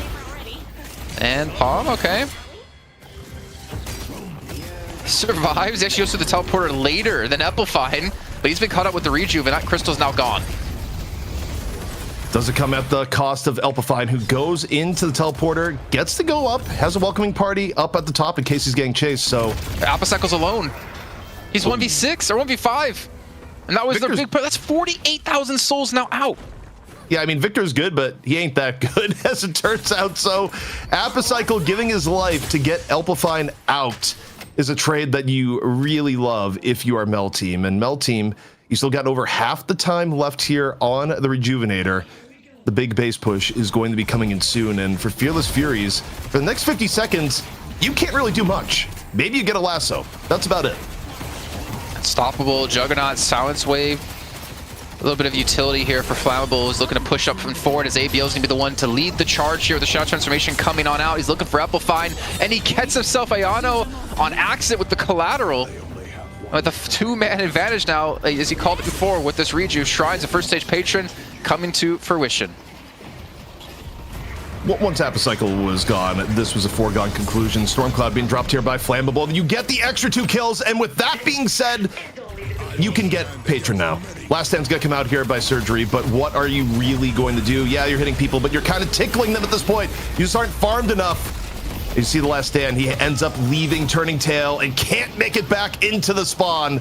Mel team, it was getting spicy for a little while, but they end up finding a way through. Second Size Patron is gonna go down, and Mel team takes map 1 over the Furies. We're moving on. Dan, what do you got? This is what I was worried about, man. Appa Cycle, you might feed him over a lot of souls, but you cannot 1v6, and that catch out, trying to save Epelfine, I think costing them the game, at least at that point. No team did a great job of taking that momentum from that one kill and realizing, okay, well now we have a big majority of your souls not on the board anymore to play with, and let's shove in for a first map win. Dan, have you rejoined us? We need your hosting tones. Okay, Dan is gone. Jason, the parries, though, were good. On top of the crouches, where it's not just getting a kill, it's setting style at the same time. I mean, the early game for Fearless Furies was just so rough for Fargareco. He had such a tough time. I think he finished off like 211, 212. Same with Bobby. Like, the only saving grace was Appa Cycle. Thinking about how the mid game or the early game ran, ABL and Palm destroyed mid lane. Then they went into right lane and destroyed right lane. It was just unfortunate for them that like OCs got dealt with a little bit in towards mid. It wasn't so free to farm. I mean, ABL and the Palm duo, I think you have to give a lot of credit to Mel Team and the early success. And then of course the calls and the back-to-back plays. Like this 1v1 should just not have happened. Like Surgery should have won that, and that happened out twice in this match as well. But really well done for Mel Team to hold on. I mean, again, mentally, it's very rough to go from such a big lead to then have Fearless Furies catch up and eventually actually take the lead from you. I'm sure when we see our match stats, we'll see how big of a lead they had before it was swapped around. But I mean, at the end of the day, though, ZP, like ABL played out of his mind. It was a really good game from ABL, and on top of it, you know, you make 1 or 2 mistakes in the end game, and it can easily just turn against you. Once Mel Team got mid boss, it was just about over. But looking at it here, Dan, you've returned. It was a very interesting game. I mean, we saw. I didn't expect to see so much farm get onto Appa Cycle as quickly as it did, and I started to wonder if I understand this game correctly, because that was really impressive. I expect it from OCs on Ivy, but from the Victor. So it makes me wonder if this team, you know, it centralizes a strategy around the Victor, and if that's the case, based on what you guys were seeing, what are the adjustments that they could make to feasibly make this a strategy that could play out in their favor in the next game? Well, I got one adjustment for Fearless Furies. Well, actually, I got 2. I don't think Fargareco and Geist was your best pick, at least not against what Mel Team played. I mean, look, a lot of us at Mel Team was doing really good zoning versus Geist, but it is rough when you see 4 or 5 Geist deaths in a row and you can't use swap for any of them. And number 2 is that I didn't love the Warden pick here. I think you could have put Surgery on a multitude of different heroes and probably had a better result. It just has not been a pick that has worked out in either NA or EU in the last few weeks. Yeah, Jason, it seems like there is some stuff to work with there, some stuff that worked, some stuff that didn't work. Are you kind of on the same page with ZP here in terms of what Fearless Furies need to do? Honestly, I was thinking something different if I had my answer in my head. Not to discredit what ZP saying is wrong. I think it's very true indeed. I think it goes in towards a more of a base level of, can you shut down ABL? Like, can you stop him from getting a tower so early on that he then moves into another lane, then does the same thing there? Do they have anyone or any duo in particular that can match up against the ABL Palm duo right now and keep them in check? Because I feel like that's like the starting step for them, is if they can feel like they can do that, if they have a duo who can do it, then you put yourself into such a better position in the mid to late game. Is it all the Yamato? Is it just ABL and Yamato, or will ABL have other options if the Yamato is taken from him? ABL has other options. ABL is a pretty deep hero pool, but I think Yamato is clearly what he wants to play the most, and doing a draft strategy that takes it away is probably a reasonable idea, I think. So Mel Team coming in for the second map, or sorry, Fearless Furies coming in for the second map, they're going to have the option of going first pick. I think your adaptation here is you go first pick and you first ban Yamato, and in turn they're going to have to ban Kelvin, and you get to go first pick Victor. Like, ban Yamato, first pick Victor, to me is the ideal situation for the Furies. Yeah, and we have the pleb stats here because the Valve API is not being nice to us right now. And I mean, I guess you can see, just like you guys said, ABL's performance is very clearly reflected in the statistics right now. But is there anything else in the pleb stats that's surprising to you or interesting? Jason. I think. I mean, if you have something to say, ZP, go ahead, because I'm going to. No. I was just saying there. It was a little bit. It was like, okay, but Jason, the ABL, the damage. Yeah, it's a whole lot of damage, and that's what I'm saying is that we need someone to match up against him to not allow him to have this free roam. I think there's a world where you see him get farmed, like just get fed farm in lane, but then you lose a lot of that presence that he provides to you in the mid game to make the opposing team like feel so uneasy about taking like their pudding or taking any of their centers or taking any of their camps, because you have to worry about ABL being in that vicinity. And it felt like him and Palm were attached at the hip, because every time ABL went deep, Palm was always there to rescue him. But like 16 kills, 16 assists, and he wasn't the most farmed. Like, I wish we had a non-pleb breakdown, because I want to see how many of his souls came from enemies versus like farming, because he was getting a lot of his farm from just getting kills. Well, we might be able to get a quick peek at that when we return from the break, because we are going to hit up a break, and we will be back with the second map between these two teams to see if there is an adjustment to be made, if it resembles what ZP and Jason said with their analysis, and perhaps indeed we'll get an updated look at the stats. We'll see you very shortly for map 2 with Mel Team and Fearless Furies.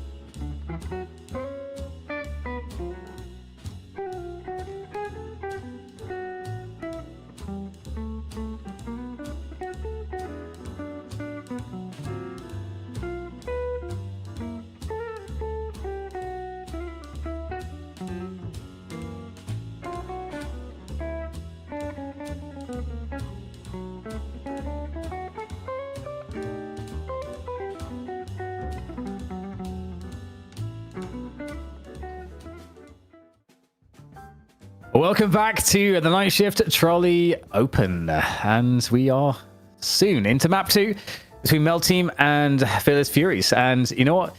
This could be really interesting. This is the second map, so we start to see the adaptations. And although Mel Team with ABL were able to do what was expected with an ABL star performance, all expected, now, as we get into map 2, gentlemen, it's going to be an opportunity for a different story because, you know, we could see a Yamato get taken out of the picture. We could see adaptations forced for either squad.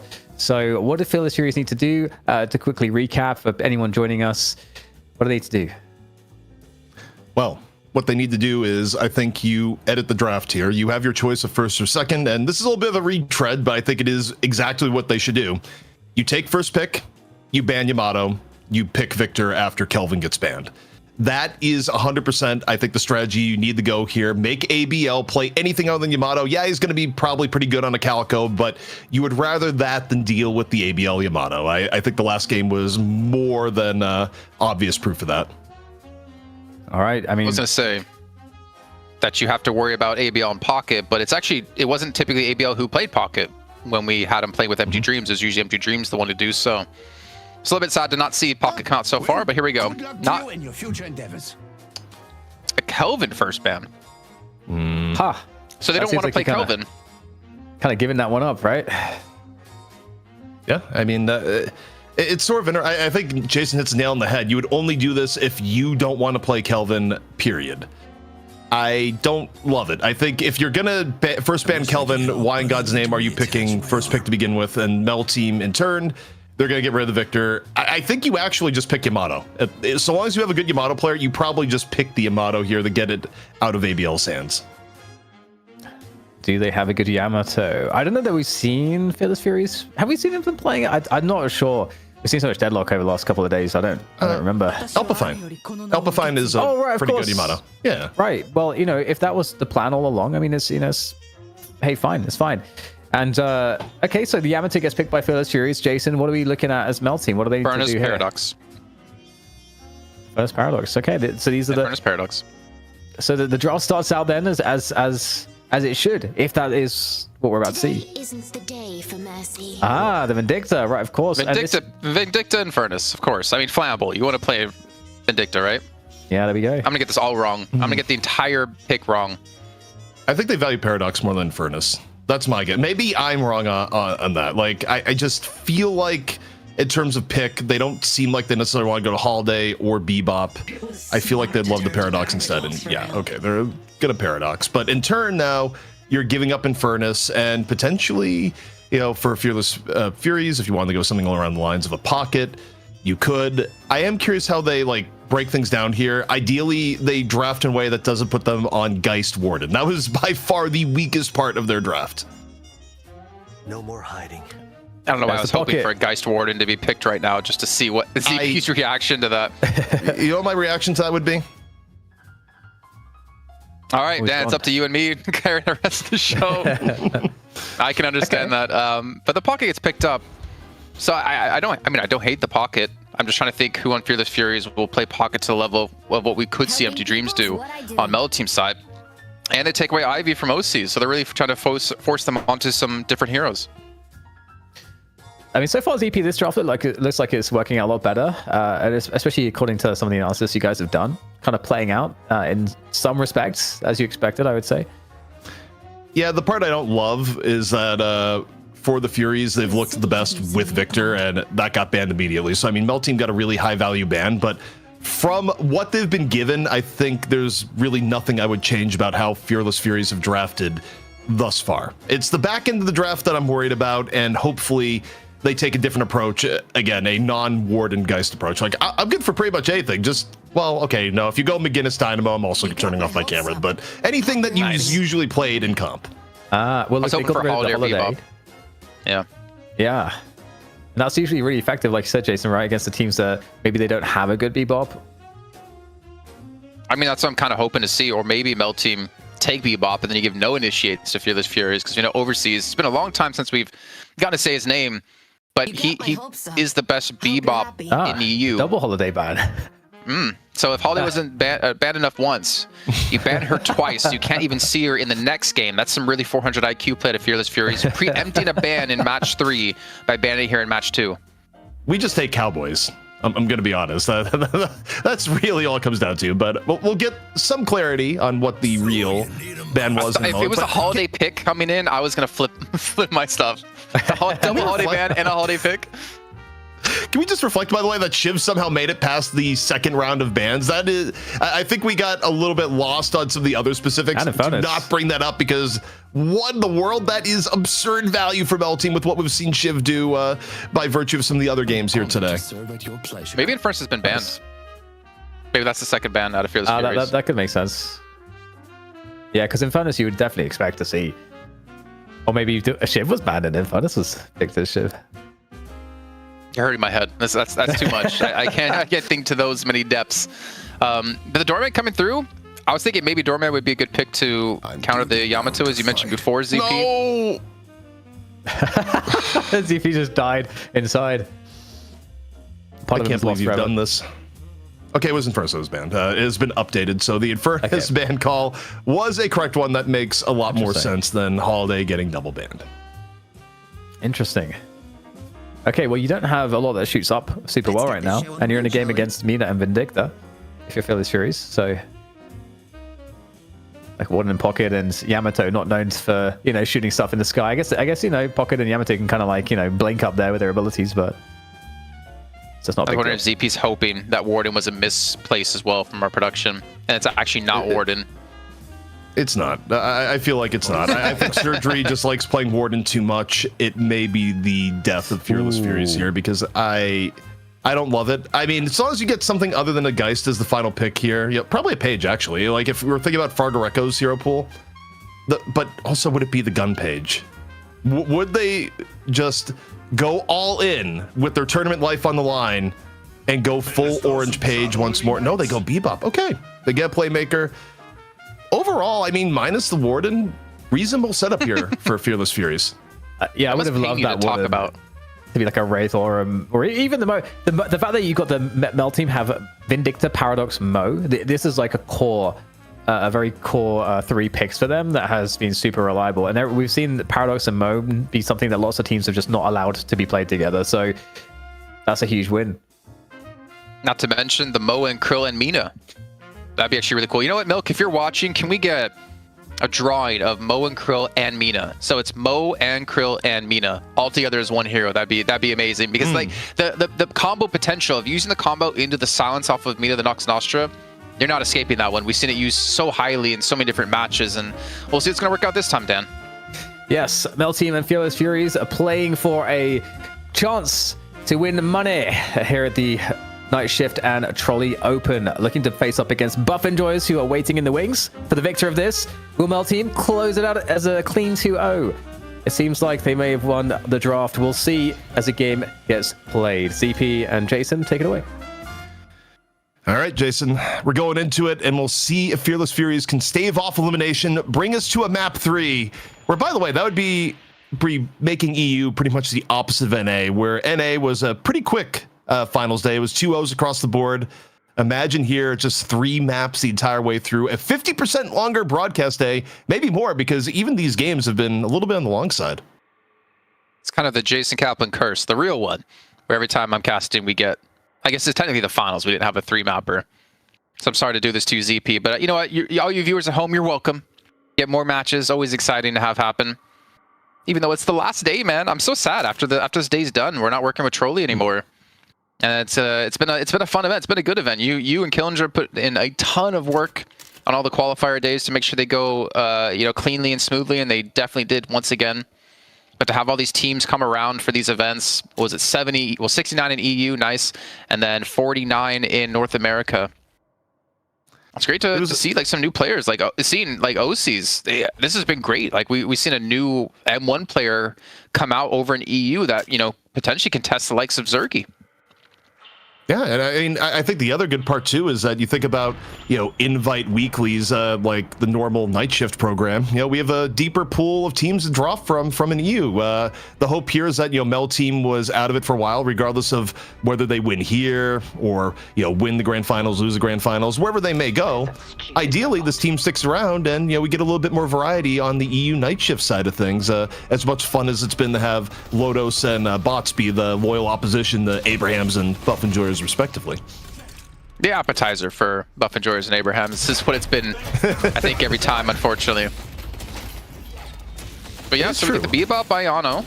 We get Bobby on Pocket. Apocycle on Warden. Now this is a really interesting thing for me, because Apocycle has played one of their tempo players, or has been one of their tempo players, like as you saw with the Victor. Fina lower a lot of farms, so you can have a good effect. But here on the Warden this time, I don't know if he's actually going to be gifted the farm, or if it's going to be Bobby and Apple Finder going to be the focus.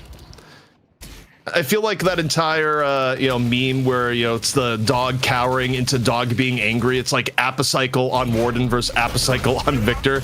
Yeah. These two things are generally not the same at the moment, especially if this is going to be a Fed Warden where Apocycle is taking the same levels of farm. But Quick Hook here on ABL and Calico not with the same level of survivability at the very beginning of the game.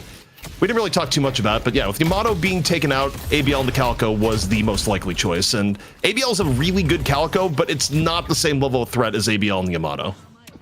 Yeah, I think that's 100% true, especially when we get into these big team fights. But I will say, I feel like Calico maybe has more value for ABL in the mid game when he's roaming around looking for kills, since you're a lot quicker to do so. You have some, I would say, better snipe potential. But I think, yeah, when we get into these big fights, if you're going to focus on a hero to be a playmaker, for sure ABL and Yamato would be the target to see instead of the Calico. Though he's trying to do some harass here. What about Flammable, though? I didn't get to catch most of the games out of him playing Vindicta. I want to hear maybe your thoughts, because in NA we had Aiden playing Vindicta, but it was Assassinate Vindicta. I know Flammable's been playing more the support utility route.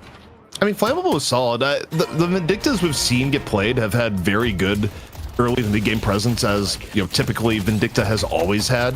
So I do wonder if overall the reactions of Vindicta being dead may have been a bit. Wait, he actually landed that hook, and ABL's dead. That was ridiculous. Just grab the hook and immediately turns around thinking, you know what? If I hit, it's gonna be good anyways. If I don't hit, I'll know right after. Yeah, I feel like that death shouldn't have happened. I feel like there was no reason for ABL on that low HP. If he gets a bomb attached to him, I feel like he's almost dead. If they get that aggressive, I feel like that was a mistake. And it's allowing them to go for the counter dive here. As you can see, Amplify goes up against ABL. Actually, sorry, it doesn't go up just against ABL. It was overseas as well, but ABL respawns back in time. And the advantage they just got of getting a kill into him is gone again. Yeah, it's gotten a little bit scrappy here in middle here at the opening. More Guardian damage, though, being done to the Mel team, despite the kill end not being too bad.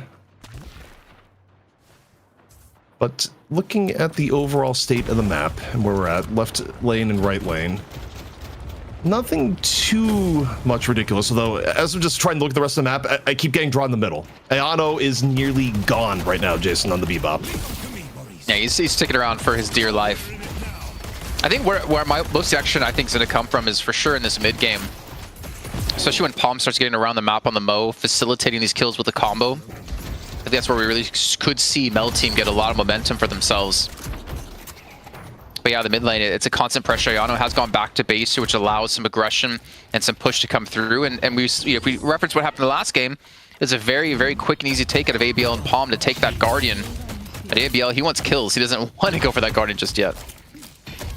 Goes for the parry, doesn't land. Both super low. ABL, though, does not lose these. Takes on Amplify and, maybe a little bit personal, but guess what? Bebop's back. He's full HP. Forces out the Return the Shadow. 80 HP, not enough. So ABL just kind of throwing the ult away.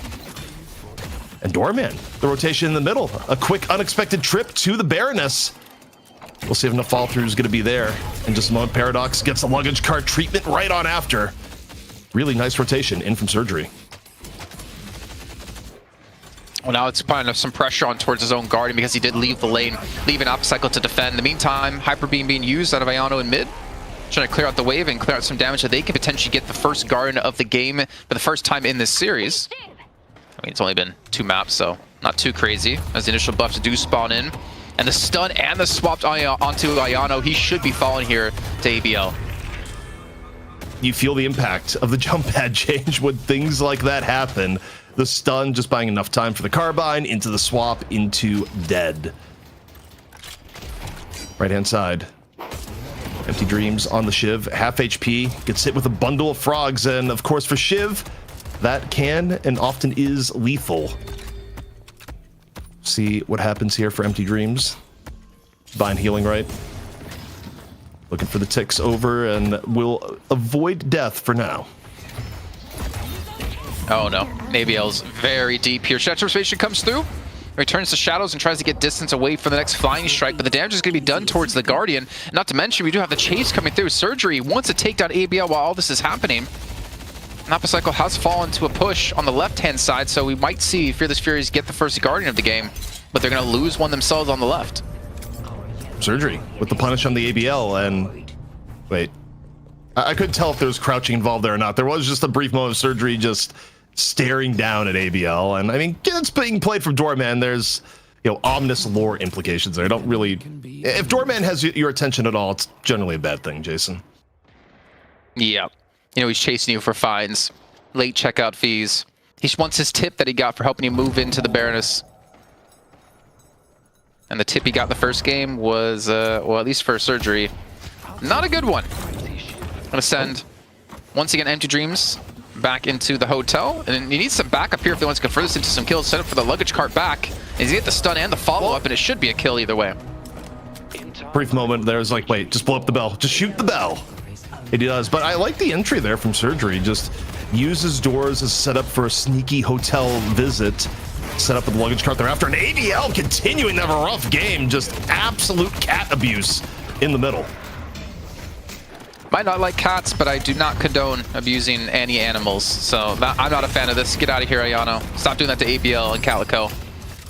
The counter push comes into Palm, rejoins the fight here. He's even being chased down, but there's really nothing left to use for Surgery to lock him down. And it should be relatively fine, easy to escape as they get a guard on the right-hand side. So Mill team get themselves all 3 Guardians, just like in the first match, though a little bit of a slower pace considering. Well, going maybe not slower, but... Yeah, I mean, going around the map, though, it's been a lot more tortured. Ayano has been on point on the Bebop. ABL, of course, has not had anywhere near the game that they were having on Yamato.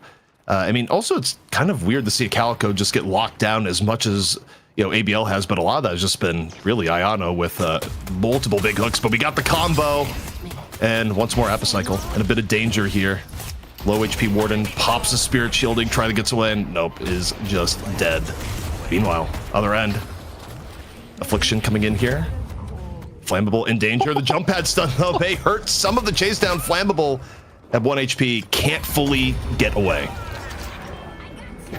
So to be Flammable and OC's going down as Bobby gets followed up on. So he's going to be the first casualty for Fearless Furies in this skirmish. That's still technically happening over in towards the jungle. I believe that's Applefine looking to go for the chase up, but maybe just looking to back away now since the reinforcements are going to be here. Yeah, it creates a little bit of action, actually. Fearless Fury is feeling confident enough to take that fight, and it works out for them, getting 2 kills. So far, you know, Bobby been pretty decent on the pocket, but I think the roughest part about this is he's a low eco pocket right now, only at 6,000 souls. And he's got to compete with Applefine, Apocycle, Fargareka when it comes to farm. It's, again, just too many mouths to feed. By comparison, Mel team is definitely more evenly balanced, where I expect Overseas is naturally going to absorb a decent amount of farm. OCs will get maybe more than you should get on Mina, but I think they shouldn't have too big of an issue funneling some of the spare farm into Empty Dreams, and neither Flammable nor Palm really need to be that rich on either Vindicta or Mo. And, you know, Vindicta, sometimes you'll get enough snipes that you get ahead, but you're usually not the one eating the jungle. They might get a catch. Leading the charge is going to be Palm once again. He's got combo up, but doesn't have any target to grab onto it. Does he actually have a warp stone already? I didn't check if he has that with the almost 9,000 souls. I did not look. Wouldn't surprise me, but yeah, warp stone is picked up. Okay, so you really have to respect this and be very careful around it. teleport coming in. He's going to get behind the enemy lines here on Fearless Furies, maybe looking for a catch onto Fargareco, and it's very possible he could pull this one off. Airdrop, and Oh, no! you know, the takeoff in the Veil, it's a little unconventional, but in this case, it works to get Fargareco out of what would have been a pummeling. Because remember, Palm had the Warp Stone. It would have been a pretty short trip. Overseas, though. In a little bit of danger. Drops back, uses Time Wall. It's completely fine thereafter. Some of the poke coming in here from Bobby. Drops on down, uses the Affliction, and OC's in all sorts of danger. Health ticking down. Pocket in hot pursuit, and Surgery there on the backup Carbine. Not going to be enough to save. And if you're overseas, you wonder, how long do you want to stay here? Getting decent damage here from the back rotations, maybe coming in, but Flammable is gone. And you don't take the jump pad right now, Jason. You go out the other way. And if only Iona kept pushing, he would have gotten a catch onto Paradox. But they don't have a wave shoving up is the problem. And the response, this was just Bobby going back to push the lane. And a combo has come through with the help of the door, catch onto Surgery. I think Surgery's going to fall here, actually. He's very low in health. And the chase was coming out of ABL. Does Surgery have a door, though? If you're a doorman with a door... Let's go mid. Yeah, he's already used door, and he's out. Other end here, no Affliction for Bobby, but just keeping pressure here on the left-hand side. Vindicta, perhaps looking for a bit of revenge. 850 HP here on Bobby, looking for the exit. Oh, turn around. Oh my god. Just getting juked left and right. But there's still someone else here. There's an Ivy. Okay, well, you know what? You flew away before. You're not going to have your drop another time around. If Lambo does close it out, he does not have max assassinate just yet, so no extra souls when he gets kills with it. But the urn is still being ran while all this is happening. It's on Iono. As we can see, there's only OCs there to defend it. And I mean, okay, we do have a teleport out of Palm to get here. And it looks like they're going to use the door to try to go for the turn-in, and they will get it indeed. Iono locks that one in and gets away for safety, or with safety. I mean, that's a big advantage when you run doorman. You just get so much of a better look at urn turn-in, at mid-boss contesting, and, you know, realistically, yeah, the gun build might have gotten nerfed, and Surgery doesn't care. We've seen a lot of doorman builds here this weekend still go gun, despite the nerf, and Surgery goes, no, actually, think Bell may be absolutely fine after some of the scaling changes. Yeah, I mean, Shark played the same build. I mean, we didn't go gun build in the last series with Buff Enjoyers. So yeah, maybe we're seeing like less of these gun doormans and back towards the supporty style we've seen in the past. I mean, it's still bursty damage, to be fair. And the Affliction had gone out. And I think it caught on the Empty Dreams, if I remember correctly, but he does get back to safety. And yeah, I mean, it seems like both teams really hesitant to force out any of these fights. And we're 13 minutes in. I would assume we're going to see a contest at the next urn. For Mel Team, you cannot afford to let that one go for free, but for Fearless Furies trying to get ahead, where you're going to be looking for these picks, and anywhere Iono is going to be is a really easy opportunity. A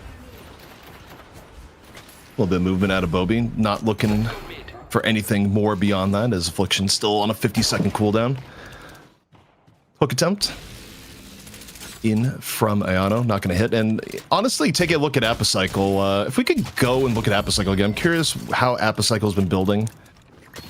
See where he's at here, because I haven't been really talking about Warden too much. Been quiet for Apocycle relative to the Victor game, but you know, we kind of expected that, and it's Gun Warden.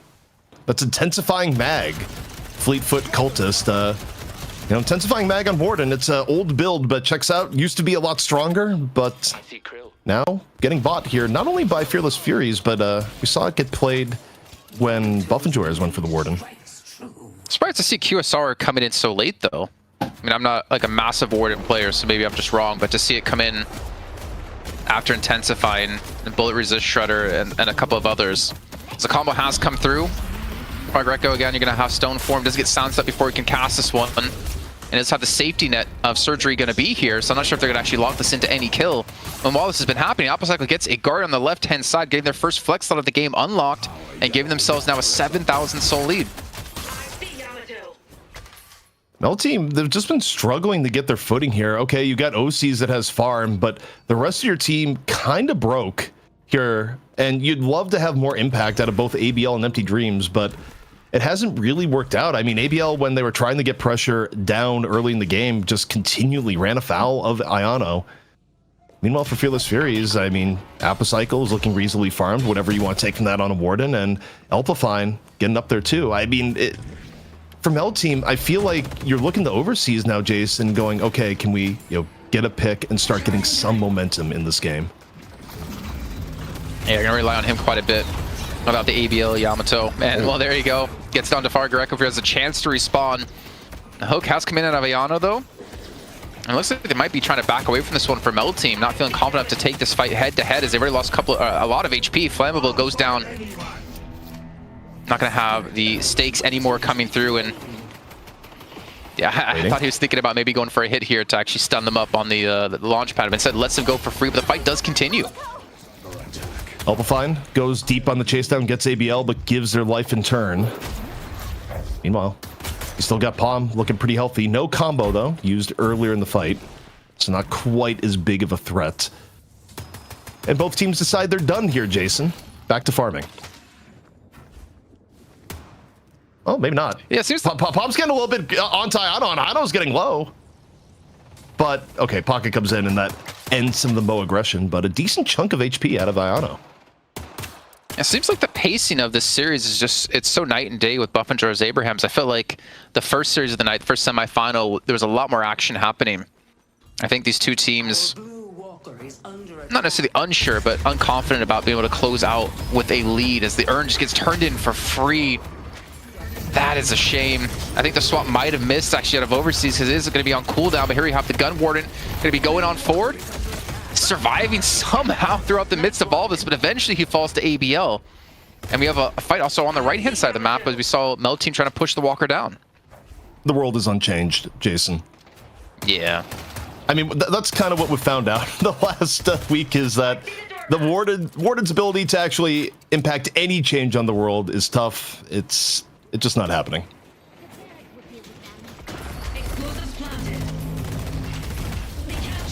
Okay. Counter push coming through. Mel Team gained some really solid damage on towards this Walker, that we can see Fearless Furies are sending so many players here to go for the defense. The Affliction does catch on. ABL falls. The Walker survives another fight here. I feel like if you're Mel Team and you're going to lose players, you might as well just lose them while committing for the Walker, and they get themselves nothing off of this. Maybe a push onto the right lane Walker, but there's a chance we could see mid boss being taken out with 3 players dead. You get 3 players down like that, 100% you go mid. And I can't say enough for how this has been set up by Surgery. Surgery has had fantastic doorman plays from the beginning of the game to the end. He's on an 8-kill streak right now, Jason. And also for Mel Team, you don't love the idea of trying to contest here, like contesting in the doorman that gets to set up. You're going to get hit with a luggage cart if you come down here. They're aware of it. They give up all 3 charges, and it is full defense. So Fearless Furies firmly in the driver's seat. And Mel Team, kind of just wondering, Jason, where the salvation comes from. You got a farmed Mina, but I don't know if that's enough. Yeah, they haven't really been too successful on these picks. I was expecting them to be a little bit more aggressive, look for some more fights with the whole combo stake into silence, or even like the swap out of Paradox into silence or stake. Like there's so many like potentials and so many different ways they can lock down these kills, and yet they're the ones getting caught up themselves. You can see ABL this time, he's gonna fall. Apocycle has Blood Tribute picked up, QSR as well, Fortitude, Cultist. He's starting to become a threat here with another 3,000 souls to spend. Nothing else. Warden gets real speedy at this point, especially with the Blood Tribute. When you have your shield up, you will zoom across the map if you're hunting people down. Maybe not as threatening as your average gun carry, but if you get ahead of the game, it doesn't quite matter. And 22k Warden, at this point, is kind of scary to most of Mel Team. This is gonna be a big push. They want to commit for this Walker. The hook's not gonna land. There's the last stand coming in from the backside to reinforce this one, maybe soak up some damage. The combo, it's still free to be used, and it will be used to stop the Hyper Beam out of Ayano. And that's it. He quickly turns it off and runs away. Flammable does go down, so does Empty Dreams, and Fearless Furies are on the push here. While all this is happening, Fargareco's been farming up this right-hand side, pushing it himself. Ooh. Fargareco also able to use the doors, quick teleport, gets to stay to the Baroness Hotel. We'll see if the fall-through is there after, but while this is going on, other side of the map, free push onto the Walker here from Fargareco. Absolutely no one nearby, so not only a good Walker, but a big percentage of the farm just instantly being deposited in Fargareco's bank account. So everything going well for Fearless Furies here. 20k up. Jason, we could be looking at a map 3. I honestly, I would not have expected this to happen. I thought Mel Team would take this in a quick 2-0. But Fearless, I mean, again, like putting in like Appa Cycle, I don't think his Warden's been like super impactful. I think it's been okay, but we haven't seen anything crazy out of it with the 24,000 souls allocated. It's mostly been about like Far Greco, Ayano, even Surgery with the doors you've been talking about before, and the luggage carts. And on Mel Team, there's just no one really standing out. I think I don't know. Mina for OCs didn't seem to fit how he was able to play his IV before in the last game. He's not really had that same level of impact. It's hard to say. I mean, I think Mina, even when she gets rich, needs other people on the team to be making good amounts of space for her, for things to work out, and you can't just have it be the Mina. To me, though, beyond the early game where Ayano was incredible, I just love what Surgery's been able to do here. Ayano gets a turn in. The lead going up even more here for Fearless Furies, and I mean, Mel Team, this is tough. I mean, anytime they're remotely close to Fearless Furies, they're at risk of getting hooked or getting engaged on by Surgery, who has just had all the angles on the doors so far this game. Oh no. Fearless, I don't think you want this heat. He'll back away. ABL in the meantime trying to get the Guardian on the left-hand side of the base of Fearless Furies, trying to counter push this one and force them back, which he's actually been able to do fairly successfully. But he gets thrown into the Baroness Hotel, and as we can see in the minimap, Fearless Furies are in quick pursuit that I don't think ABL is going to be able to escape this one. Also, I get ABL's trying to get a little bit of objective damage here, but that almost feels like a tilt maneuver. Like, you could argue smart macro play, you know, gutsy macro play when you come back in. I don't know. I don't necessarily love your Calico, especially with the role ABL plays, having to do that, because now you're down ABL for the next 30 seconds, and Fearless Furies have been very aggressive at taking the map and, you know, looking to snowball their advantage. See, I don't actually hate it, just because there's no other objectives to fight for right now. Like, there's no Urn for another 3 minutes. There's no walkers left on your base. So why not get another flex slot for yourself unlocked and then open up the left-hand side? I'm not huge against it, but considering, you know, I think what I will like 100% agree with is the role ABL plays in the team, backdooring like this or split pushing is not really going to fit the style they need him to be successful for them to win these fights for sure. You know, sometimes I feel like you can sense frustration from a team where it's going in. The way Mel Team has just been rotating the last 5 minutes of the game, it hasn't felt good. Now, though, they're looking for a chase down here on the Appa Cycle. Appa Cycle in real danger, trying to slide away. Tanky or no is just bursted down. No answer for that in the moment, but is there going to be a punish on the other end? Not quite. Bobby taken down. Flammable off the snipe. OC's on the finish. And 2 quick pickoffs here by Mel Team. This may be what they need to finally get something going. Yeah, it's just, again, a shame there's no objectives to take right now, but at least able to clear up some space, allow them to shove the lanes a little bit farther, take some jungle camps. Also to note, Flammable does not have max rate rank Assassinate just yet, so no extra souls per kill. Still at level 2 for now. And I would like to have seen maybe, you know, Mel Team be able to group up and push this last walker down with those 2 kills they've had, and maybe they can get a catch here if Pom's able to turn this one around, if he gets the backup here in time. But as we can see in the minimap, no one's going to be here. And he has to fight for himself and stall for as long as possible. No one's coming to help him, man. You know, the luggage cart is going to help him. The luggage is here, right into the wall. Well, Mo taken down. Whatever advantage Fearless Furies were, or rather Mel Team was looking to get, has been snatched away. Also, I mean, this is getting a little bit close to mid-boss timing. If you could get a 6v5 right before mid-boss, get one more pick, you go in the mid-boss, and it may just be over. So this is very cautious, and here we go. The hook comes on in. Is the follow-through going to be here? Overseas, in danger, off the bomb, half HP. Who else is there? Another hook comes in. The second pick, and now for Fearless Furies, if you can get out, you can mid-boss, but your real low is Bebop. It may be coming at a cost. And ABL able to take down Ayano. It is not a free pick, which is really crucial. If ABL can get away, uses the doorman's own door and hides behind it. ABL with the moves, but gets the call bell towards the end. Can't quite complete the juke. So the punish is not complete, but Mel Team still down 1. And now, Empty Dreams couldn't get up over into the window. It's now 3 down for Mel Team, and you're about to hear the mid-boss roar.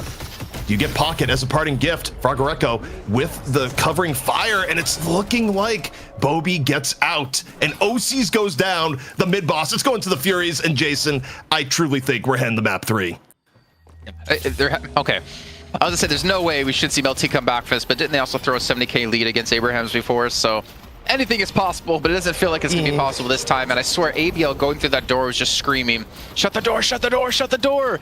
and hoping Surgery would help him out, even though he's on the opposite team. Just a real shame there, but at least a nice attempt of a juke. And Flammable, yeah, I mean, you know, overseas, no point to contest this one. You can't even go out to get the urn. You're going to be back in your own base here, and this could be the final push out of Fearless Furies. I do wonder what the Mel team comms are like here, because I can guarantee you they did not come in today thinking that they would be put on match point by Fearless Furies. This is just absolutely not the storyline. They were ready to go against either Buff and Joyers or Abrahams, but the #1 team out of qualifiers, the Fearless Furies, they've come to play. And now they just need to do a little bit more to take this map and force a map 3. Which really, by the way, is Jason's fault. Yeah, that is true. It is. They got a hook onto OCs. I think he had Ethereal Shift. And it was saying one retreat to get away from this one. But the thing is, any kills right now Fearless Furies get, it's a bigger chance for them to close this out and take it to a map 3. Blood Tribute even being popped by Opcycle. They're trying to lock this one down right here now. And they will indeed. ZP and Dan and all of our viewers out there, we're going to a 3rd map in the series. Absolutely. It is incredible stuff here. You know, we talked about what was required, and I feel like we got a lot more than that. And in fact, as even a bonus, we actually get a Warden that looks pretty dope in that game. And I don't know, ZP, how do you feel about that? Does that make you feel a little bit funny? No, I still didn't like it. If you're all you're looking at Warden is going like, yeah, he's not totally feeding when he has the most farm on the team, and then still when he gets jumped on, has no tools to get away. I did love the Warden. I think the reason why Fearless Furies won this was Ayano in the early game and Surgery throughout the entire game. Ayano was beastly on the Bebop, and Surgery just had lots of really good doorman tech. The door spots were on point, the setups for hotel guests were really good, and the luggage cart follow-throughs, whether it be set up by the ult or not, were very solid. Like, to me, the overall MVP for me is Surgery, and it's not even close. Jason, I think we saw in this map too a lot get asked of Fearless Furies and in the draft, and we saw their response. We theory crafted it quite a lot, and I feel like we as a result got to learn quite a lot about Fearless Furies and what they're able to go to. You know, again, you know, we know Surgery is a great player, but seeing the performance here was remarkable. But I think for me, you know, seeing Ayano can play Bebop, that is having a really good Bebop. It seems to be really crucial, especially in you know, there's a crucial pick to be able to go to, and the fact that they have it makes me really positive. I feel positive that they can actually take it, Jason. It's kind of funny too, is we talked about changing up things in the draft, and ZP theorized maybe you take away Yamato or you first pick Yamato, and they ended up first picking it for Epifine, who didn't do anything necessarily amazing, but I think he was kind of being outshone by a couple of other teammates, like we said with Surgery with Ayano, but he did have 31,000 souls. He had 10 kills as well with 11 assists. He definitely did his job, and you know, the counterpart to that is ABL, who struggled, 7 kills, 9 deaths, getting caught out a little bit in towards middle, being forced to backdoor, as ZP mentioned before. There was no real carry this time out of Mel team, considering, I mean, they still have Mina, they had Shiv. I'm kind of surprised to see them struggle in this game, but it is a testament to the depth of Fearless Furies, more importantly, and that they can play other things and they can adapt their picks and drafts to what they need. Also, look at Surgery in 2 cases here. Number 1, did not die the entire map. And also, we didn't really comment too much on the build, but started out as Spirit gunman Spirit doorman at the beginning, and then shifted to more of a gun build as it went on, adding in Hunter's R at the very end to just make the hotel guest takedowns even more effective when they had the 3-on-1s or thereabout. This is a smart build from Surgery that optimized Doorman's early game and gave him more punching power into the late game, and he was so slippery that he wasn't killed once. I think if you're a Mel team and you look at a map 3 with everything on the line, you can't let them have Doorman again. Yeah, I think that's a really great call out. You know, looking at some of the draft priorities and how they're going to shift in light of this new information for Mel Team, they are certainly on the back foot. And so we have a really exciting third map between these two sides. It feels like, correct me if I'm wrong, guys, all the momentum is with Fearless Furies. They've put a lot of problems on their opponent here in Mel Team. Obviously in between these two maps, before we go to the break, what does Mel Team need to be discussing to make sure that they can deal with that? Get ABL a hero, I think, that he can carry on. I'm not a fan of his Calico, like with the way they at least played it in the last game. I mean, try to get him Yamato if you can.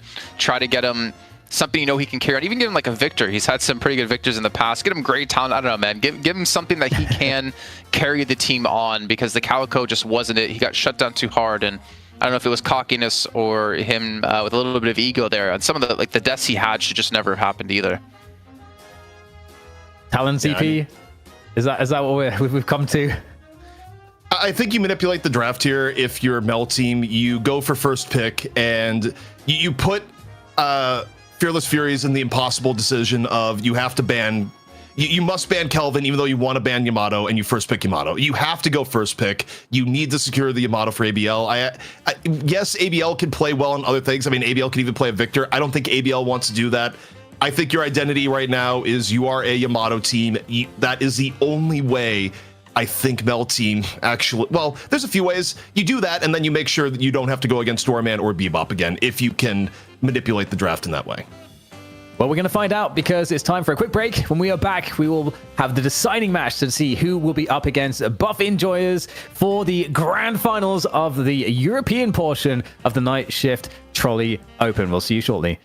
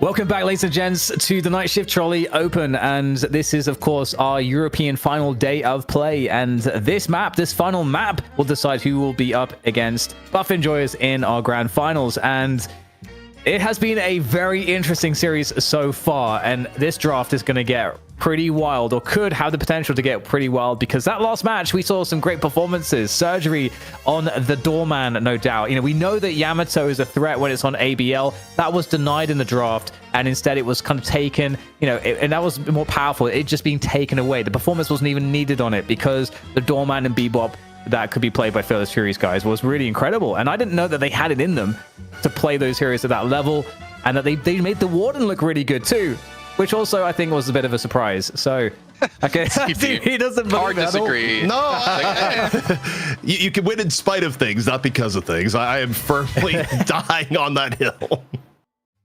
We haven't talked about, though, the entire show, which is kind of surprising. ZP, did you finish all 15 bags of Trolli that you had delivered to your place? Because I haven't seen you eat anything today on the air. I do have a bag that's left, but I've eaten a lot. Like, I've eaten so much I'm cutting back. I'm saving a bag for the grand finals, if you must know my total plan. But I realize if I start eating, I may go through 2 bags if I had started on semi-final 1. I'm rationing it, Jason, is where I'm at. The real question is, why isn't Dan eating his bags of Trolli? Break your diet, Dan. Do it. I know, right? I know. I'm in ketosis, man. It's going to wreck me. Well, you know what? I still haven't gotten my delivery. I think we're going to be done with the event by the time I get it this coming week. But I tried to go out to the shops here in Amsterdam, and I only found these terrible try-hard lookalikes, and didn't even bother to buy those because they're not worth my money. Only Trolli is. But I'll maybe on the night shift next week you'll see me, or this coming week you'll see me eating some. Well, guys, we're gonna get our bans going here, and presumably we will see something quite similar. So Victor is banned, Fearless Furies. Okay, so they're in an interesting spot here. Obviously, is there a world where they don't ban Kelvin? Does that world exist? It really shows how much they think that Mel Team is carried by Yamato if they first ban Yamato here. But it will be either Yamato or Kelvin. There will be no other first ban. Wait. Actually, you leave both open. You get guarantee one of the two. Okay, so you ban Yamato, and that means Mel Team. You basically call their bluff and say, Mel Team, I guess you have to play Kelvin. ABL, you don't get what you want. Mel Team clearly, very clearly wanted Yamato here. They're expecting the Kelvin ban, and now they have to pick Kelvin. You must pick Kelvin in response to this. If you don't, you may be just thrown completely off. Guys, I gotta say, I kind of love this, because whenever teams do this, typically it feels like a big mistake. And in this case, I feel like it actually makes sense that they try to make this play. Do you guys agree? What do Fearless Furies now have to do to make this make sense? Because to remind all of you guys, whenever teams allow Kelvin through, they always lose against the Kelvin. So I just want to remind people. Oh, that's step 1. Take the Shiv away, because you don't want to see Kelvin Shiv as a pairing. I think a pocket would also be a good pickup to have early on to deny that away, since Kelvin's going to group everyone together. You can put the anti-healing on, or you can just use it right when they get out of the frozen shelter. I think that would be maybe my 1-2 combo. You, ZP? Yeah, I mean, I think, well, look, when you go Kelvin, you also have multiple different paths to build here. But okay, yeah, they go the pocket, Shiv Kelvin. Yeah, this is good. Also, I mean, your getting the pocket has also helped protecting your Shiv in turn here, where you don't have to worry about the pocket being used against you. I think probably the 2 best picks you could go here. Also, if you think about it, and heroes that ABL plays, ABL, I would argue, in recent memory, has also been really good on pocket. So if you pick the pocket, you get it out of ABL's hero pool, and maybe you make ABL more convinced that, okay, well, crap, I have to go Calico again. Yeah, so right now, is Mel Team, are they on the back foot in this draft, Jason? No, I don't think so. I mean, Kelvin is just such a dominating and controlling hero for these games. Oh my god, the picks are going exactly as I was thinking, by the way. I thought Ivy and Infernus would be next. I just didn't have time to say it. I think they're pretty happy with what they have so far. I think the one problem is that I'm assuming Empty Dreams will be on the Infernus and OC is going to be on the Ivy. It's what's ABL going to play to have the same level of impact that he could have on Yamato. And I'm not sure what he would be going for right now with what's left. I know he's played things like Abrams before, but I mean, Calico I hope to not see. You know, the doorman coming in, the way this draft has gone, I don't know if Mel Team had a lot of options to deny it unless they wanted to play it. And I don't think they've shown a lot of incentive to play doorman on their own. But if you think about what Fearless Furies is drafting at the moment, I mean, they're getting most of what they want, minus the part that they have to go against Kelvin, which is sketchy at best. But Vindicta comes in on the mid-stage band. And for Mel Team, by the way, Paradox is still available.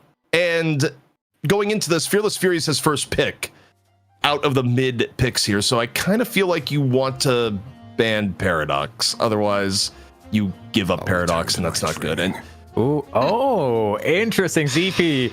You hated the Warden, but the fact that they picked it twice, maybe they're in Mel Team's head. They forced a ban.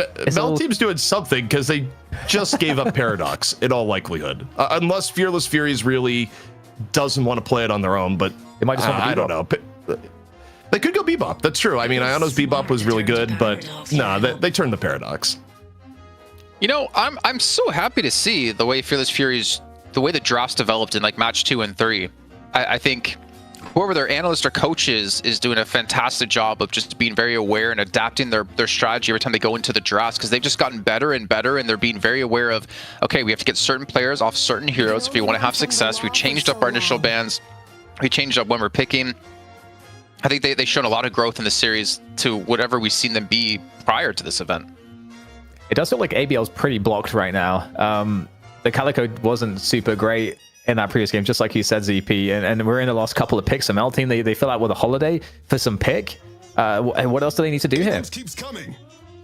Well, they go for Abrams. They solidify their front line. I mean, with the Kelvin, Ivy, and Furnace, I mean, the Mel Team's lineup is very, very solid, but they've also given up kind of ridiculous power on the other end. This is a little bit hard to evaluate. I don't necessarily know if Mel Team really won the Holiday. Like, I'm not convinced they're going to play Holiday at the same level that they're playing Paradox, given that we've seen Overseas do nothing but Paradox.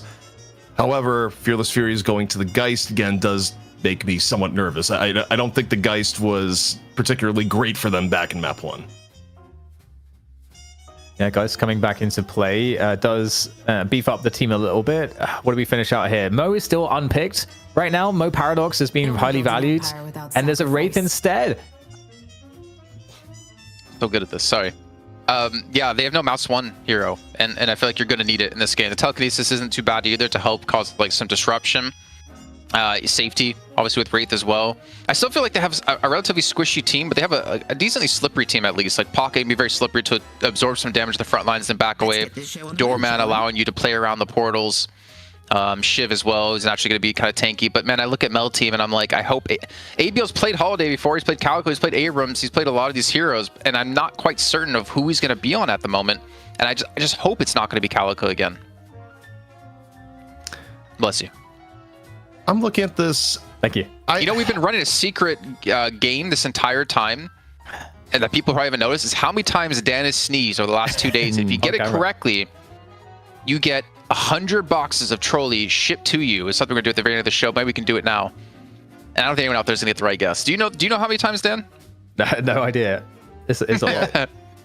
Yeah, and this an interesting question. But look, when I look at Fearless Furies, I don't know. I feel like I still favor Mel Team here. I think we'll see if they have a good Kelvin player. I think realistically they probably do. And I don't love the back end of the Fearless Furies draft. I was really on board with it through the Paradox pick. But the final ending here of Lady Geist and Wraith, I'm not seeing the upside. Like, yes, you could get Wraith really farmed. It could work out. Yes, Geist could be really impactful. I don't know if that's actually going to work out that way for Fearless Furies here. So for me on paper, I think especially so long as it's like even into the mid game, Mel Team takes this for me. Can I ask you a question then? So if you're not a big fan of the Wraith and the Geist, who would you have liked to see instead that they picked up then? I mean, that's also a good question, because the problem is I think they may be hero pool locked. Like, they may not have had a better option for their hero pool from what we've seen. It's tough. I mean, maybe you could look towards earlier in the draft, like things could have been done differently to pick up something along the lines of an Ivy, but it's where they landed, and we'll see if the Geist and Wraith can hold their own against what's still going to be a team backed up by Kelvin. All right, well, hold onshore worms, your trolleys tight, because this is going to be quite the battle here. Fearless Furies, did they win the draft? We'll have to see as the match now starts. All right, guys, take it away. The winner of this will be up against Buff Enjoyers. Okay, I did not have Overseas on Abrams, CP. I thought Flammable was going to be on Kelvin, and ABL was going to be maybe on Abrams here, but a little bit of a switch up, and I think this is kind of out of the hero pool that we saw initially out of Overseas back when he was within one team.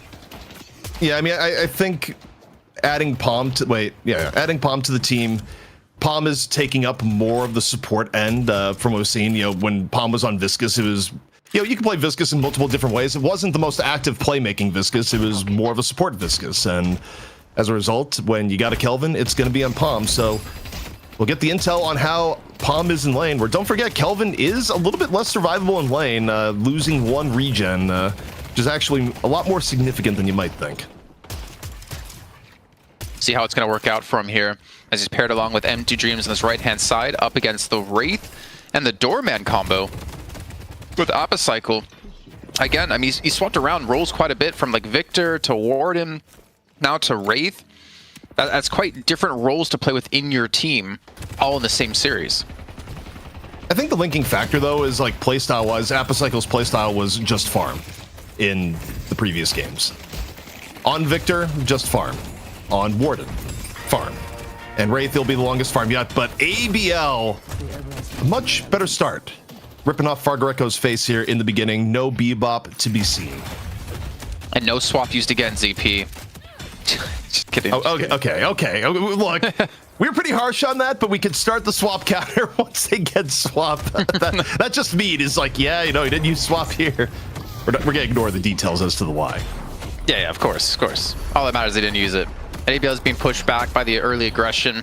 Oh my god, like Balby, he really wants his kill in 150 HP. It's and really no souls right now to even buy up any sort of like regen or even melee lifesteal. So it looks like he's going to be sent back to base here, and he's going to miss out on some farm actually. Yeah, a bit of farm going to be funneled into OCs instead. Of course, OCs perhaps the greediest farmer we've seen. Probably very okay with this turn of events, even though it's not entirely optimal for the lane. Oh, he's going to be flanked too. Looking for a kill. AB is going to be back in a few seconds. He doesn't have the boost to get here quicker. And at least a good job for OCs just to survive. Didn't take too much damage, to be fair. And they even... Okay, I thought they sent a third player over here, but no, it's just ABL. So far like off the bat, what about... Go on. No, I like the aggression when you know you have a 2v1 window. I mean, 2v1 in lane is really, really strong, and you can just kind of recklessly dive and get away with it. So just recognizing they had that moment to try and go for OCs, I mean, really smart for Fearless Furies to make the attempt.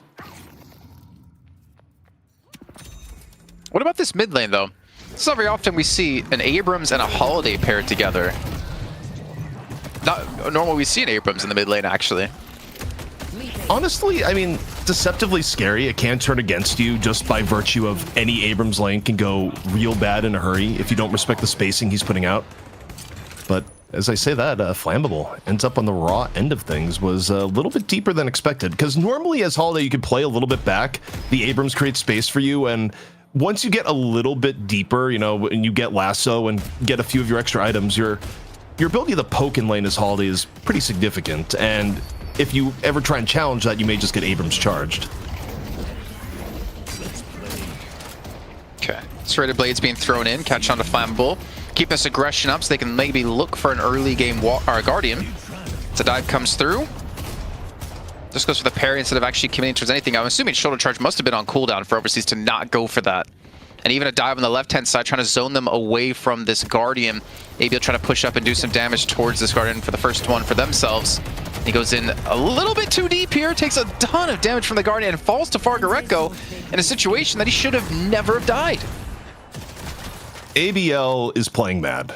I mean, yes, aggressive, but this is aggressive with a dash of recklessness on top, and also may result in OCs getting taken down. Bomb pressure out, OCs able to dodge, still getting poked from the front, maybe potentially from the back, but doesn't look like Bobby is gonna go for the dive here just yet. But by the way, middle actually could be quite bad, because Alpha flying early reactive barrier, and I'm pretty sure it still bugs on Shiv. Yeah, 1 second. Getting some audio coming through. Just gonna have to mute out a certain someone who's sneezing super loud. Is my guess of what it was in the background there. But yeah, I mean, so far, I think a dash or reckless. I think that's underselling it, man. I think even in the last game we saw some reckless plays out of ABL, where he should have been able to take like an advantage in the mid lane, getting hooked back in for a fight that he really could not afford to take. As we do have a quick pause coming through here. As we can kind of take stock of things. I mean, Far Greco, even with that kill, only at 3.4 thousand souls compared to the 4.2 out of ABL and the 4.4 out of OCs. Oh man, that's gonna be annoying. Overseas and OCs. Yeah, me and Dan had this conversation yesterday about, yeah, they really just have two very similar names on the same team. Swap, though. Ready for Fargareco. So, Jason, if you want, you can begin the counter, but it's already felt like a better game for Fargareco here relative to what happened in the previous. Yeah. I mean, he's not being dove so harshly. I mean, we're going to see the first, I guess, attempt of the swap here as they're going to go for, I was saying, like a push on towards this Guardian. But again, you have to worry about IV monster rounds, most likely picked up as a lasso. Oh my god, even gets delayed through the time wall, but he still catches Fargareco and pulls him back towards the Guardian. Ayano getting hit through the time wall on lasso. That's ridiculous. You did not shift your axis at all for a full second there. That actually should not happen. Sorry, it gets the lasso onto Ayano there. But not able to confirm it into a kill. You'd imagine like a shoulder charge off the back of that would have been ideal. And here comes Shiv. Look at it, turns it around as Overseas gets it very low in HP. Maybe one more straight blade would be enough to get swapped back in. Don't tell me they get nothing off of this. It's looking like a big old nothing. Meanwhile, other lane, ABL, able to take down the Guardian with the aid of OCs, and more pressure here on the Fargareco into the stone form, but this time the swap comes out, and it's a saving swap that puts OCs in the ground. Bobby with the follow-through that Fargareco sets up.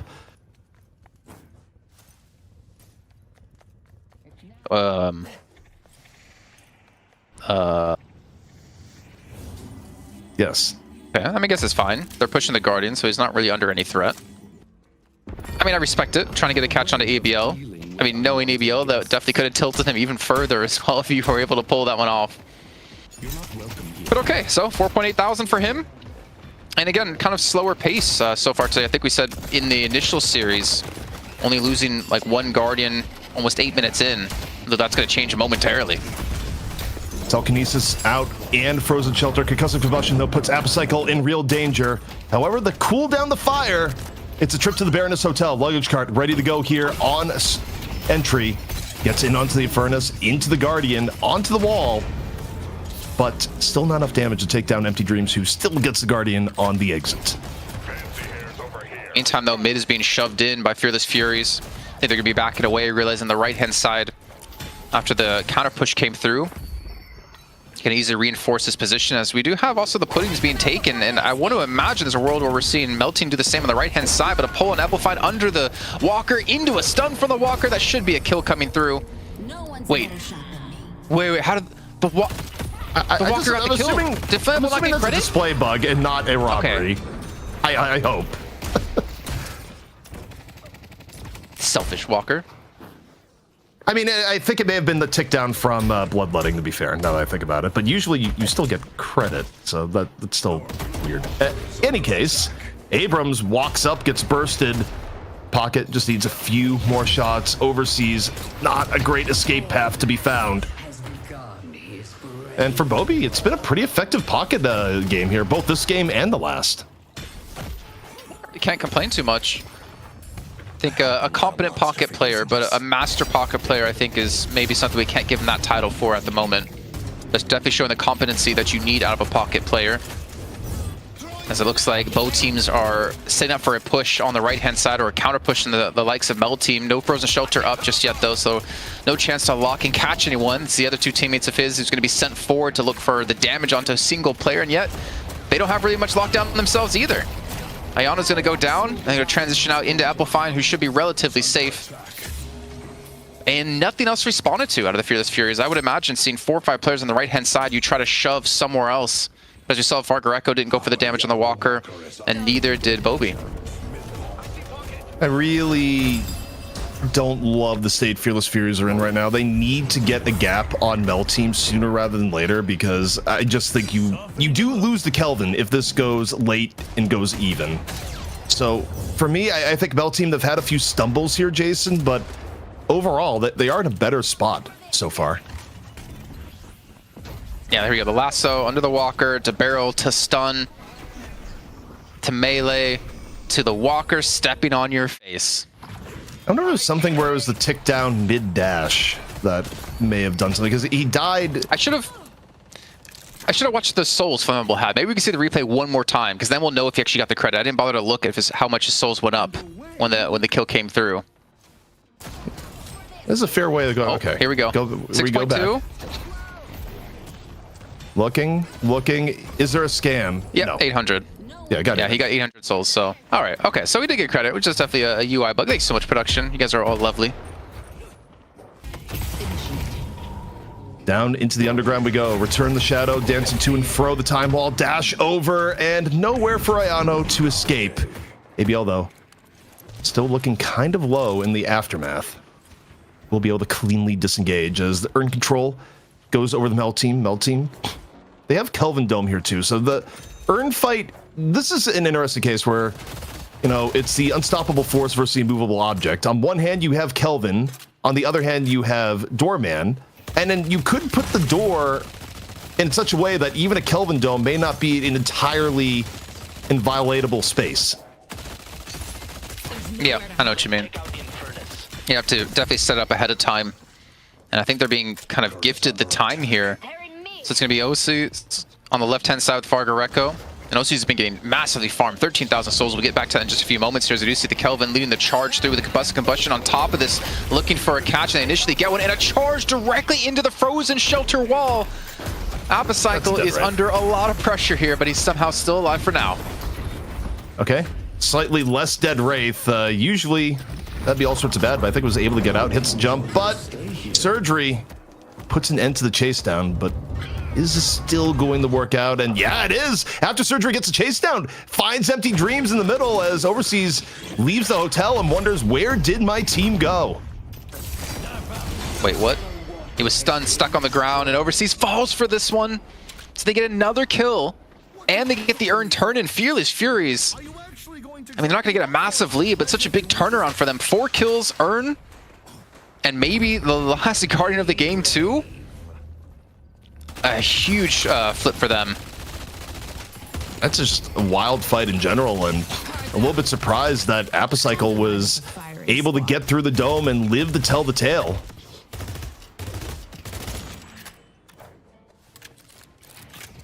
Also, OCs from Mel Team at 17,000. Yep. Jason, you had briefly brought it up, but OCs is farming. There's like farm and there's giga farm, and there's probably a level beyond. I think OCs is about to be at the level beyond. That is just an unconscionable amount of farm this early into the game, and just picks up capacitor. Well, did you know that? So OCs, before he played Deadlock, he was a professional farming simulator, and he actually won the World Championship back in 2024. So it's kind of aligning with his esports history. Deadlock truly is the melting pot of all games. Never would have seen it coming, but there we go. He tried to get the power washing simulator, but the events weren't there for it, so he went to farming instead. Trying to remember whatever the trucking game is. You know, what about that? Euro Truck Simulator? Simulator, yeah. That sounds good enough to me. But right now we are reset 74k to 77k. Fearless Furies, big play on the last earn, gets them a slight edge over Mel Team. You know, ZP, the 19k souls OCs has, I want to get your opinion on this. I feel like normally you would want your Ivy just continue to farm away. What a lasso to hit.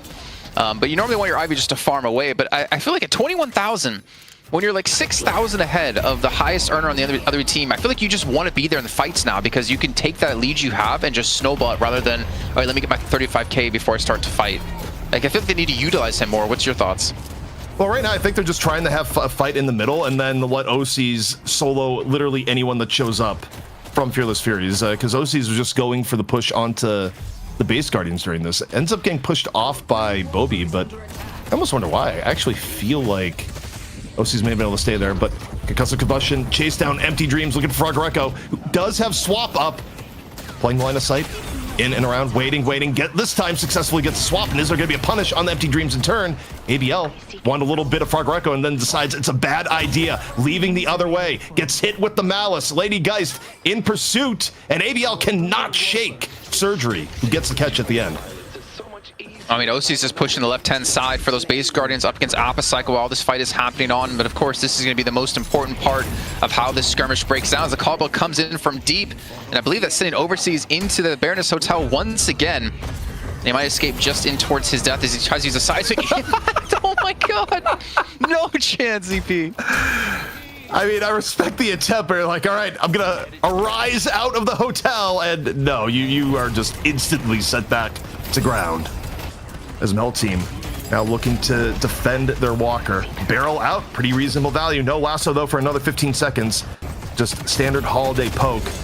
We look at Eplifine, super low. OC's has come to play in a 24K. It's a dangerous play made indeed. They got the base guardians too before we did rotate on over to help out, but they want to close these out to continue to build up a lead. All tied up at 88,000. Mid boss is a very high potential now. Though I think with the lane shoved this far up against them, they have to kind of push these waves back out as ABL tries to run the urn while all this is happening now. I think it's a big turning point. OC's getting involved in these fights. Do we just see OC's now? Okay, I'm gonna push right lane, and you guys go all towards the left for the urn. Continue to build up that lead, or does he start to get involved in these fights? Because he has double the souls of Overseas right now. We'll see where they put OCs in this next fight. If OCs goes to Urn, I really don't think Fearless Furies wants to fight it. I mean, do you want to fight an overfarmed Ivy that has Kelvin backup? No. Although Kelvin also, like, OCs is out here eating cake, and Kelvin is actually homeless at 10K. That, I mean, look, as Kelvin, you don't need a ton of farm, but that's a bit brutal. But there's no contest. What you're saying is trophy collector. No. No. Look, I fear even saying that name on broadcast because someone's going to take that out of context and be like, I heard it on Night Shift, I gotta go trophy collector, and we will be indirectly responsible for pub games being terrorized. You heard it here first, ladies and gentlemen. ZP fully endorsing. No, I'm kidding. I'm not gonna put that on you. Overseas has rotated in behind the enemy team of Fearless Furies, and OCs is here to fight.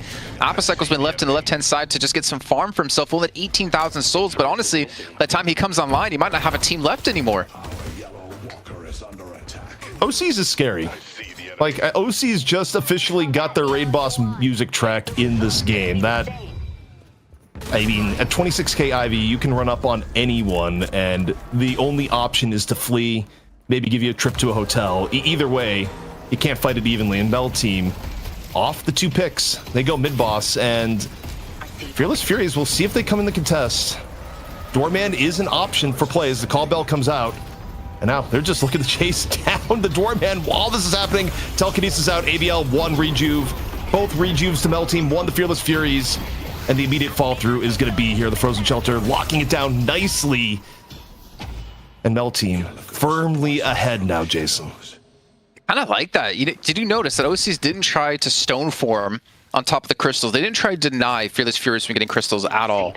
And instead, they're like, if you're going to send anyone to take these crystals from us, once the last one's taken, we're just going to Frozen Shelter, we're going to lock you in, and we're going to take away those rejuve crystals as quickly as you took it from us. I kind of like that, actually. No one pairing. It was full on, okay, let's just grab them all and get some kills. And they end up getting themselves with 2-3 kills now.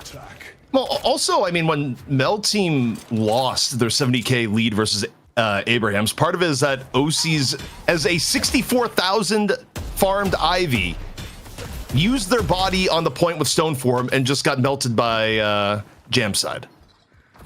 Realistically, your most farmed character maybe shouldn't be the one saying, get down, Mr. President, on top of the rejuve. It's not the best idea with the role that OCs is playing on the team right now. So yeah, OCs not going in for the Stone Form, probably the right decision. Oh, gonna hear that fire rate picking up now for Flammable. K-Dash, Warpstone. Okay, Tesla, Cultist improves, or superior duration here for Empty Dreams. He gets the first kill, gets telekinesis up into the air. He should not be escaping this one. He does have 1 HP left, the Affliction taken, but there we go. The Rejuve Crystal is going to be used, only 1 remaining for their team. They still have the buff, yes, and they're looking to actually shove it on this right-hand side to look for the second walker of the game. Ayano's in danger. Ayano is just getting beamed down and hit from both ends here. Time Wall comes out into the swamp, into the luggage cart for a little bit more space. It frees up Ayano, but doesn't do much for the walker, which is swiftly taken down. Mel Team now at a 20,000 soul lead, in control of the urn. And going into this urn here, Jason, they're going to have another frozen shelter and this completely ridiculous Ivy. No, he doesn't want to get baited into the swap. They know they have Far Greco low on HP. And he's actually just stuck in towards middle behind them. So as long as someone keeps their head on a swivel, there's no way we're going to see that one actually being used. As a good use of the frozen shelter to confirm this urn and continue to grow this lead up to 26,000 souls now. And Far Greco, oh my god, everyone is going in his direction on that mini map. They want to take down this Geist and don't give us an opportunity for the swap. Honestly, Far Greco could land the swap here, and I don't think they would care either. That would be the classic Geist swap into you're still dead anyways, so. 139k to 115, and the win conditions for Fearless Furies, they've really narrowed here, Jason. And I mean, part of it is that you look at their front line. Are you particularly scared of Far Greco? No. Are you scared of a 15k Shiv when you have a nuclear bomb that's a 35k Ivy? No. And also 29k in Furnace. The soul allocation is really good for Mel Team, and to top it all off, you got a character that barely needs farm at times in Kelvin. I honestly think that we have our finals decided here. I mean, there's a few options, but Mel Team, this is firmly their game to lose at this point. Yeah. I mean, Applefine, I think he's just too far behind. 16k up against the 36 of OCs. He can't 1v1 him anymore. As you said before, no one should be able to 1v1 OCs anymore. You have to throw a 2-on-1. And even then, he might come out with a kill, or he might just escape because he's just going to take off and fly away. So yeah, this is very tough. I guess the upside, I mean, you do have Doorman, so you can prio OCs for hotel. Like, OCs needs the permanent hotel voucher for the rest of the game from surgery, and then you have to somehow do serious damage in the interim of the hotel guest, but it's going to be easier said than done. Yeah, they're going for the chase with that telekinesis. And they have caught out a couple of players not in position. OC's quickly going to be rotating over. The decisive impact going to be used to lock down one player. It's going to catch on to surgery. So OC's going to look for that 1v1. ABL has joined the party. OC's, and they don't even have Flammable here, but they don't even need him right now. No one is even low on the side of Mel Team. And they're continuing to chase them away and chew them apart. And the damage is really online now for OC's. Everyone running from him. This is bad for Ayano. You have a very angry and farmed Ivy directly behind you. Gets stone form though to some of the damage still. How deep do you chase down? You're feeling pretty good about this. You don't want to throw, but you do want to keep pumping out damage. Instead, though, just gotta walk through the middle base guardians, quick little parry, and say, yep, we got the walker now. Let's just do a little bit of building damage. And get the eject damage up. Maybe pull off the rainbow here. I mean, with this entire team knocking on your front door, they don't have rejuve. Mid-boss not coming for another minute and 50 of time.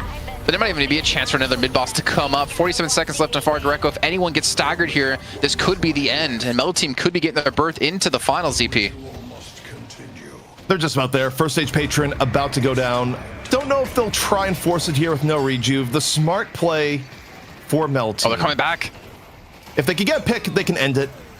They get the Elpifine. I think they stay. Mel Team now looking to end it, looking to get their berth here into the grand finals in the EU Trolli Open here on Night Shift. The patron, it is decimated, and Mel Team swiftly win the series. And they're going to be going on to the grand finals to take on the one and only Buff Enjoyers.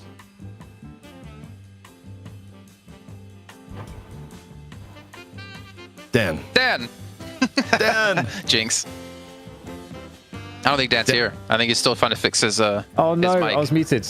Oh, he's been muted. So good at this broadcasting So thing. production told me you did say that, Jason, you're handsome, you're beautiful, but ZP's looking more fly today. Is that what you said when your mic was muted? Whoa.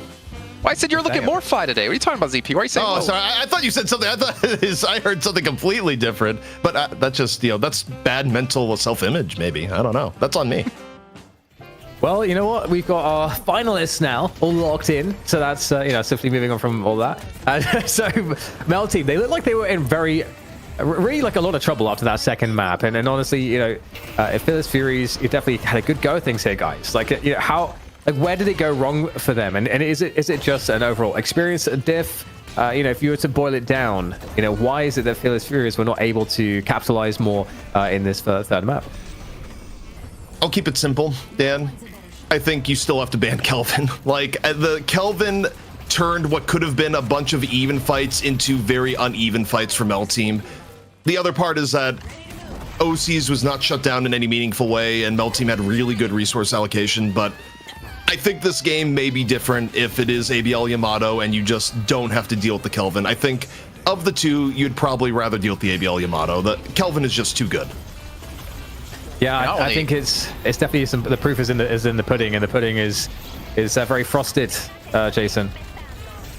A frosted pudding. Yeah, because Kelvin, he's got, you know, ice. This is his thing, you know.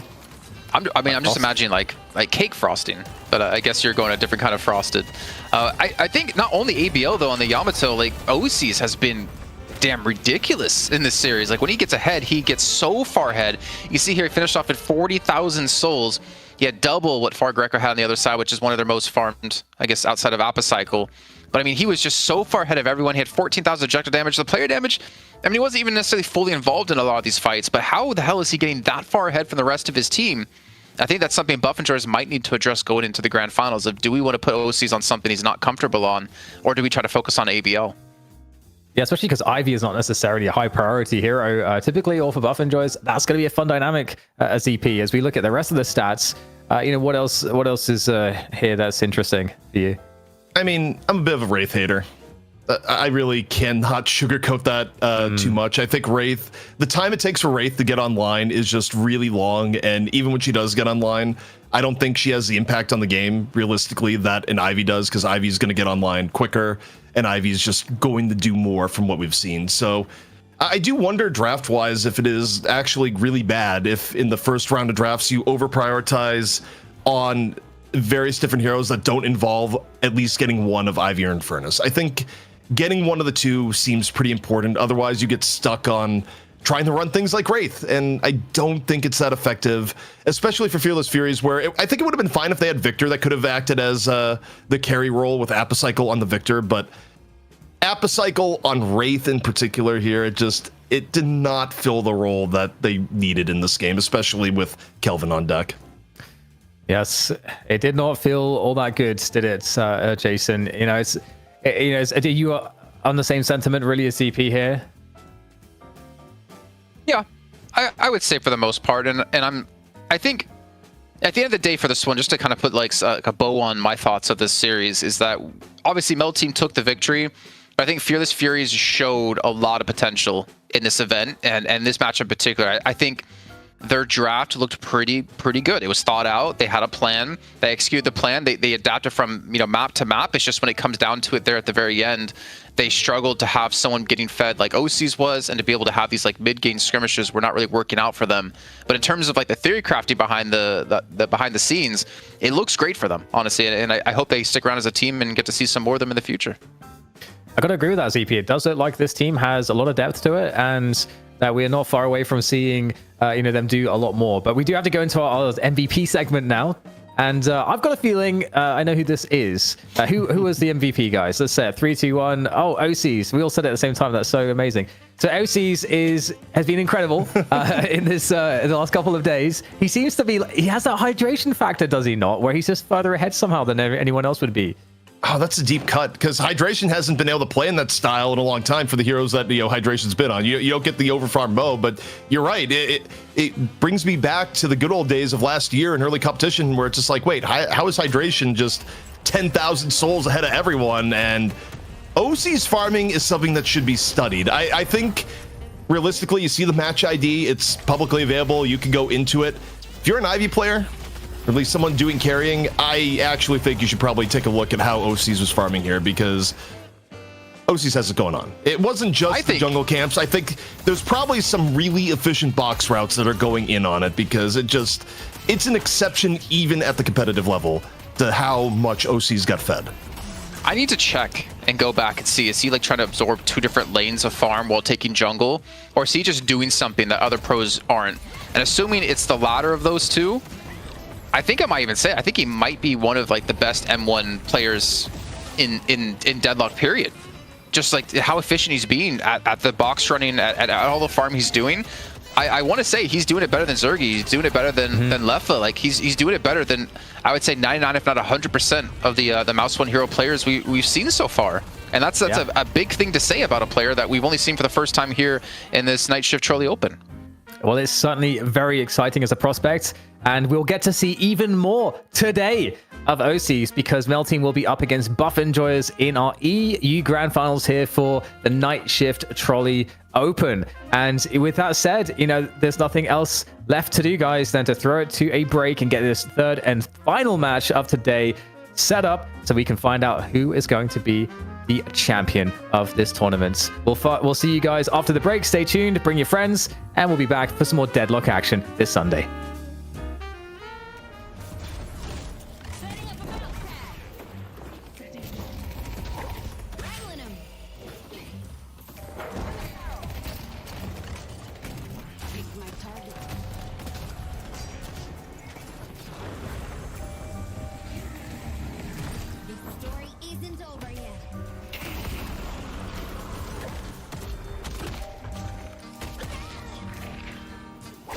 Before they escape.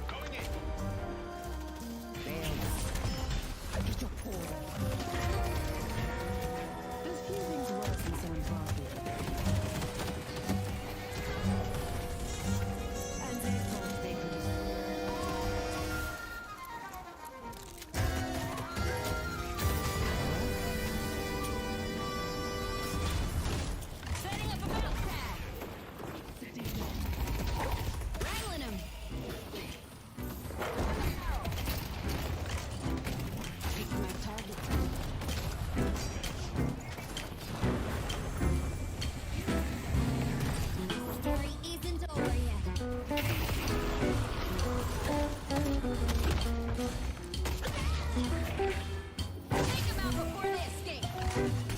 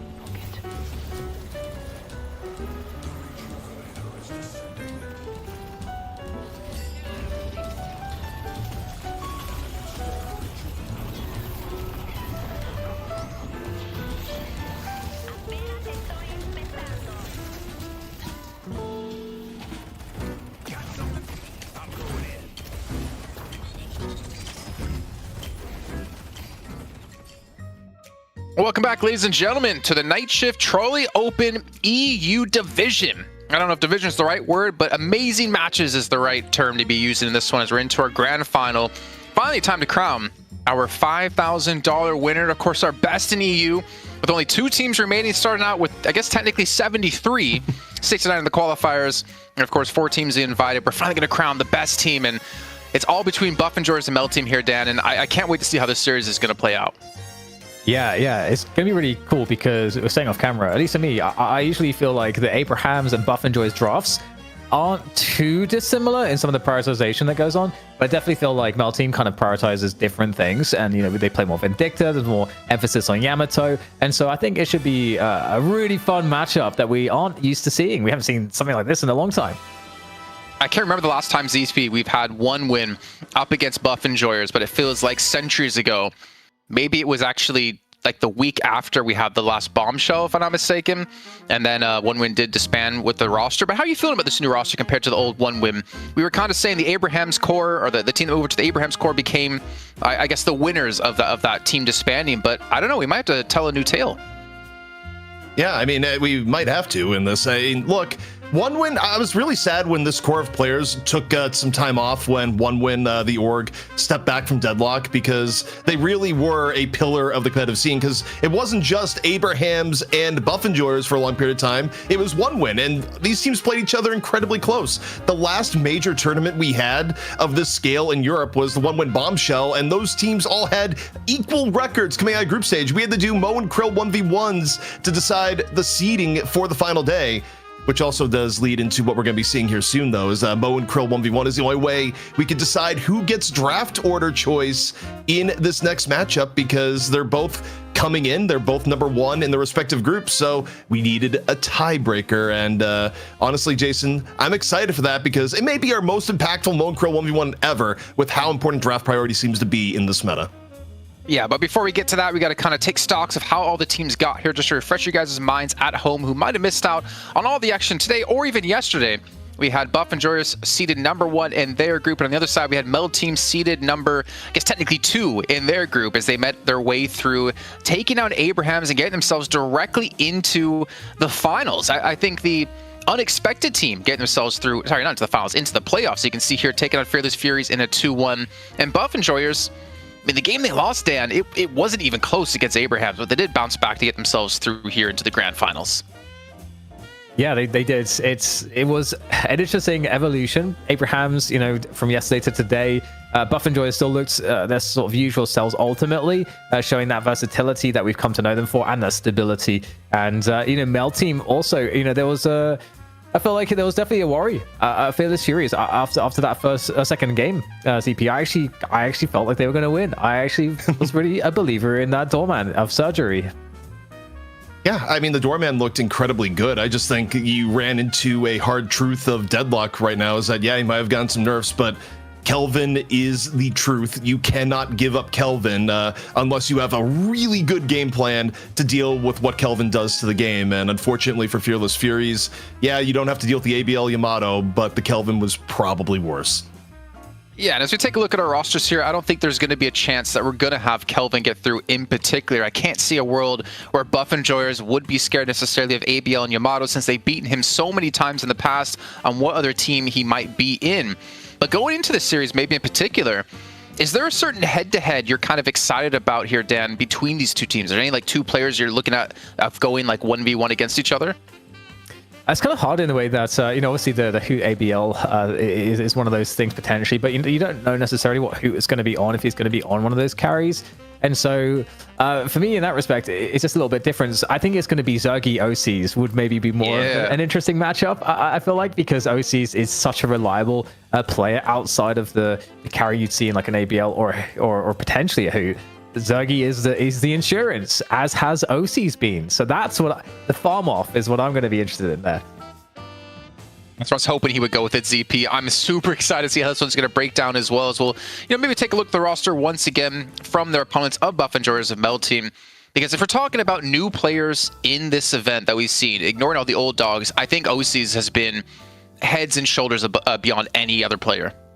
The OCs has looked incredibly good and has been very impressive. I also got to give a shout out to Palm, who I think playing more supportive roles has had ridiculous saves, whether it be on the Viscous or on the Kelvin. Also a shout out to production, well, at least partial shout out. McGinnis is now in focus on the signature hero page, but Mo and Krill, I mean, I don't think there's any winning with how this is set, because before it was the focus on Krill, now it's the focus on Mo. Are we just alternating, or what's going on here? Because so far as we could know, Krill could be dead.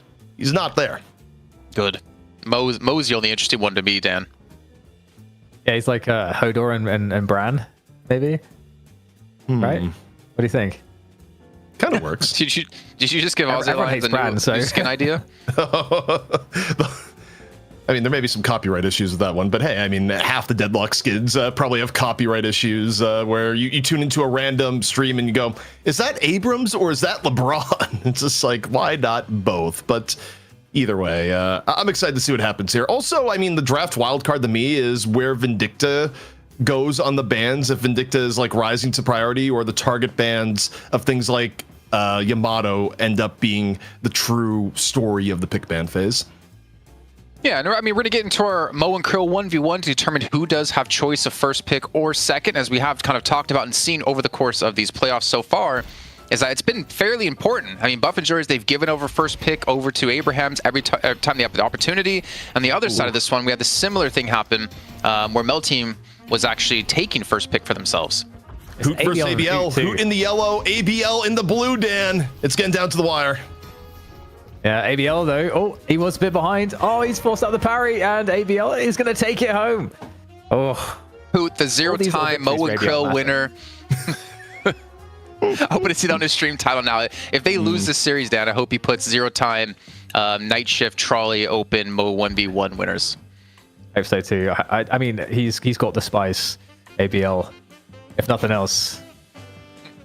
Well, it seems like Mel Team will come out with the first pick here, though, ZP, and that's similar to what we've had Buff Enjoyers do against Abrahams. Whether that was specific to Abrahams or is their general strategy is still yet to be seen, but as we were talking before, we're expecting Kelvin, and I don't know if Victor actually would be taken away, but this does force the Kelvin ban out of Buff Enjoyers where they lose one of the signature heroes.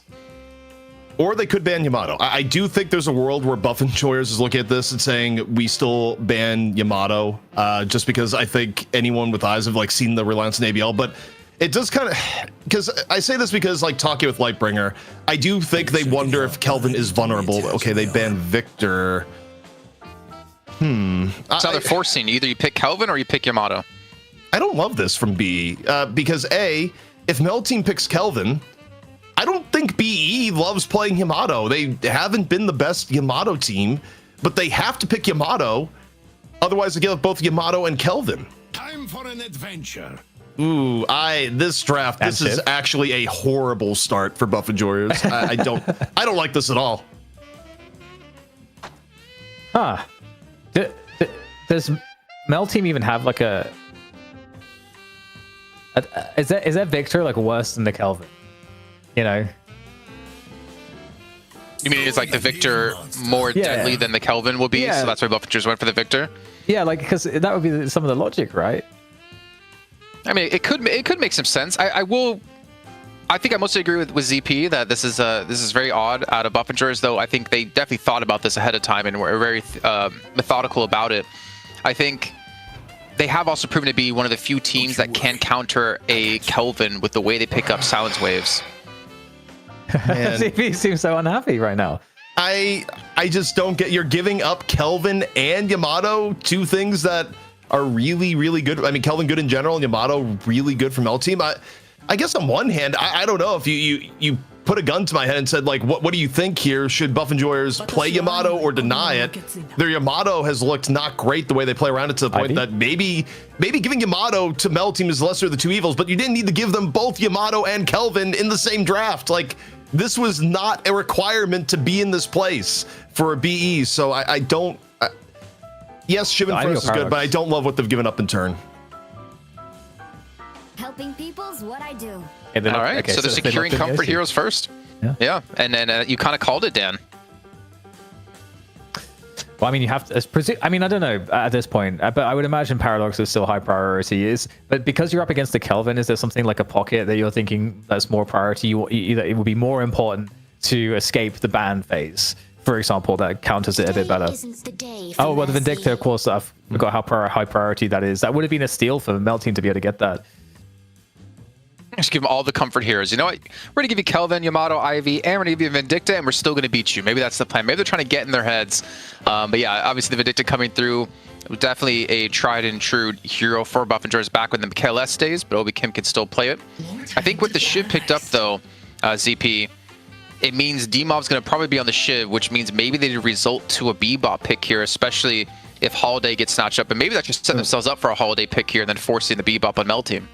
I think they are looking more Bebop here or Holiday, because they're denying the Paradox in the sense that they could have picked Paradox on their own. So what you take from Buff Enjoyers here is that Paradox is not their preferred playmaker. They would actually rather use a Holiday or Bebop. Now, what you could do here for BE, if you want to go and have a really strong early game paired up with the Vindicta, you could go Bebop into Mo here.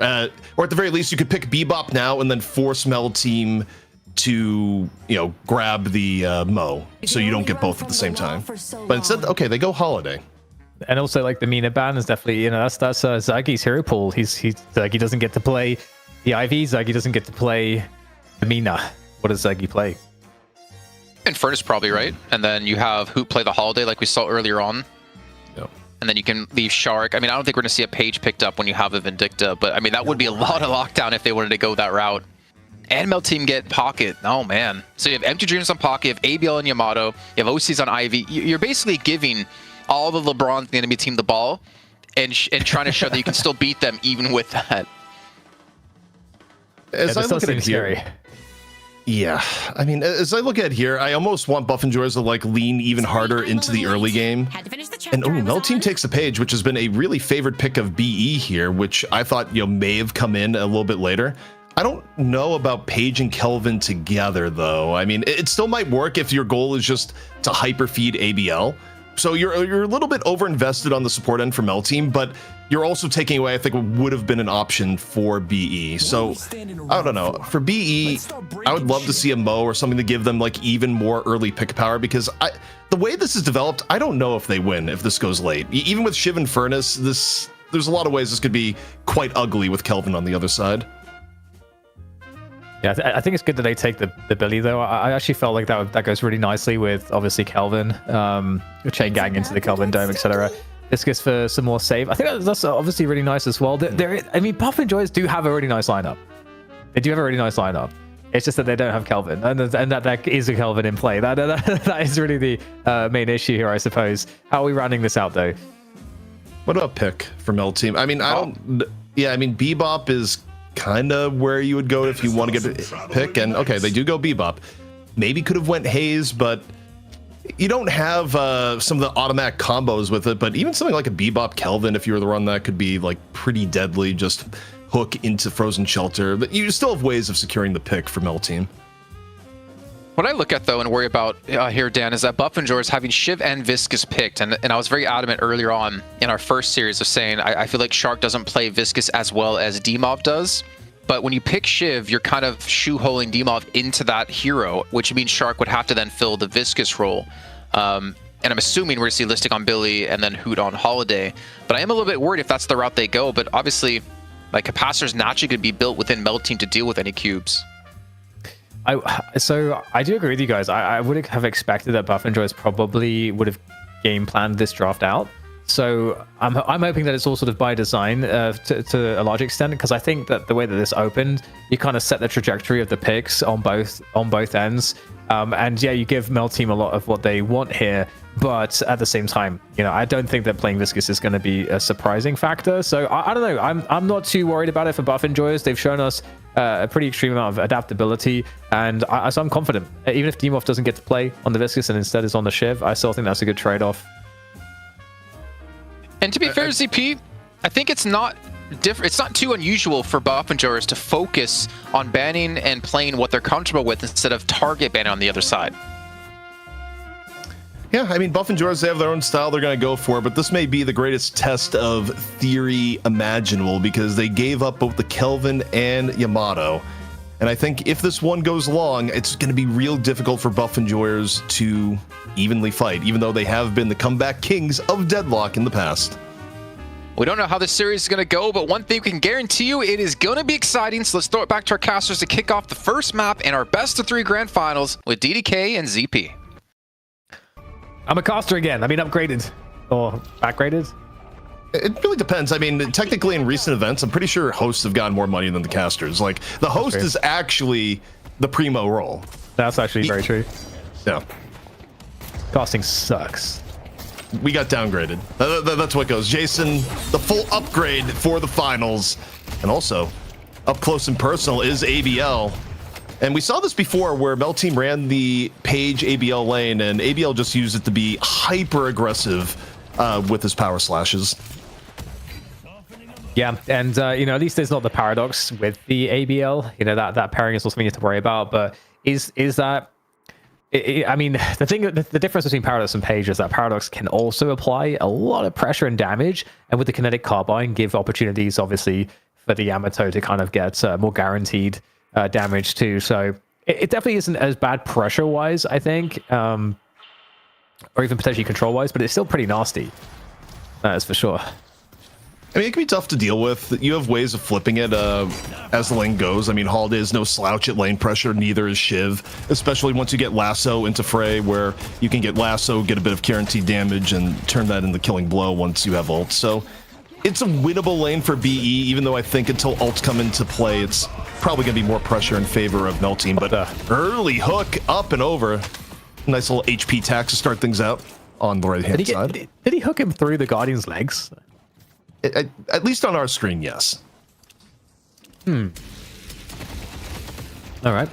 Well, either way, looking at these lanes, taking stock, I'm trying to see, you know, which way I'm going to lean here. I'm probably going to lean Meld Team's way, just because ABL has just always been so reliable on the Yamato.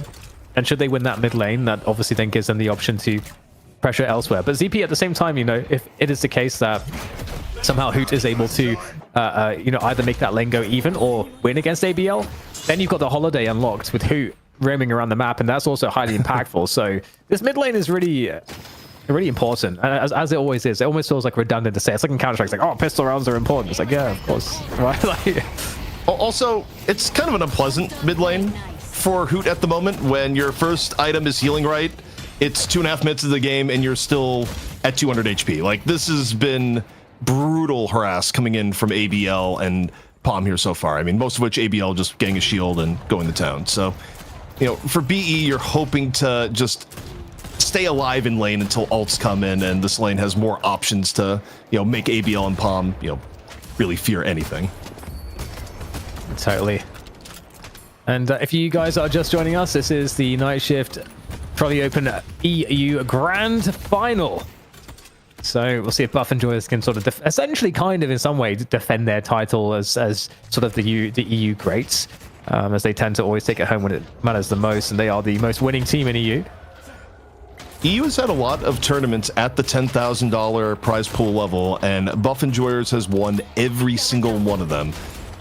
They might be, you know, they might get taken down in weekly tournaments more often, but the big tournaments, they have yet to fall here, Dan, and this would be another notch on the belt should they win.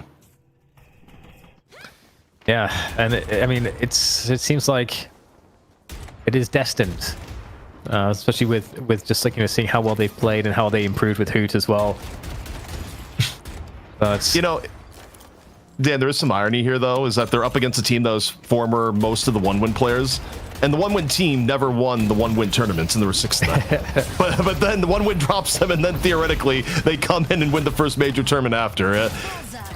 That would actually be kind of funny. This mid lane does seem miserable, like utterly miserable for Buff Enjoyers, though.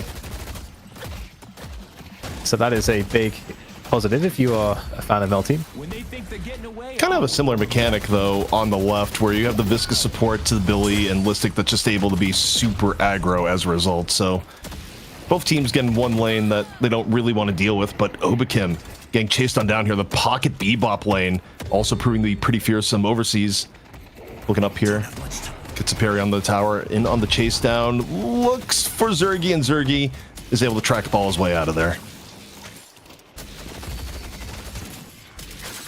Getting forced back to base is Zergy after that, so they're going to miss some lane time. So that's obviously good for Mel Team. So Mel Team just in general seem like they're having a pretty good time of it so far. Good damage on that mid Guardian, good damage on the right and left Guardians too. The overall early game looking good for Mel Team. Kelvin gets the dome up for the bridge buff defense, picks that one up, the gun buff, and going to be very cautious here. I don't know if there is a way to survive here for Listic. Chain Gang is going to get popped, and the ice beam is so difficult to deal with. The gun buff too, doing some extra damage, but actually Listic will escape.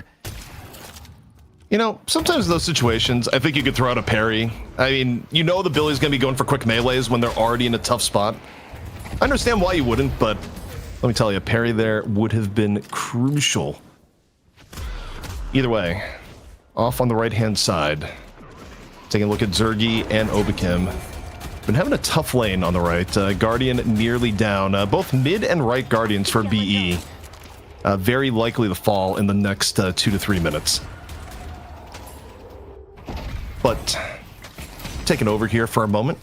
Dan has been abducted. Can't quite say by who, but we're hoping he'll be back here in just a moment. Into the middle. ABL looking for the last little bit here onto mid Guardian. Chow transformation to secure it. Gets a captivating read that's certainly going to make Demov think twice about staying. So mid Guardian has been taken. And now we'll get to see just what rotations are going to be coming in here out of Mel Team, where usually you run something in the middle where you have something like a paradox that you can use to rotate around, but in this instance may not be the case. Arctic Beam, though, out here, and the parry comes in. I swear they heard me. As now Listic in danger. Post parry gets the cube. We'll see if that's enough to free Listic from his bonds, and Listic still getting chased down here. The Ivy in hot pursuit. It's OC's, and he's not going to let that one go away. Now, while Dan is still gone here, Jason, can we tag you in? Jason also has left me, so... Jason's still gone too. No, Jason's here. We've gotten Jason this back. This is evil Jason. This is Justin. Ah, that's right. The old classic. That's the deep cut. But Jason, what are you seeing right now? Well, I'm seeing ABL pretty happy and sold. I'm seeing Empty Dreams pretty happy and sold. I'm seeing Overseas doing pretty well so far. I think Buff Enjoyers, I mean, they're down off the bat here with the early start as the snipe has come through trying to catch out Empty Dreams, who's very low on health. One more assassinate would finish him off, but he's trying to buy time here with a Majestic Leap to come off cooldown, and he escapes the snipe. Another snipe being queued up. And Jason, I think I actually cast or cursed Listic so hard because I dropped the comment of, hey, just like try and parry the quick melees. He's going for too many of them. And the last few times I've seen Listic, he's been in danger because he got parried. It's, I'm sorry, Listic. Wasn't trying He to... sent all hate mail to ZP here. Tempo ZP on Twitter. Yep. You need to update that. You still have Tempo in the tag, or are you still technically partnered with Tempo, Storm? No. I don't even think Raynad is still partnered with Tempo. I mean, it may still be his tag, but I don't even know. But that was a nasty lasso coming in from Hoot. Certainly enough to take down Palm as Buffenjoy is looking to skirmish and get things back in roll. But guess what? It's a freezer, and Hoot feeling chilly, not quite dressed for the environment.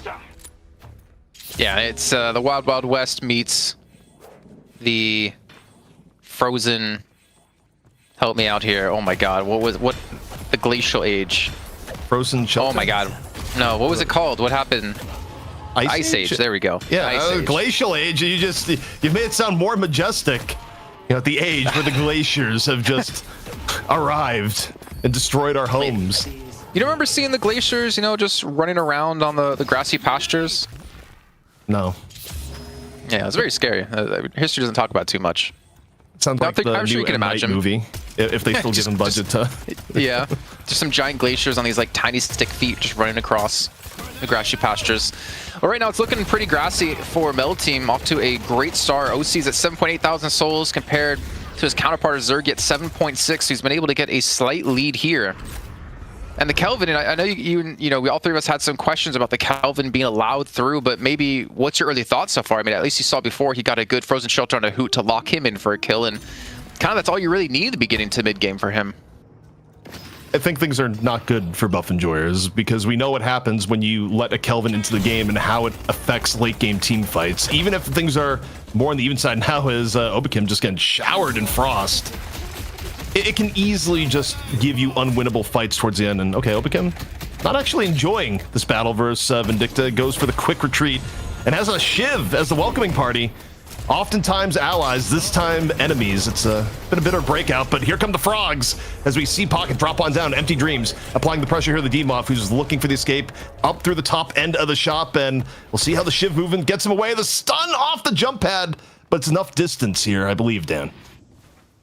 Yeah, the real battle over the urn at the moment, where the numbers advantage is with Buffenjoys. So Buffenjoys entertaining Mel Team on the right side for the time being, but of course it's all a ruse. They managed to pick up the urn, Buffenjoys, and they need to work on the control on that right side lane to get it across there. But you know, Mel Team are not having that. LBL going in for the kill here, picking off some of these Buffenjoys players as they start to disperse to again, you know, route themselves back over to the deposit spot, which is now under control. You know, Who's been working on that? He's got that lane control, but can they deposit it? We'll see. I mean, for BE, going for the urn turn-in when Kelvin is around is difficult. And also, you take a look at who's camped down the right-hand side. Of course, it's Kelvin Pocket. So, and you get the rotation right now from overseas. Mel Team is aggressively pursuing the urn. We'll see if they're going to be able to get it. Empty Dreams off on the cloak, in on the chase down now. Everything going down the right-hand side. Frozen Shelter finally comes down. Zergy looking to explode inside the freezer. This is going to be enough down to take down Flammable. Flammable living up to the name. Gone. Trade out, though, on both sides. Who ends up falling in the exchange? Still Zergy dancing to and fro. Track ball. Rolling as we move, looking for the dive down in on the overseas, burns down the robot. Zergy not stopped here on the right. Yeah, really great play from Zergy. Love the positioning in the fights, and Trackbot, maybe that is what we should call him with the trackball. Because that was certainly flawless, and I'm pretty even on the souls. Obikim actually extremely weak, but we'll be making it back to base right now as we skirmish a little bit more. ABO gets caught out. I think he looks pretty dead on the minimap. Yes, he is very dead, it looks like. And it's interesting, you know, here we do have a scenario now where the teams are somewhat even on the souls, somewhat even on the map control, and somewhat even on the objectives as well as EP. We're in some kind of an equilibrium, it feels like. Also, you've got an ABL and Cell enough that ABL is typing in chat. So, I mean, for Buffenjoyers, several good leading indicators here, Dan, from the last fight. But I still think quite a long way to go, even with the Urn fight going in their favor. Because, aside from that last moment, the other thing that's been kind of troublesome for Buff Enjoyers is that it's been a pretty good game for ABL here so far. That last death notwithstanding. Yeah, no, OCs, this is kind of the moment when we would start to see OCs start to really expand his lead. He's in pole position on the Souls, but it's just a meager 1 or 2k ahead of everyone else. That's not really what we're used to seeing. So I would expect OCs to start, pumping up his ability to farm. He has got Tesla bullets there, which obviously does speed up the farming quite significantly. And he's got to take care of this lane first of all. For now, both teams kind of lingering in and around the middle area. Got to be a little bit fishing for hooks. Is overseas. Goes up on top. One bomb connected. Goes for the hook. That was ambitious and not quite going to connect this time. Yeah, some pressure on the right side walker from Hoots does get met by that rotation from OCs. He'll pick up the farm as well. And, a wave crashing into the left walker now also. So lots of, overall, the lane control, the lane pressure has certainly been with Buff Enjoyers. They've been doing a good job with that. They are a couple K ahead at this point.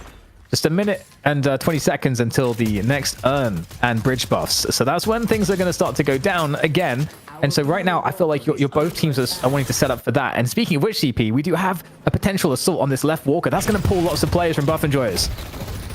B looking here on the rotate. All team fight ults up here for Mel Team. And I mean, their team fight is horrifying.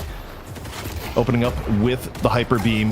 Sherrick just gets a little bit curious and gets punished for the curiosity. Frozen Shelter down on the other side of the map. Affliction, good to go. It's all on to Listic. Nothing but frogs. And Listic looking for the exit. May not find it. Flammable, getting low in turn, ends up falling to Zergy. Zergy saved it once before, but this time the odds are too stacked against him. 145 HP and very healthy members of blue in hot pursuit. This is actually massive because the bridge buffs are coming up, ZP, and they might be able to continue pressuring that walker as well. So really so much on the map to work with after those kills.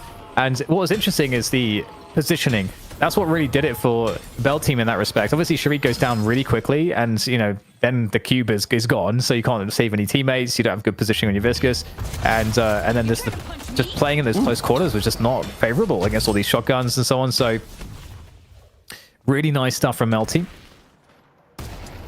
OCs goes for the buff and catches a parry for the troubles. Capacitor, though, is online. First capacitor bot here from Mel Team, so that's going to be giving Sherrick some issues as things go on. ABL, not afraid at all to take a little bit of a fight here versus DMob. DMob, though, just going to hit the jump pad, get out. Buff Enjoyers in control of the Urn. It's going to be Listic bringing it over to the left-hand side. And there's a small window here, Dan. Mel Team, they don't have all their ults back up. Yeah, this is a very good opportunity for Listic. They're going to force the fight here. The question is, does Mel Team get there in time? It looks like they might just, but I don't think they can deny this. In comes the pocket there, potentially. Not actually going to TP through off the cloak. And it will be Buff Enjoy is able to kind of mount a defense here. There's the Affliction. I'm not sure that's catching really anybody, though.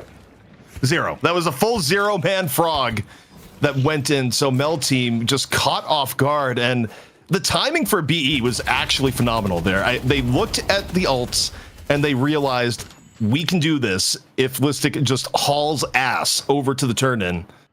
And, given that Mel Team, a big advantage of their comp is, generally speaking, superior Urn fights, that's huge for BE. They also forced out not just the Affliction, but the Frozen Shelter also got forced out, and now there's another team fight. You don't have the Frozen Shelter to work with, and Flammable goes down immediately. And so what a great setup that has worked out to be for Buff Enjoyers as Obikim takes down one more. And Listic's in some trouble, but is he going to be able to get out? Okay, well, he won't get out there because he's going to get grabbed by the big robotic hand.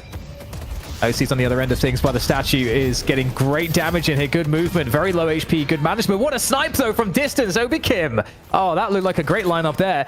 And that's a great response. Buff Enjoyers. After that previous fight, ZP around the Urn, where they force out 2 nothing ults, they rolled it into a sick team fight. This is really, really good for BE. They go from an Urn fight that couldn't be fought because Mel Team didn't have ults. They get the isolation on to Flammable, and just roll it into a full team fight. Now significantly far ahead. The only downside for BE is that because of where it took place in the spawn timers, they couldn't quite turn it into a mid boss, but damn, they got everything else. Oh yeah, they got so much out of that. Like they went from not really being in a spot where they had map control to being in a spot where they have complete domination over it, and not just that, but OCs. I feel like OCs lost like 3 minutes of farm. I mean, you would, I think, expect OCs to maybe be at like 22k or something right now, but he's stuck at 17, 18k. And you know, another thing to note there is that ABL's sitting on 13k, and he has less farm than every other player on the other team at this point. That's not a good look for your Yamato. A hit just got called out on Zergy. Of course, a lot of this is just for the Walker. Zergy got hit with the Affliction, which made sure he... Wait, Zergy's still in the area. Zergy trying to go over to the closet, drops a big old bag. Wait, Zergy actually took down Empty Dreams there. The burn finishes off Empty Dreams, ends up being a trade, but we're shifted over here into the Frozen Shelter. Listic gets a little bit cold, gets the ward right on after, still alive, but just barely. We see Sherrick looking to support, keep Buff Enjoyers alive here in the middle. Big puddle punches, but the parry coming out towards the end. Sherrick now in danger. Takes a little bit of safety into the cube and is going to goo ball out 400 HP on Death's Door, but not enough to take down Sherrick. Damn, that's crazy. Empty Dreams dies from the afterburn, can't get the big bag that was dropped. Then you've got 2 kills from Buff Enjoyers that aren't kills because they escape on very, very low HP. Firewall then goes down. So all these scenarios marginally not working out for Mel Team, and instead Buff Enjoyers going for a strength to strength. There's another big fight breaks out here in mid. You have the urn coming up in the next 50 seconds with the bridge buffs as well. In the meantime as well, you've got OCs who's being chased around here to deep in enemy territory. Are they going to be able to catch OCs? 200 HP, 15 HP. Oh, surely he's not going to be able to get out of this. Surely they take down OCs here, and yeah, the line of sight is good. And I mean, a 30-second pick, you got people near middle.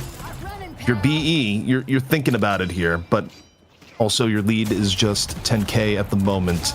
You might just want to fight for smaller advantages here, given the comp you're up against, because BE has been playing this really, really well the last few fights, but it can quickly turn the other way off even just a single mistake, given the team fight power that they're up against from Mel Team.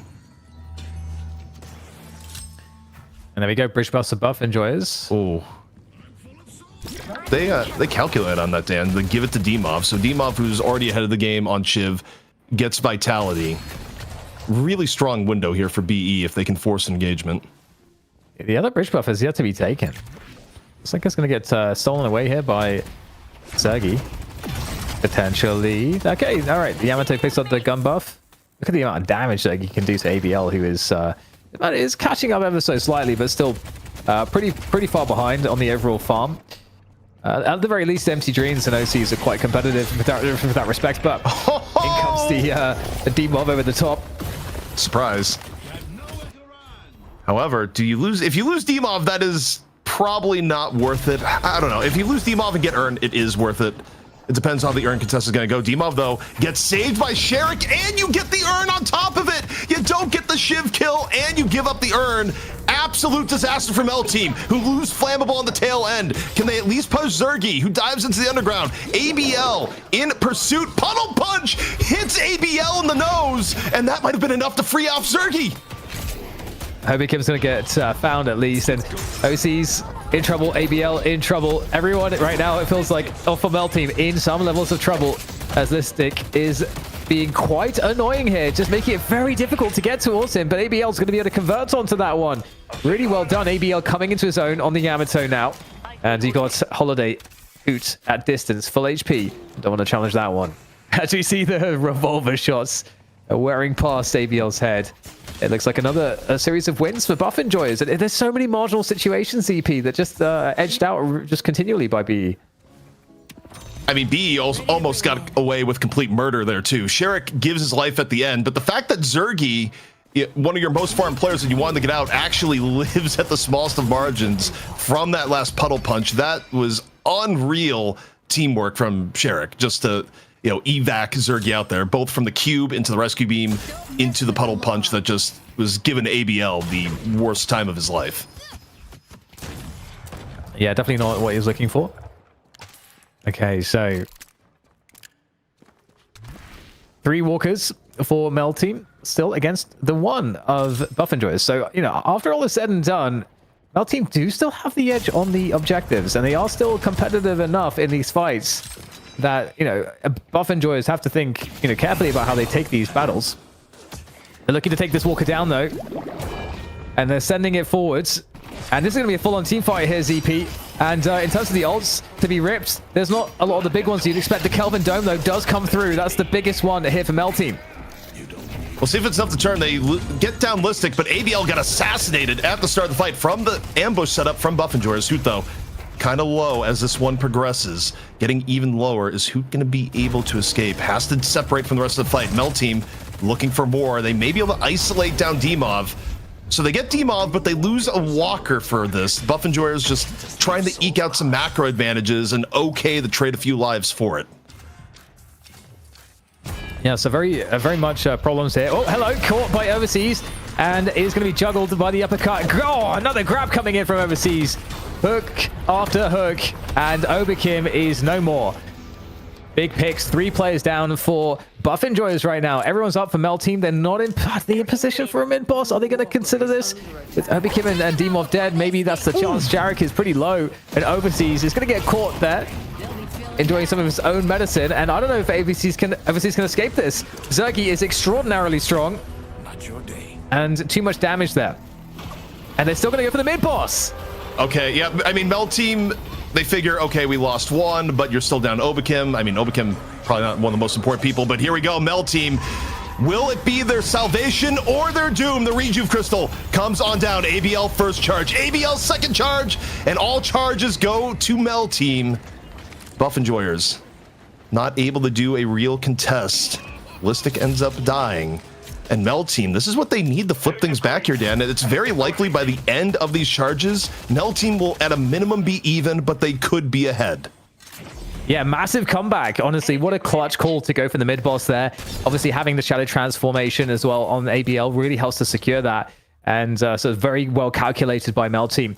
Now looking to clean up the rest of the map, and indeed, you know, OC's 31k, so he's managing to catch up to Zergy and who are sitting at 33k on the other end of things. And it's Empty Dreams that's otherwise competitive on the pocket, so it is looking like things are getting quite even between these two teams, and that late game scaling is not bad for either side, especially given how well Zergy's playing so far. And on this engagement, it looks like there could be a catch here. Flammable is going to get taken out. He's going to be forcing out the Kelvin Shelter as well. Is that going to buy time for the rest of his teammates to come into this? Yeah, the Frozen Shelter goes down. Kelvin goes down a second time. He's full out of the fight. The Evil has been slain, but it may come at a cost. Demov low. Once more, again, the full course treatment. Safety in the cube, plus rescue beam as OCs gets isolated. What is going on, Mel team? The Rejuvenator advantage is falling by the wayside. Zergy low, flame dashing way out of the way. And does Sherrick get out too? This would be unreal thievery. OCs, though, is able to find Zergy towards the end. And Hoot goes down. But overall, a really nice Rejuve contest at the end for Buff Enjoyers to try and put an end to it. However, if Oberkim gets caught here, it's kind of rough. Yeah, that is really rough. And Sharik escaped with like 1% HP. Oh my god, the chase down coming in from the Page. Pop chasing down the Billy. And actually wins that battle. And there's still 1 Rejuve charge up. Still a Walker to be gained. Still an urn to be turned in. And we are currently even. Oh my goodness, another catch. Sharik, is he going to escape this? Absolutely not. And the try is going to go down as well. The entire map is at the feet of Mel team here. This looks like it could turn into a game, or rather map winning advantage. The base is going to be destroyed. Wait, the way Mel team is posturing, does Mel team just go to send it? Do they send it on second stage Patron now? Buff Enjoyers is coming back up. But you look at Mel team, they're not leaving. They want to strike first blood here against Buff Enjoyers. It is going to be a full-on race on the Patron. Buff Enjoyers, they're back up. Mel team laying in the damage here onto the Patron, and Buff Enjoyers can do nothing as Mel team rips map 1 away.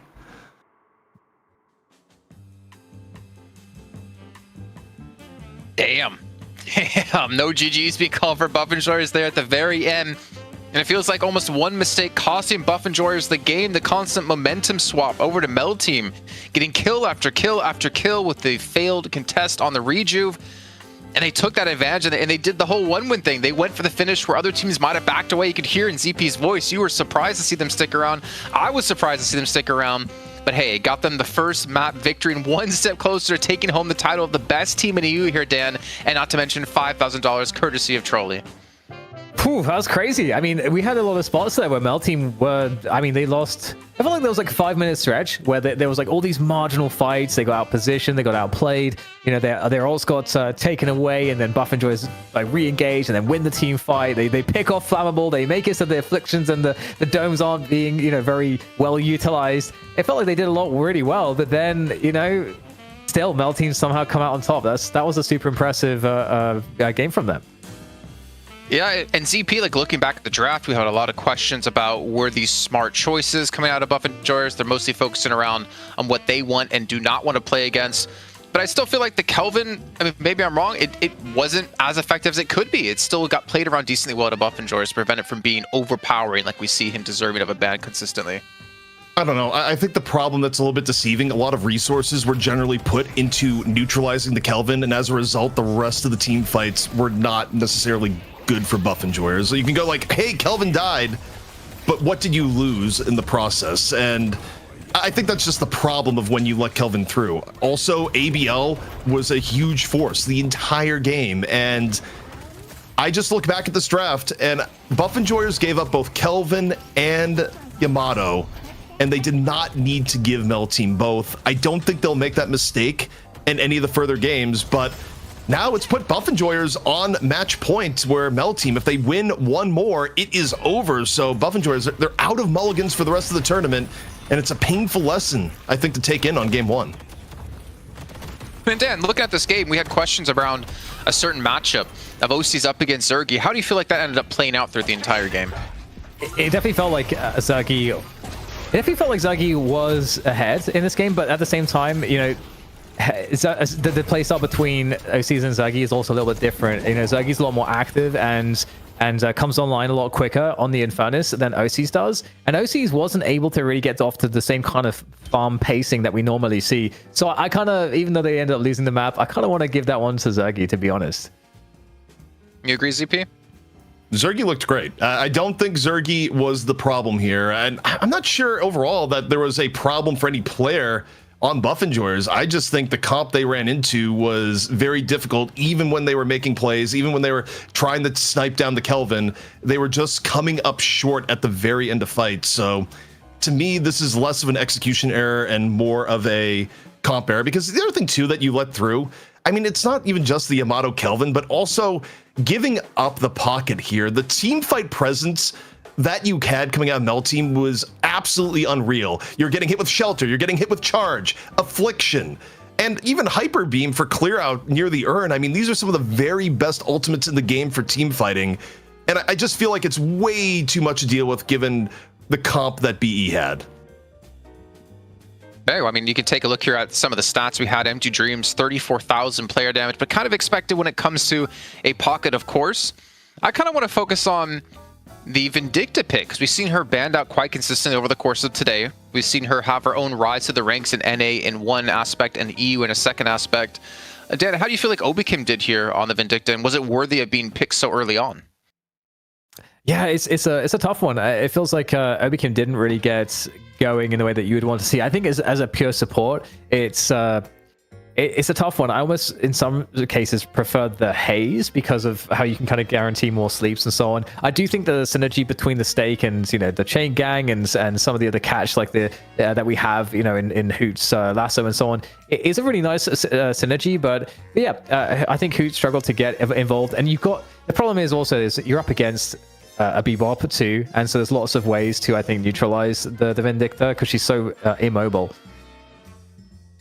And I mean, Obikim, I think maybe Buffingers need to ask themselves, do we still go into a drafting phase of trying to pick what we want to play instead of taking away what the enemy needs to play? Because to be honest, as you mentioned before, Dan, Abrahams and them have a very similar kind of like overlap in hero pools. And when they go against a team who has a slightly different hero pool that's maybe potentially outside the meta or outside what they're used to playing, it does become a little bit more tough for them. What's your thoughts, ZP? Yeah, I mean, in this case, I think I liked the draft they had at the, their last Abraham's game a whole lot better in terms of playing to their strengths. I think they just need to, play a little bit more standard. Don't let through something like Kelvin. If you could punish Yamato, go for it in turn. Also, in terms of picks, I think you prio first pick for the next game. You're not going to be able to get first pick in the third game should you win the second, but open up with first pick and it gives you the best advantage because then you force the other team to ban Kelvin and you can ban Yamato. I need to see this from Buff and Joyce because to me that is by far the best opening they have in draft and it's available to them in the second game. Okay, well, gentlemen, thank you so much for your insights into that first match of our grand finals, but we still have two more potentially to come up, or will it end in just one more with Mel Team taking home the 2-0 victory? It's only one way to find out by staying tuned after the break.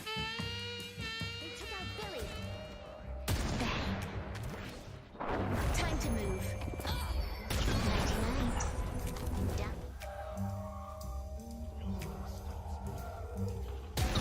See you.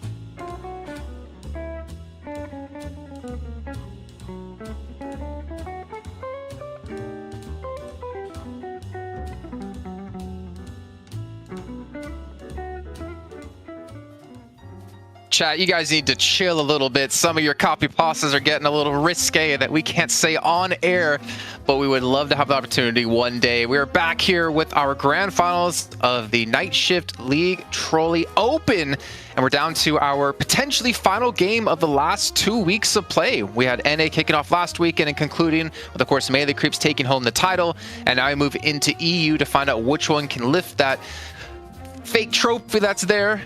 But the $5,000 is definitely real, and it's going to be either Mel Team or Buff and Joris, and at the moment, ZP, Mel Team are up. That is correct. That is not a production error. 1-0 in the series. Honestly, I'm starting to think that Buff Enjoyers enjoys the pain. Like, they're Buff Enjoyers, but also their favorite movie series may be Rocky, because they don't do anything in the first map in recent times. It's like, yep, we're just actually going to get destroyed in the first map, but then we'll figure out the draft and we'll go from there on the next two. This has been a script we've seen repeated a lot in the last 2 weeks, but we'll see if it holds true and brings us to another third map, which, by the way, would make this broadcast 50% longer than an A. EU was not messing around today. They were not indeed. And Dan, as we get into the draft here, I really just hope that Zergy just doesn't pull back unsure and Listic doesn't look away being quiet, because they need to, you know, be vocal here as we get into our draft. When you need me, I'll be ready. I'll wait for ZP to get a little worried there, but nope. Goldman ban, and Buff Enjoyers have to ban Kelvin, right? That's what they have to do. That's the lesson we've all learned over and over and over again. So Mel Team, what are they going to pick initially? Do they go for Yamato? Is that do they want to secure that? You'd think. Well, Okay, so yeah, Buff Enjoyers are like, we've learned our lesson. Or in this case, we acknowledge that you can play Kelvin. We're sorry that we didn't respect your game, but we will ban Kelvin, and now you could probably expect the Yamato first pick that will probably get answered in turn by Shiv and Infernus, if I had to guess. But it's still a way better opening than giving up the Kelvin and then also subsequently giving up the Yamato. And one thing that's cool too, Jason, is we've got a bunch of teams here that the Paradox is there's not as much pressure on picking or valuing Paradox, because both teams have the capacity to have really good bebops, and also holidays. So you do have opportunities to not necessarily prioritize it in favor of some of these other picks. don't you worry. I think the only rough thing about that is if you're Buff Enjoyers, I wouldn't want to see Hoot on Demov, because I feel like he'd be better off playing someone with more carry potential. But like him and Demov have to both flex over to whether it's going to be Holiday or Bebop, since they both have those in that pool. It just mostly depends on what else is picked around this. But we have the Infernus being locked in right away, ZP. Dan kind of threw as we're going to see Shiv to follow up with. Wouldn't be a bad pick to go up against Yamato. Yeah, I mean, I think the Infernus Shiv, this is why you would go second pick instead of going first pick. First pick, they could have denied the Yamato, but it would have come at the cost of giving up a Shiv for sure and likely an Infernus. And the way that Mel Team has been playing, they also don't mind getting both Infernus and Ivy, so you lock down at least one of those key characters. Now, in turn, you're probably giving up a pocket here. And okay, they're going to do Ivy. I think this makes sense that you have to take Ivy as one of these two, because Ivy would get banned or picked by BE if it was left up to mid-stage bans. I think also if you're Mel Team here, I think you do need to go to Pocket. I think the Pocket did pretty amazing for you in team fights in the last round. And if you don't pick the Pocket here, I also don't think it's going to be available. So we'll see. And yeah, they go for the Pocket. Yeah, one thing that we haven't seen that we could see from L Team is that they might pick Vindicta later in the draft as well, because we know that they do really enjoy going to it. But something that they've also really enjoyed heavily is the Paradox. And we saw that Buff Enjoyers did actually pick Paradox, I believe, in this slot in the previous draft. So I'm curious if, no, they banned it, didn't they? That was their ban, yeah. So they get the Vindicta again, and then they banned Paradox here last time. Do they let Paradox through this time over something else? Nope. I truly don't think so. This feels like it's basically the same draft minus Kelvin is where we're going. But that also, I think it makes it a lot better for Buff Enjoyers because Kelvin was a serious problem in the last game. But I've got to Oh, they okay? That is different. Okay. First ever page ban in competitive play coming through. I'm not so sure about that, but I feel pretty confident in saying that.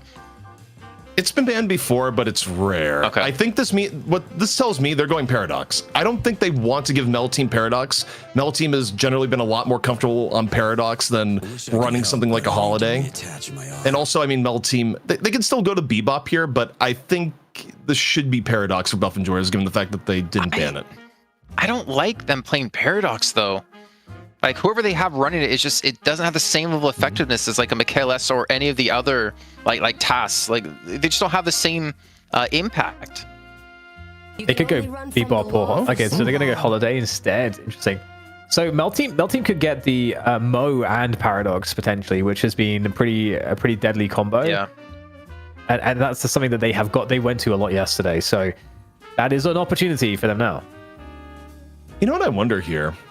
I wonder what Palm's overall hero pool is. I feel like they actually have to take a Viscous in the next pick, or Palm's hero pool is actually in real danger because we've seen Palm play a lot of Viscous, play a lot of Page, and would of course play Kelvin if it was available. So is it going to be Viscous here to go for Palm? Because if not, I think Buff Enjoyers, they'll probably take Viscous in their final 2 picks.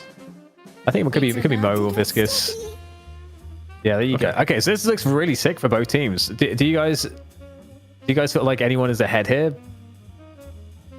No, I think they're pretty balanced, honestly. They both have their pick. They both have some like additional lockdown to help deal with it. They have some survivability. I think if you're Buff Enjoyers, you go Mo here. I really want to see Mo, but I don't want to make Shark play Mo, to be honest. But I feel like we kind of fit. Then again, you have Zergy to free up. So now this is interesting. Is that Zergy on Mina, Hoot on Infernus, and Demov on Holiday? Or is Obi Kim going to be on Holiday? Demov's going to be on Shiv.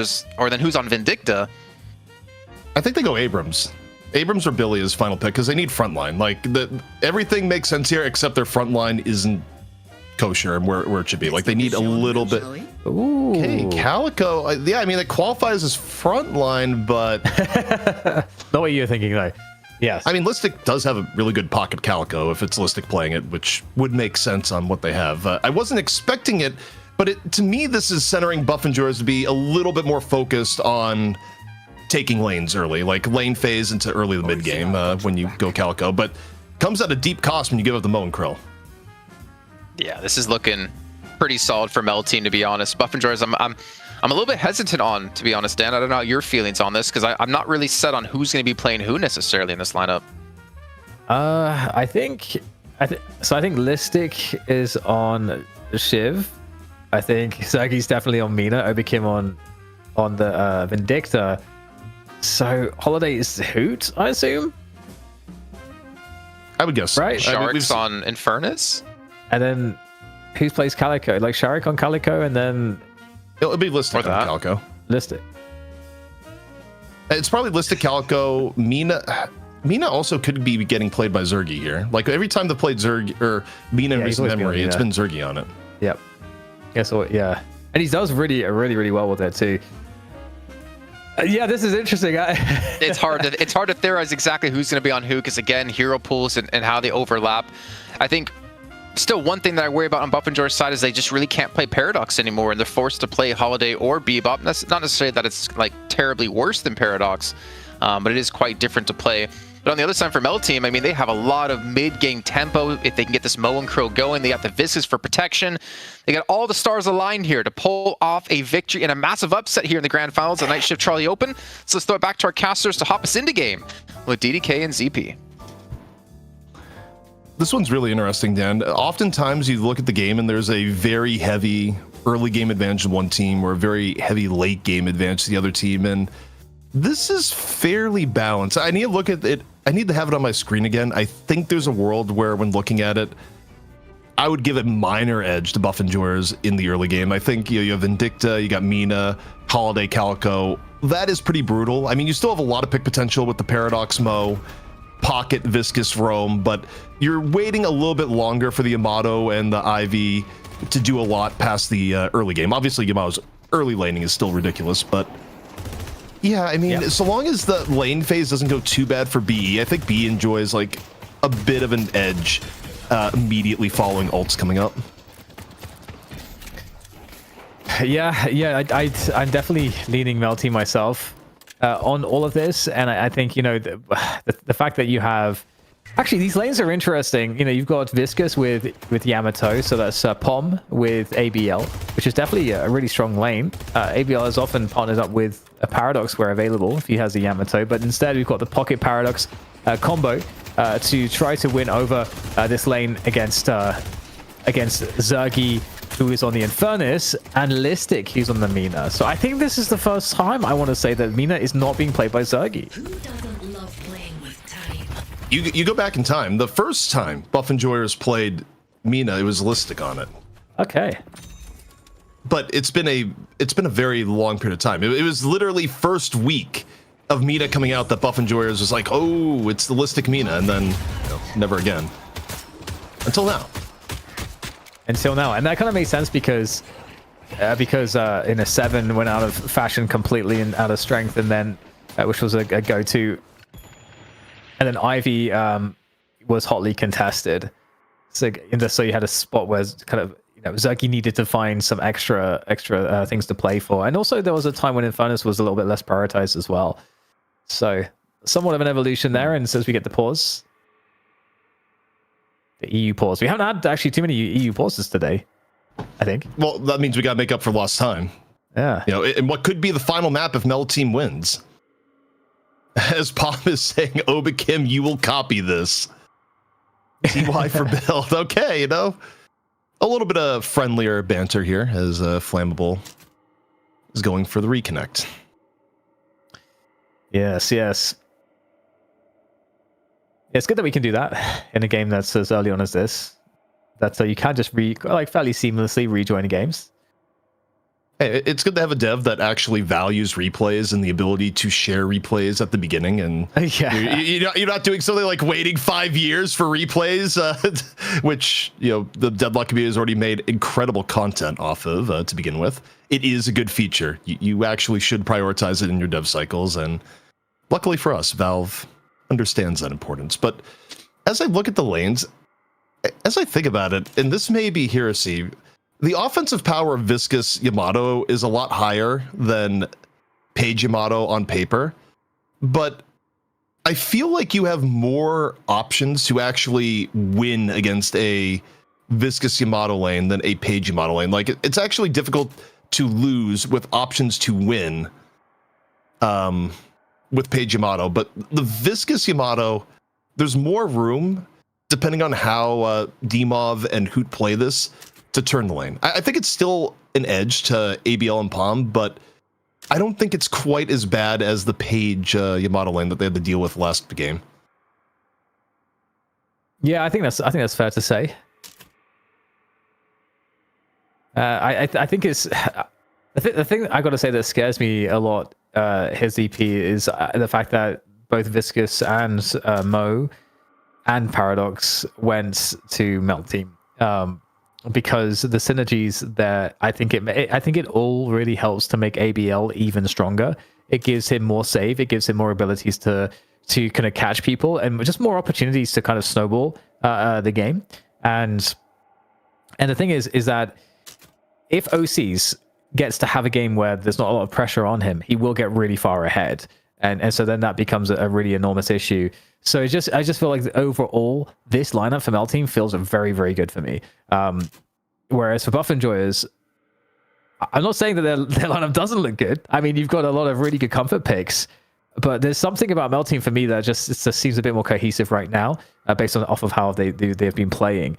Who's going to have to really have a great lane phase so that he can get the pressure onto Mel Team quickly. I mean, you could make the argument that middle may decide a lot of this game, because if the middle, for whatever reason, turns against Palm and ABL, and Hoot is free to roam, that could be the catalyst to letting Listic get really far ahead. That could be the catalyst to getting Sherrick at the point where you can just dive relentlessly as a Calico. The early snowball for Buff Enjoyers, if they win 2 out of 3 lanes, is pretty ridiculous. Like, when you think about heroes that just start abusing their advantages extensively, Calico, Mina, Vindicta are pretty high on the list. And if they're all having a good game, that means Dmov is getting a lot of room to farm and going from there. So if it's an even game in the late game, I do like where Mel Team is at, especially if OCs gets the farm. But I also just, there's so many ways here for buff enjoyers that they can actually snowball this if the laning phase even just goes a little bit in their favor. Totally with you on that one. Okay, well, we're back into the game, of course, so that's going to be delightful. 2 minutes in, we've got some of those boxes spawning at that 2-minute mark. So those aren't there to be grabbed. See a little route here. You don't have too much time to get very many at this time in the game, so gotta get back on your lane quickly. But every little bit helps. It really adds up over time, just being able to mix in box runs. It comes at a cost in terms of lane pressure, and speaking of pressure, quick dive in coming on in from Empty Dreams, and this is one of the better ways of dealing with the Mina. Like, Mina is very oppressive if you let her be oppressive, but if you're able to land good poke, she is squishier than the norm, and I mean, Sanguine can only do so much, so from looking at Mel Team here, they definitely seem to be taking the approach of hit Mina early and often in lane. And given how indeed she is quite vulnerable, being so such a low HP pool is definitely effective. Also the build, like, I mean, Listic is kind of glass canning that between the burst and extra spirit at the beginning. No greens to be seen. Okay, so this is the problem when you're up against ABL who has a Viscous. He can get extra aggressive, but this is actually looking kind of scary. Nice fight coming back from the opponent's hip. This is very scary. In fact, are they going to go for this? Yes, they will. Dmov is looking to chase it down. I don't think there's any way ABL can get out of this. Oh, there's nothing left. There is nothing left. He just has to try to run, but unable to escape. Really well done there by Dmov on the chase down. Ballistic on the other side of things has actually finally gone down on the Mina. Maybe would have wanted to buy something that would have helped him to stay on lane a bit more, but you said, I mean, CP. For me, it's always a balance because you want to get your regen from Rake, but if you're just getting absolutely crushed by relentless pressure, you might not live in time to get the Rake. But this is kind of what I was saying in mid lane, is that for Holiday Shiv, you do have the ability to, turn some of these fights. Also, Empty Dreams getting punished here on the right-hand side. Little bit of revenge for Listic, now working with a full HP bar. Yeah, it's nice, a nice change. Actually able to do something. And instead it's Obi Kim, who's getting kind of low there on the Vindicta. Vindicta doesn't have too many tools to really control the wave. Vindicta's poke is kind of nice though. It's able to whittle health down if you're able to connect those birds once you get them lower on the cooldown. Nox Nostra coming up to try to find a kill here. Overseas, looking to see if he can find his way out of this one. Looking very difficult. The time bomb there to at least get some extra damage as he goes down, but it's not going to work out too well. The buff set. Not. I'm not actually sure. Did they manage to grab that buff before dying? I wasn't able to tell off the camera, but Sherrick was able to chase down Flammable, and the one early indicator. Okay, Souls-wise, it's not even that far ahead, but the way these fights are breaking down, I feel like this could be the prelude to a monster Dmov game. Like, I feel like Dmov is going to have a lot of opportunities to get cleanup on Killing Blow and not a lot of pressure on him so long as he's able to maintain a reasonable level of farm. I think and that's an exciting prospect. It also, because Mel Team do have some good ways to deal with that. I think chiefly the cubes coming in from Pom to try to act as safe. And Pom has been, I think you were calling it out. Pom was really good yesterday with respect to that. Pom has been impressive as a new player added to the 1-1 core, but a quick dive in here from Flammable into the combo. Looks like enough to take down Sherrick. We'll see. Obikim flying over. Assassinate ready to go in turn. Sherrick is still super low, dancing around. Finally goes down. Flammable able to find it at the very end. Still reasonably healthy here with OCs, and now looking for Obikim. Would love to get a punish, but not really the angle to take safely to get it. In fact, may start getting hit by Mo in turn. Yeah, looking desperately for that angle for the assassinate, and he will actually find it. I was going to say, that was the only thing to worry about, and it's found. Really well done from Obikim. Yeah, especially because you get that, I think it's 250 bonus souls until level 3. I was not expecting that. I thought OCs was out, and Obikim just finds the angle, the right amount of damage to even that out. Bit of a loss there for Mel Team. Also, we talked about the importance of mid lane, and you know, this Yamato Viscous lane is winning the overall Guardian battle here. We'll see if this is the end as the cube. Wait, flying around. what just happened with that cube that put ABL a mile behind? Something very strange happened interaction-wise there. Yeah. Oh yeah, he did get lassoed. You're right. Yeah. So ABL gets lassoed, gets cubed in turn, enough to take down Guardian. See if there's a little bit of punish there. Instead, getting the friendly puddle punch. The boost you need to maybe get out in full, but no, not quite. Hoot and Demov still able to complete the kill. Oh, and might be able to find another one here. Yeah, this looks very bad right now for Pom, who is juking, and he's actually going to get away. Pom actually managed to escape. That is kind of wild. And oh wow, okay, well this Guardian is still very healthy, and the Demov is kind of is suddenly exposed and vulnerable at the moment. Able to use the movement, the slice and dice, able to just barely get out in time. But this is going to be, Demov spending time off lane, and this mid lane was won by the ABL Pom combo. Also, that slowing hex nearly sealing Demov's fate was very much on an edge. Hoot getting a bit of cleanup in the aftermath of middle, where the middle Guardian still pretty healthy. We'll see what rotations this opens up here for Mel Team. And as I say, that Viscous is going off to the right lane now, Dan. Yeah, and that Guardian was already 1-2 on the right lane for ML Team. So ML Team, ahead on the objectives early on, despite some of that, some of those fights initially going Buff and Joy's way, feeling like ML Team taking more controls and stealing, or rather taking their own sinners. Can't steal from yourself, I don't think. I mean, look, anything is possible with bad financial management. That's all you got to know. I suppose, yeah, fair enough. Okay, so they send Viscous over the right. The help was a failing lane there, and they move Mo over to the left. I mean, I think this makes sense. It also makes it a little bit more difficult to convert on some of your kills with Mina. 46k to 45k. The actual aggregate soul-wise is pretty even, as Mel Team's looking to get active here on the left, floating 4 over. Sherrick, though, very well aware, going in for the engage, and things are getting up close and personal between left and middle. Here and now, as you look at the HP bars, no one's particularly low from whatever engage has just been going on. 10 seconds to the end, so the side lane controls are really important. Mel Team have the left lane, but they don't have the right lane. That's that lane control is with Buff and Joy's at the moment. So we go, and actually spawns on the left lane. That is helpful for Mel Team. You have more players and presence there at the moment, but it's actually outnumbered. There is 5 players there right now for the Buff and Joy's side, so they are looking to secure this. There isn't anyone here in time for Mel Team to really contest, or is there? Okay, well, Lasso's found on the other end of things, catching ABL, forcing the Shadow Transformation, and is going to follow this up. Yeah, ABL's in real danger, and Hoot able to find it. That's plus 845, Dan. As we see Empty Dreams trying to even the score, drops the frogs, hits 2. Listic super low. Same with Obikim. But is the follow through going to be there? It doesn't really look like it. It will be a quick trip back to base, as Listic is at 1. Also, meanwhile, look at the urn. Buffingers, they're just running in the urn. Is OC's going to be the one to go here? Doesn't appear to be a case here so far. Yeah, we have Assault on the left side now, and it's looking like a really nice attempt.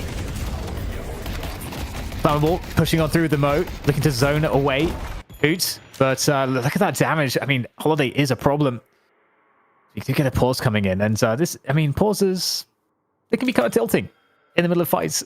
CP. Mo's just looking to leave at the moment. I mean, part of it is that someone needs to tell Mo how to wear a Halloween mask. You don't wear it on your feet. Wear it on your face. Yeah. A little bit sus. It's kind of creepy, actually. I knew I was doing something wrong my whole life. It's not even covering his mole feet. It's just, you know, hanging there. It's like an ankle band or something. At least it matches his tie. He's doing something right. Well, Jason, what do you think of this game so far?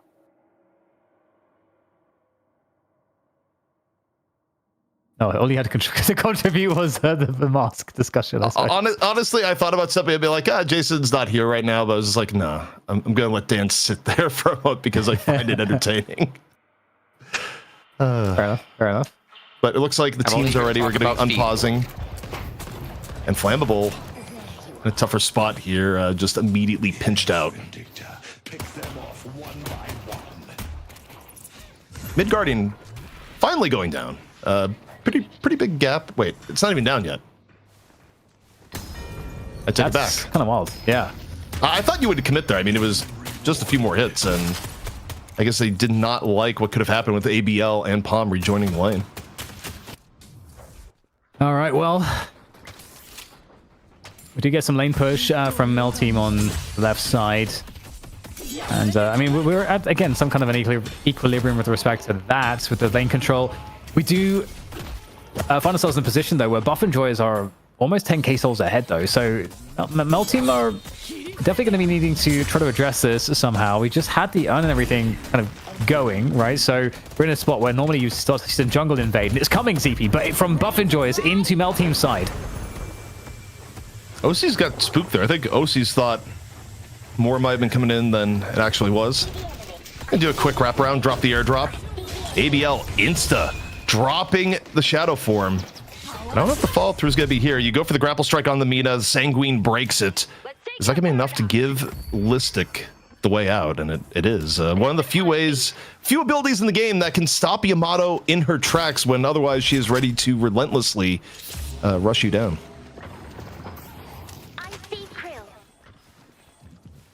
Okay, so Mel team, they desperately need a good team fight. They're going to lose this mid Guardian. They might not care too much about that. They might be able to find the swap onto Holiday, though, on the left lane. That's what they were looking for. Although it's kind of hard because OC doesn't have a swap. So I don't know if he whiffed it or what just happened. But they might find Demob out here on the open. Looking to chase him down. They also have an extra player here in Sharik there. And there is that combo coming in. Can they take it down, Demov? The focus fire there is coming on through. Demov is very weak, but he's going to survive this one. But a couple teammates still in the fight. Are they going to be able to do any better than Demov here as he's escaped? We do have a retreat coming from certain players here. Overseas has left the fight, but his teammates are getting attacked still. Obviously, we don't have eyes on it just yet. But Flammable going to go down, ZP. It looked like the numbers were there for Mel team. Buff and Joe are starting to hit their snowball potential on this comp. They're really, really good at this early to mid-game skirmishing, and they're converting it into big macro advantages. Able to take the Walker off that last fight. They've been able to deal with some of the more annoying parts of Mel team pretty well. And even in terms of farm, OC's has been kept relatively in check, and it hasn't been OC's work at 18k, which, by the way, OC's was at 14 minutes in the previous game. OC's significantly less rich here so far.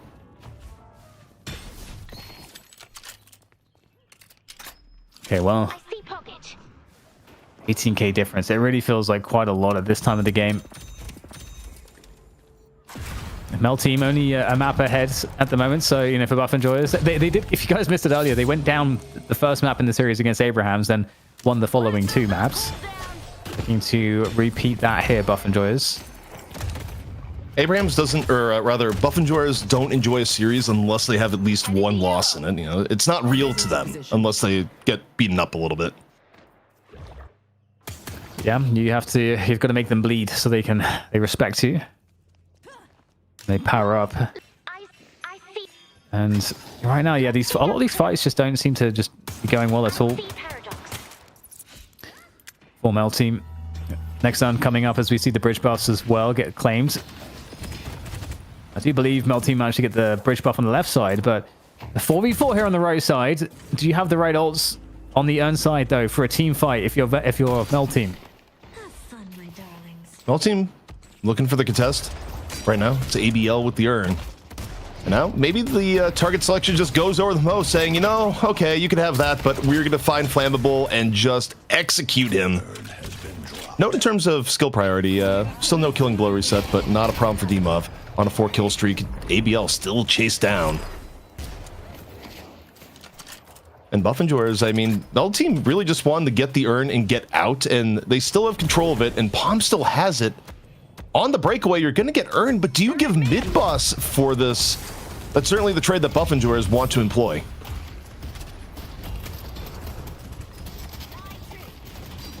Okay, well, delicious Trolli mid-boss will be finished off, and Mel team coming on through. There we go, the dive from Pocket, the Rejuve Crystal from the ceiling. It falls, and in come every single player from both sides. Ooh. 2 charges managed to be gathered by Mel team. 1 has already been utilized. It's 1 apiece for either side now. Well, there we go. The advantage now goes to Buff Enjoyers. They get theirs, the last one eliminated. And now it's a straight-up fight with Oberkim out of this one. Maybe Mel team have a chance here, ZP. Mel team able to come on in just in the nick of time. They steal 2 Rejuve charges, and now we'll see if they can get a little bit more. OCs goes down. Buff Enjoyers down Oberkim. Very low across the board. Shurik and Hoot in real danger. Zergy, though, still pretty healthy. Looking to burn down, even things up. Instead, getting burned in turn out of it from ABL, who's still full HP. Good to go on another dive.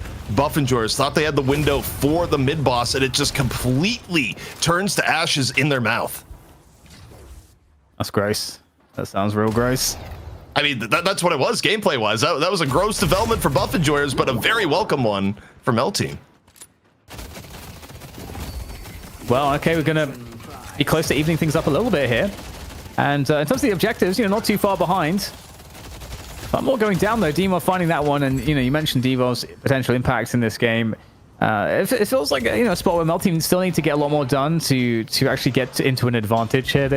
They just sort of went into a spot where it's a bit more competitive, but at the same time, the macro is really there for Buff Enjoyers. They have much more control of the overall map. They are looking to once again invade, as we see them now in enemy territory. Buff Enjoyers looking to extract the value, the resources from ML team's side of the map, and looking also for picks. And it feels like right now, you know, OC's, yeah, he's got himself 22k, but his team overall it does feel a little bit far behind in terms of souls.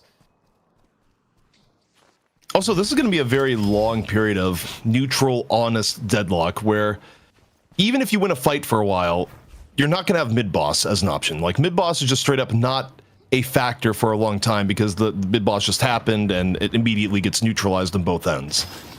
So much of the next 5 minutes is going to be based around what sort of pick potential can you have, which means, realistically, you're looking a lot at the moment at Overseas, Flammable, and Hoot to see what can be set up as the teams rotate around the map and look for positioning. And when you're looking at Overseas has Oberkim perhaps on the menu, looking real nearby. Not quite sure what the level of danger is. This is a shop ambush. Oh, don't go shopping! Not there! That is an absolute mugging taking place, set up by Mel team. I suppose it's the best player to... If you're going to lose somebody, that's the best one to lose. No shade to Oberkim, but as support Vindictor, we don't care too much. That was brutal. I mean, that was just... All right, guys, go to buy an item. Uh-oh. Yep, there's going to be a very difficult spot here for Zuggy. Just get found here. I mean, the Flame Dash is nice. It's going to give him a bit of heal, bit of sustain in this one. Able to escape too, so actually drawing a lot of fire and attention. And Flammable does get lost in the mix. Zuggy does get chased down, though, as we see another pursuit here onto Sharik. Paradox versus the Cat, but looks like Sharik is going to be looking to try to escape this one. Ooh, Kinetic Carbine is making life very troublesome. Not going to be able to get away, Sharik. So just, I think off the back of that Oberkim kill, you know, maybe I shouldn't have scoffed at that too much because, or in the way that I did, CP, because I feel like that really gave Mel team a lot more ability to just charge into this team, that last team fight.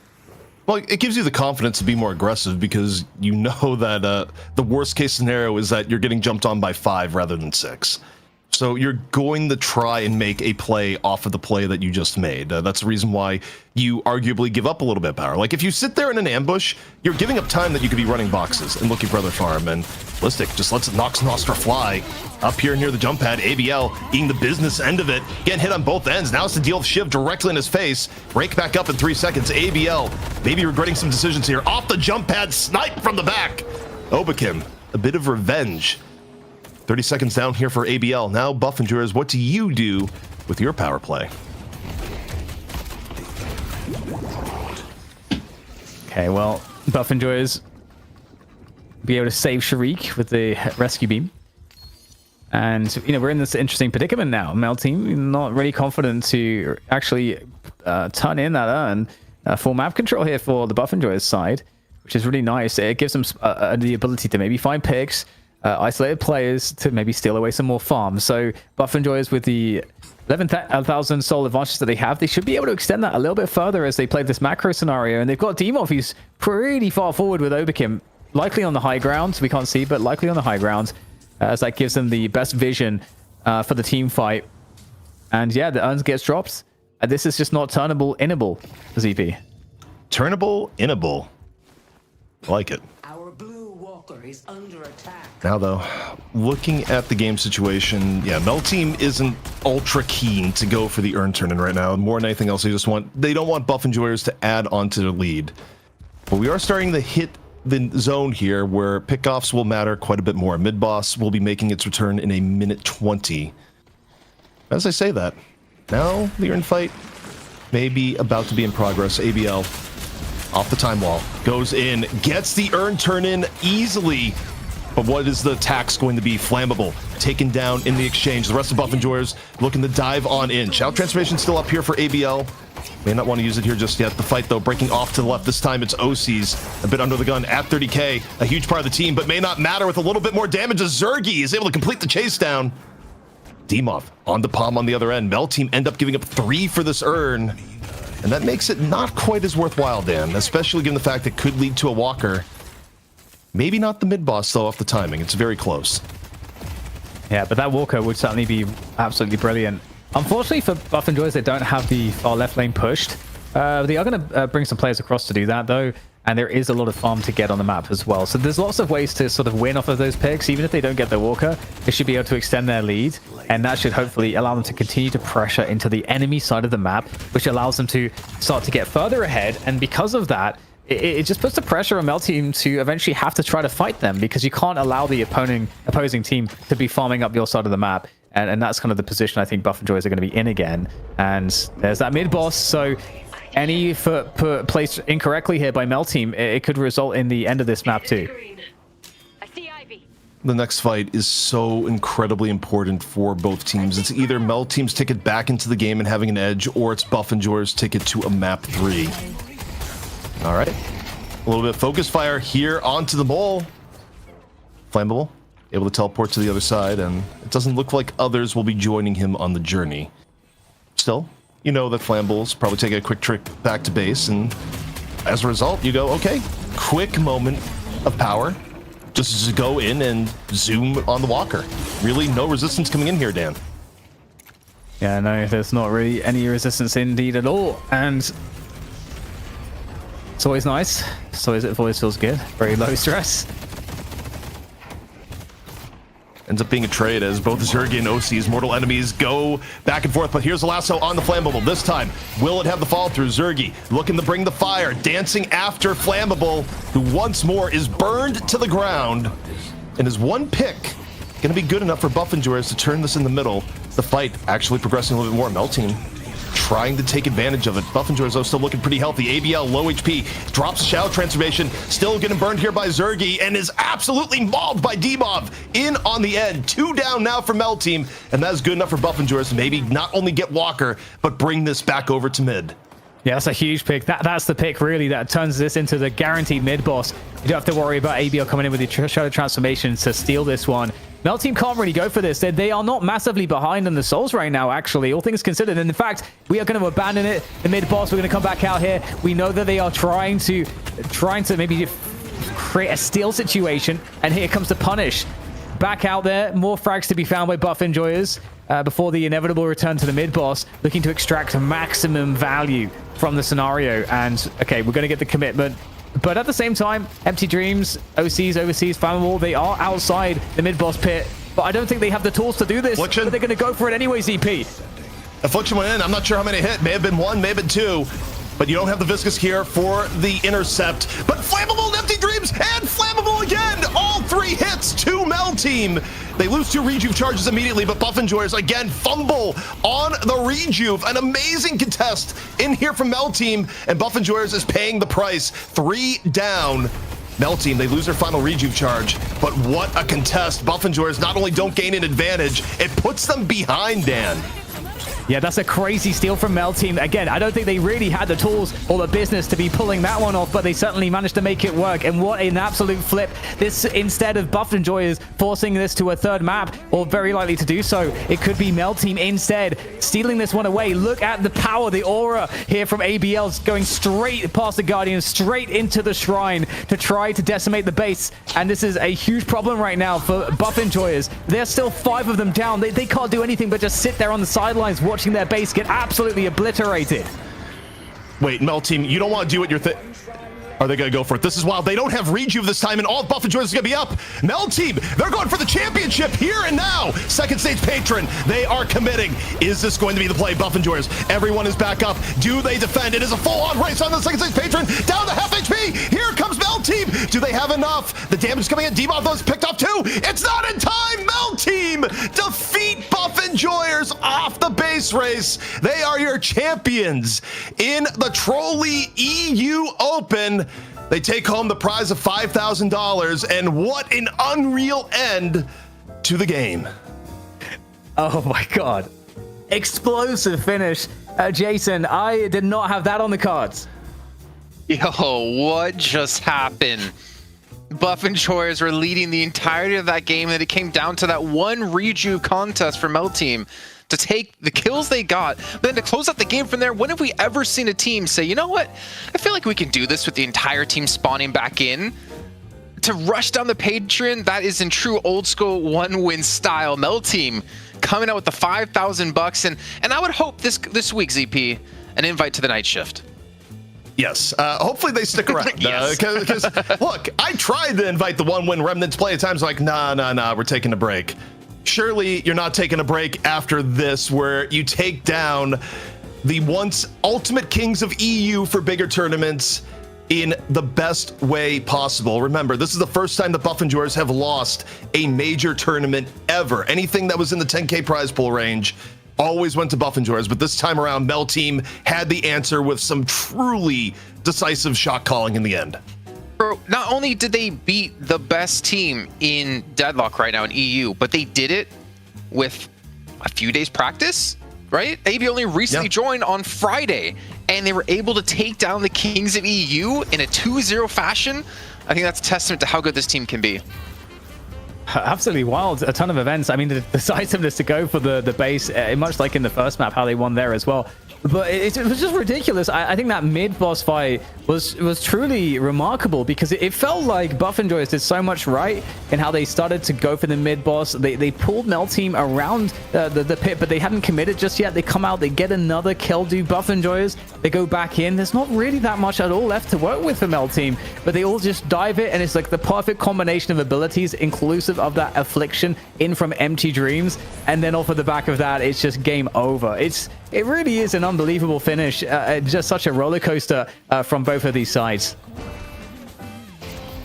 Honestly, I don't even know what to say. I don't think chat believed this to happen, ZP. I mean, it just happened so quickly. Buff Enjoyers, they were on the slow burn. They were ahead the entire way through. They got multiple picks heading into the mid-boss. And yet, in the end, they weren't able to secure it. They end up giving up every single charge to Mel Team, and it's too big of a gap to recover from. And then, you know, this play. there's just too much damage onto the second stage patron. Maybe there's a world where you look at that and go, okay, maybe the respawn timer should be shortened a little bit more so you have time on the setup, because you basically spawn as the other team is all ready to all in the patron, and there just wasn't enough DPS from Buff Enjoyers to hold off the rush. I think what you do is something similar to the Walkers, maybe, where the patron gets like resist if there's enough of you defending it. Because as you saw right there, with enough gun damage that Mel team had, they could just finish off this patron, even with Buff and Jars having everyone alive, attacking players left and right. They're still able to Zerg completely through it. I mean, we were obviously decently into the game, but to close it out like this, I think Mel team kind of made a name for themselves here, Dan.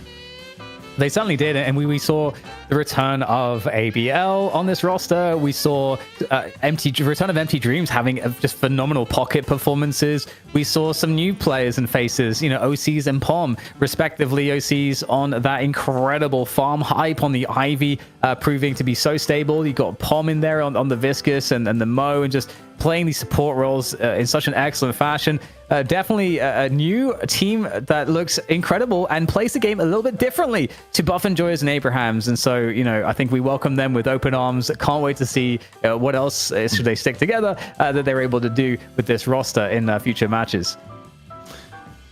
I will say, I think what is probably going to haunt Buff and Joyers a little bit is what happened back on game 1 where you let through the Kelvin. I think if you play the game we just looked at here 2 times, 3 times, it's probably going to be going Buff and Joyers' way like 60% of the time the way they were playing. I mean, the last mid-boss, look, they messed up not being able to get any of the charges when they're the ones who went into it. But Buff and Joyers looked really good throughout most of this game until they let down their guard and got punished by Mel Team. But the first game was a little bit of self-inflicted trauma by letting through the Kelvin from BE, and you know, they didn't give themselves room to work with. It was do or die going into the second map, and Mel Team did not disappoint when they saw a moment of weakness. Man, some very interesting play considering how this whole series broke down. I think this surprised a lot of us out there, and I'm hearing we are going to have an interview soon with someone we haven't talked to in many months. I'm not going to spoil who it is just yet because I don't think he is ready at the moment. But we also need to choose an MVP, gentlemen, of this series. I know we didn't expect it to necessarily be done in 2 like that, but you got to let us and production know of who you think the MVP of that series was. Okay, I think I know who I would pick. Who would you Should pick? I write it, or are we saying it, Jason? No, just I'd say it and let production choose who they want as the MVP. Because they always ask us, but we never ask them. I would probably pick Empty Dreams. I think just the pocket play was phenomenal, super consistent. The key afflictions there, you know, I think he got 3 players with that affliction at the end there at that last mid-boss fight, and just phenomenal performances. Back about in the UCP? pocket. No, I can concur with that. I think for me, it's a little bit difficult because it did feel like more of a team effort all in all. I could also be arm twisted to Palm, who I think Palm had continual great play in the support role, especially playing a more support Viscous at times. Like, I really liked what we saw from Palm, but Empty Dreams is a very good shout and truthfully hard to argue against. Well, you know what, production, we'll leave it up to you to choose who the MVP is going to be. I'm going to throw in someone else into the hat just to make it even more difficult for you. OCs. Maybe not necessarily having the most amazing of showing in this series, but he's been ever so consistent the entire time. Definitely one of the pillars to get Mel Team into this position and eventually take the victory. But we can see here a breakdown of the match. That's why we do figure out the MVP, you know, calculate the totals and the votes on the back end here. Dan, to kick things off, I mean, one thing that stands out, 3 players on Buff and Joyers, all with 15 assists. And also just look at the net value. And you look at that and you're like, wait, that team lost the game. That's wild. The fact that it's 32 to 17 kills, and it's just what is crazy. I think the first game was more evenly balanced. I may be wrong, but yeah, 32 kills to 17 kills, and Dimov was having a monster game on Shiv. I even called it at the beginning going, is like, okay, this is just feeling like a ridiculous Dimov game in the making, and it was 11-2. Dimov was in the right place at the right time, had great punishes, great damage contribution, but if you mess up on mid-boss, that could all mean little in the end. Well, our MVP of the series, it is indeed going to be Empty Dreams coming through. To start to cut you off, Dan, but we got to reward you for your correct prediction of who the MVP was. And Empty Dreams, man, it's been months since we've seen him play. Him and ABL were the duo for 1 win, and it's great to see that his first showing back, he gets a tournament victory under his belt. Yeah, I totally agree. I think Empty Dreams was always one of my favorite pockets to watch. And it was really back in the days when in fact, it would be like just like this. ABL gets the Yamato, Empty Dreams gets put on the pocket, and they were always this really just diabolical duo when it came to these performances. You'd always have your eyes on ABL, but then you'd secretly see that the damage stats and just the performance out of Empty Dreams was super reliable. And in terms of pocket players, one of the best that we've seen. Yeah. DP, any thoughts?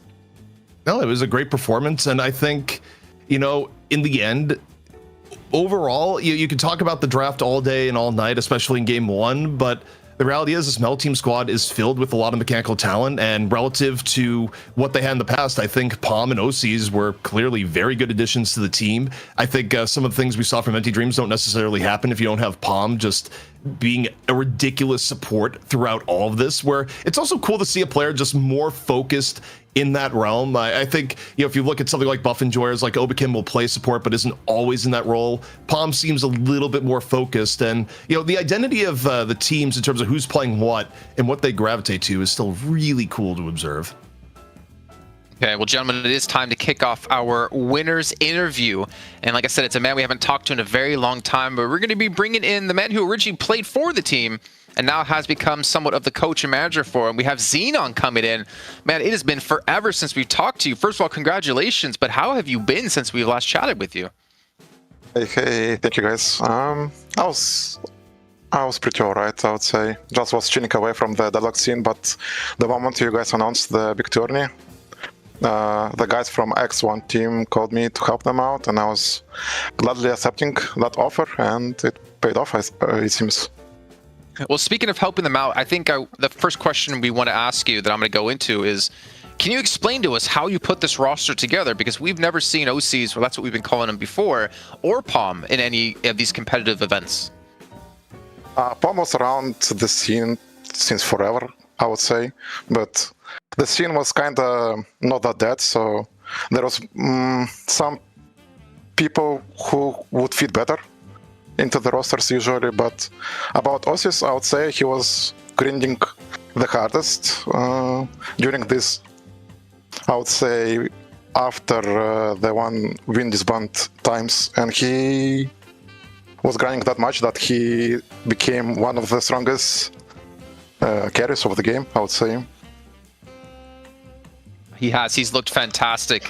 And the team you put together, I mean, as you can tell, putting on some pretty good performances. But Dan, what do you have to ask our man?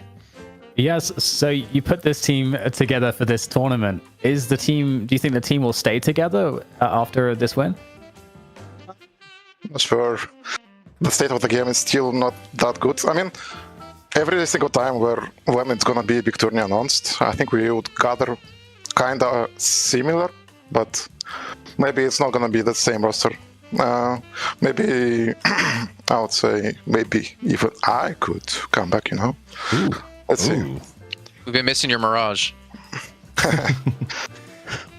So my question here, I'm going to throw it back a little bit because, part of your journey in this tournament was also having arguably the greatest soul lead throw in Deadlock history. Let's go back to the Abrahams match where you guys are up 70K. You go for mid-boss repeatedly without anyone going down, and every single time it ends badly, including the final third time where you end up losing the game off of it. I guess, first off, what happened in that game? And then how did you guys recover? Because that was the first game of the series, and that feels like incredibly hard to recover from mentally when you lose in that fashion. The throw, I think I mentioned that to the boys, that I think it's going to be historically the biggest lose with the biggest lead at the same time. So I don't know why, but some players who are kind of unexperienced with competition are showing really good resilience. And I was really surprised of that. And I think the fashion of the game showed that we were much better as the units and as the team at the same time, so we were kind of sure that we're gonna win. Okay, any other questions, gentlemen? Yeah, so going against Buff Enjoyers, what was the game plan like? They gave you Kelvin, for example, in the first map. Did you expect them to give up Kelvin like that?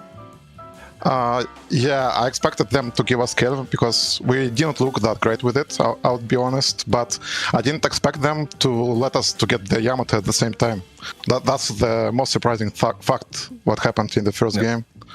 So yeah. About the plan, we just need to secure good hero for Osses and to not let them have too much OP heroes, I would say. That's the only thing I had in my mind. Okay, any final questions, gentlemen, before we let him go and celebrate? No, I'm good. I think it's time for your celebration. Well-earned victory, and definitely made things super exciting here today. Thank you, guys. Thank you so Bye-bye. much, Xenon. Well, you can hear the hunger is not gone from him just yet. He wants to come back and make his debut back into a team. And hey, maybe there's a world where he'll rejoin this team if some slots open up. Maybe if he decides to cut some teams, he can, or cut some players, he can make room in his own roster for himself. I think that would be the smart play. The 400 IQ play. Let them play for the 5K so you get a cut, and then you kick them off, and then you're on the spot of the best team in EU. But gentlemen, I mean, we're all done and dusted here from the event. I want to give you a chance for some final thoughts before we end things out, starting with you, Dan. Yeah, this has been incredibly fun. Thank you to all the fans, all of you guys for watching and supporting us here at Night Shift and supporting the Trolli Open. Hopefully we get to do a lot more of these. It's been an absolute blast getting to see all the storylines, all the players, everyone coming out of the woodwork to play this tournament. And I'm just sort of super grateful for all of you guys for all of that, and everyone here who did all the work putting the show together. DP especially for running the qualifiers, and they went like eerily smoothly. So hopefully we get more of that in the future as well. Yeah, I mean, for me, I just want to, I got to thank the community. Thank you so much to all the players and teams that came out. Honestly, the Deadlock community is wonderful. I truly think it is the best community around. You see it in any of the chat, any of the social activity. You saw it in the players and the teams that came out for both North America and EU. You made things on the comp ops end actually really easy because you're all just wonderful. And of course, we'll get to it even more so, but thank you, the Trolli, for helping enable what has been an amazing 2 weekends here in Deadlock. Yeah, a massive shout out to them for making this event what it could be over the last 2 weekends of $20,000 in prize pools for NA and EU to win. If you want to learn more about competitions that Trolli has to offer, you can head over to League Trolli and check them out to see what other games they are putting on, because it's not just Deadlock. They do provide funds towards other events and some other games, but we most importantly do hope they come back yet again here for some more Deadlock action. But speaking of that, we also have our next show on Wednesday, our Halloween episode of the Night Shift that you guys are going to want to check out. I'm not sure who's going to be on the graveyard shift, but it might be a little bit spooky and a little bit eerie, right, CP? Oh yeah, we're gonna do some things here. I don't want to spoil too much, but I may have been ordering some face paint. Change up the skin color a little bit for the show. Feeling a little bit blue nowadays, Jason. That's all I can say. Yeah, well, a little bit of Eiffel 65 here, but he's not feeling blue. All of our production crew who've also been here throughout these last 2 weekends to make sure we can have all this action brought to you guys, all the games, all the amazing graphics and everything we have to offer. A big shout out to them. Make sure you guys check us out over on socials. You got Deadlock Night Shift on Twitter, you got TikTok, you got YouTube. Anywhere you guys follow us, anywhere you interact with us massively helps. Not to mention we even have a Patreon out there, but we have a new king of Patreon, which we'll talk about on Wednesday. But so for myself, for all the town who have been here, for all the players who filled in yesterday as well, big shout out to them, and of course to production and you guys at home who are watching. Thank you guys again for tuning in, and we'll see you next time for some more Deadlock action.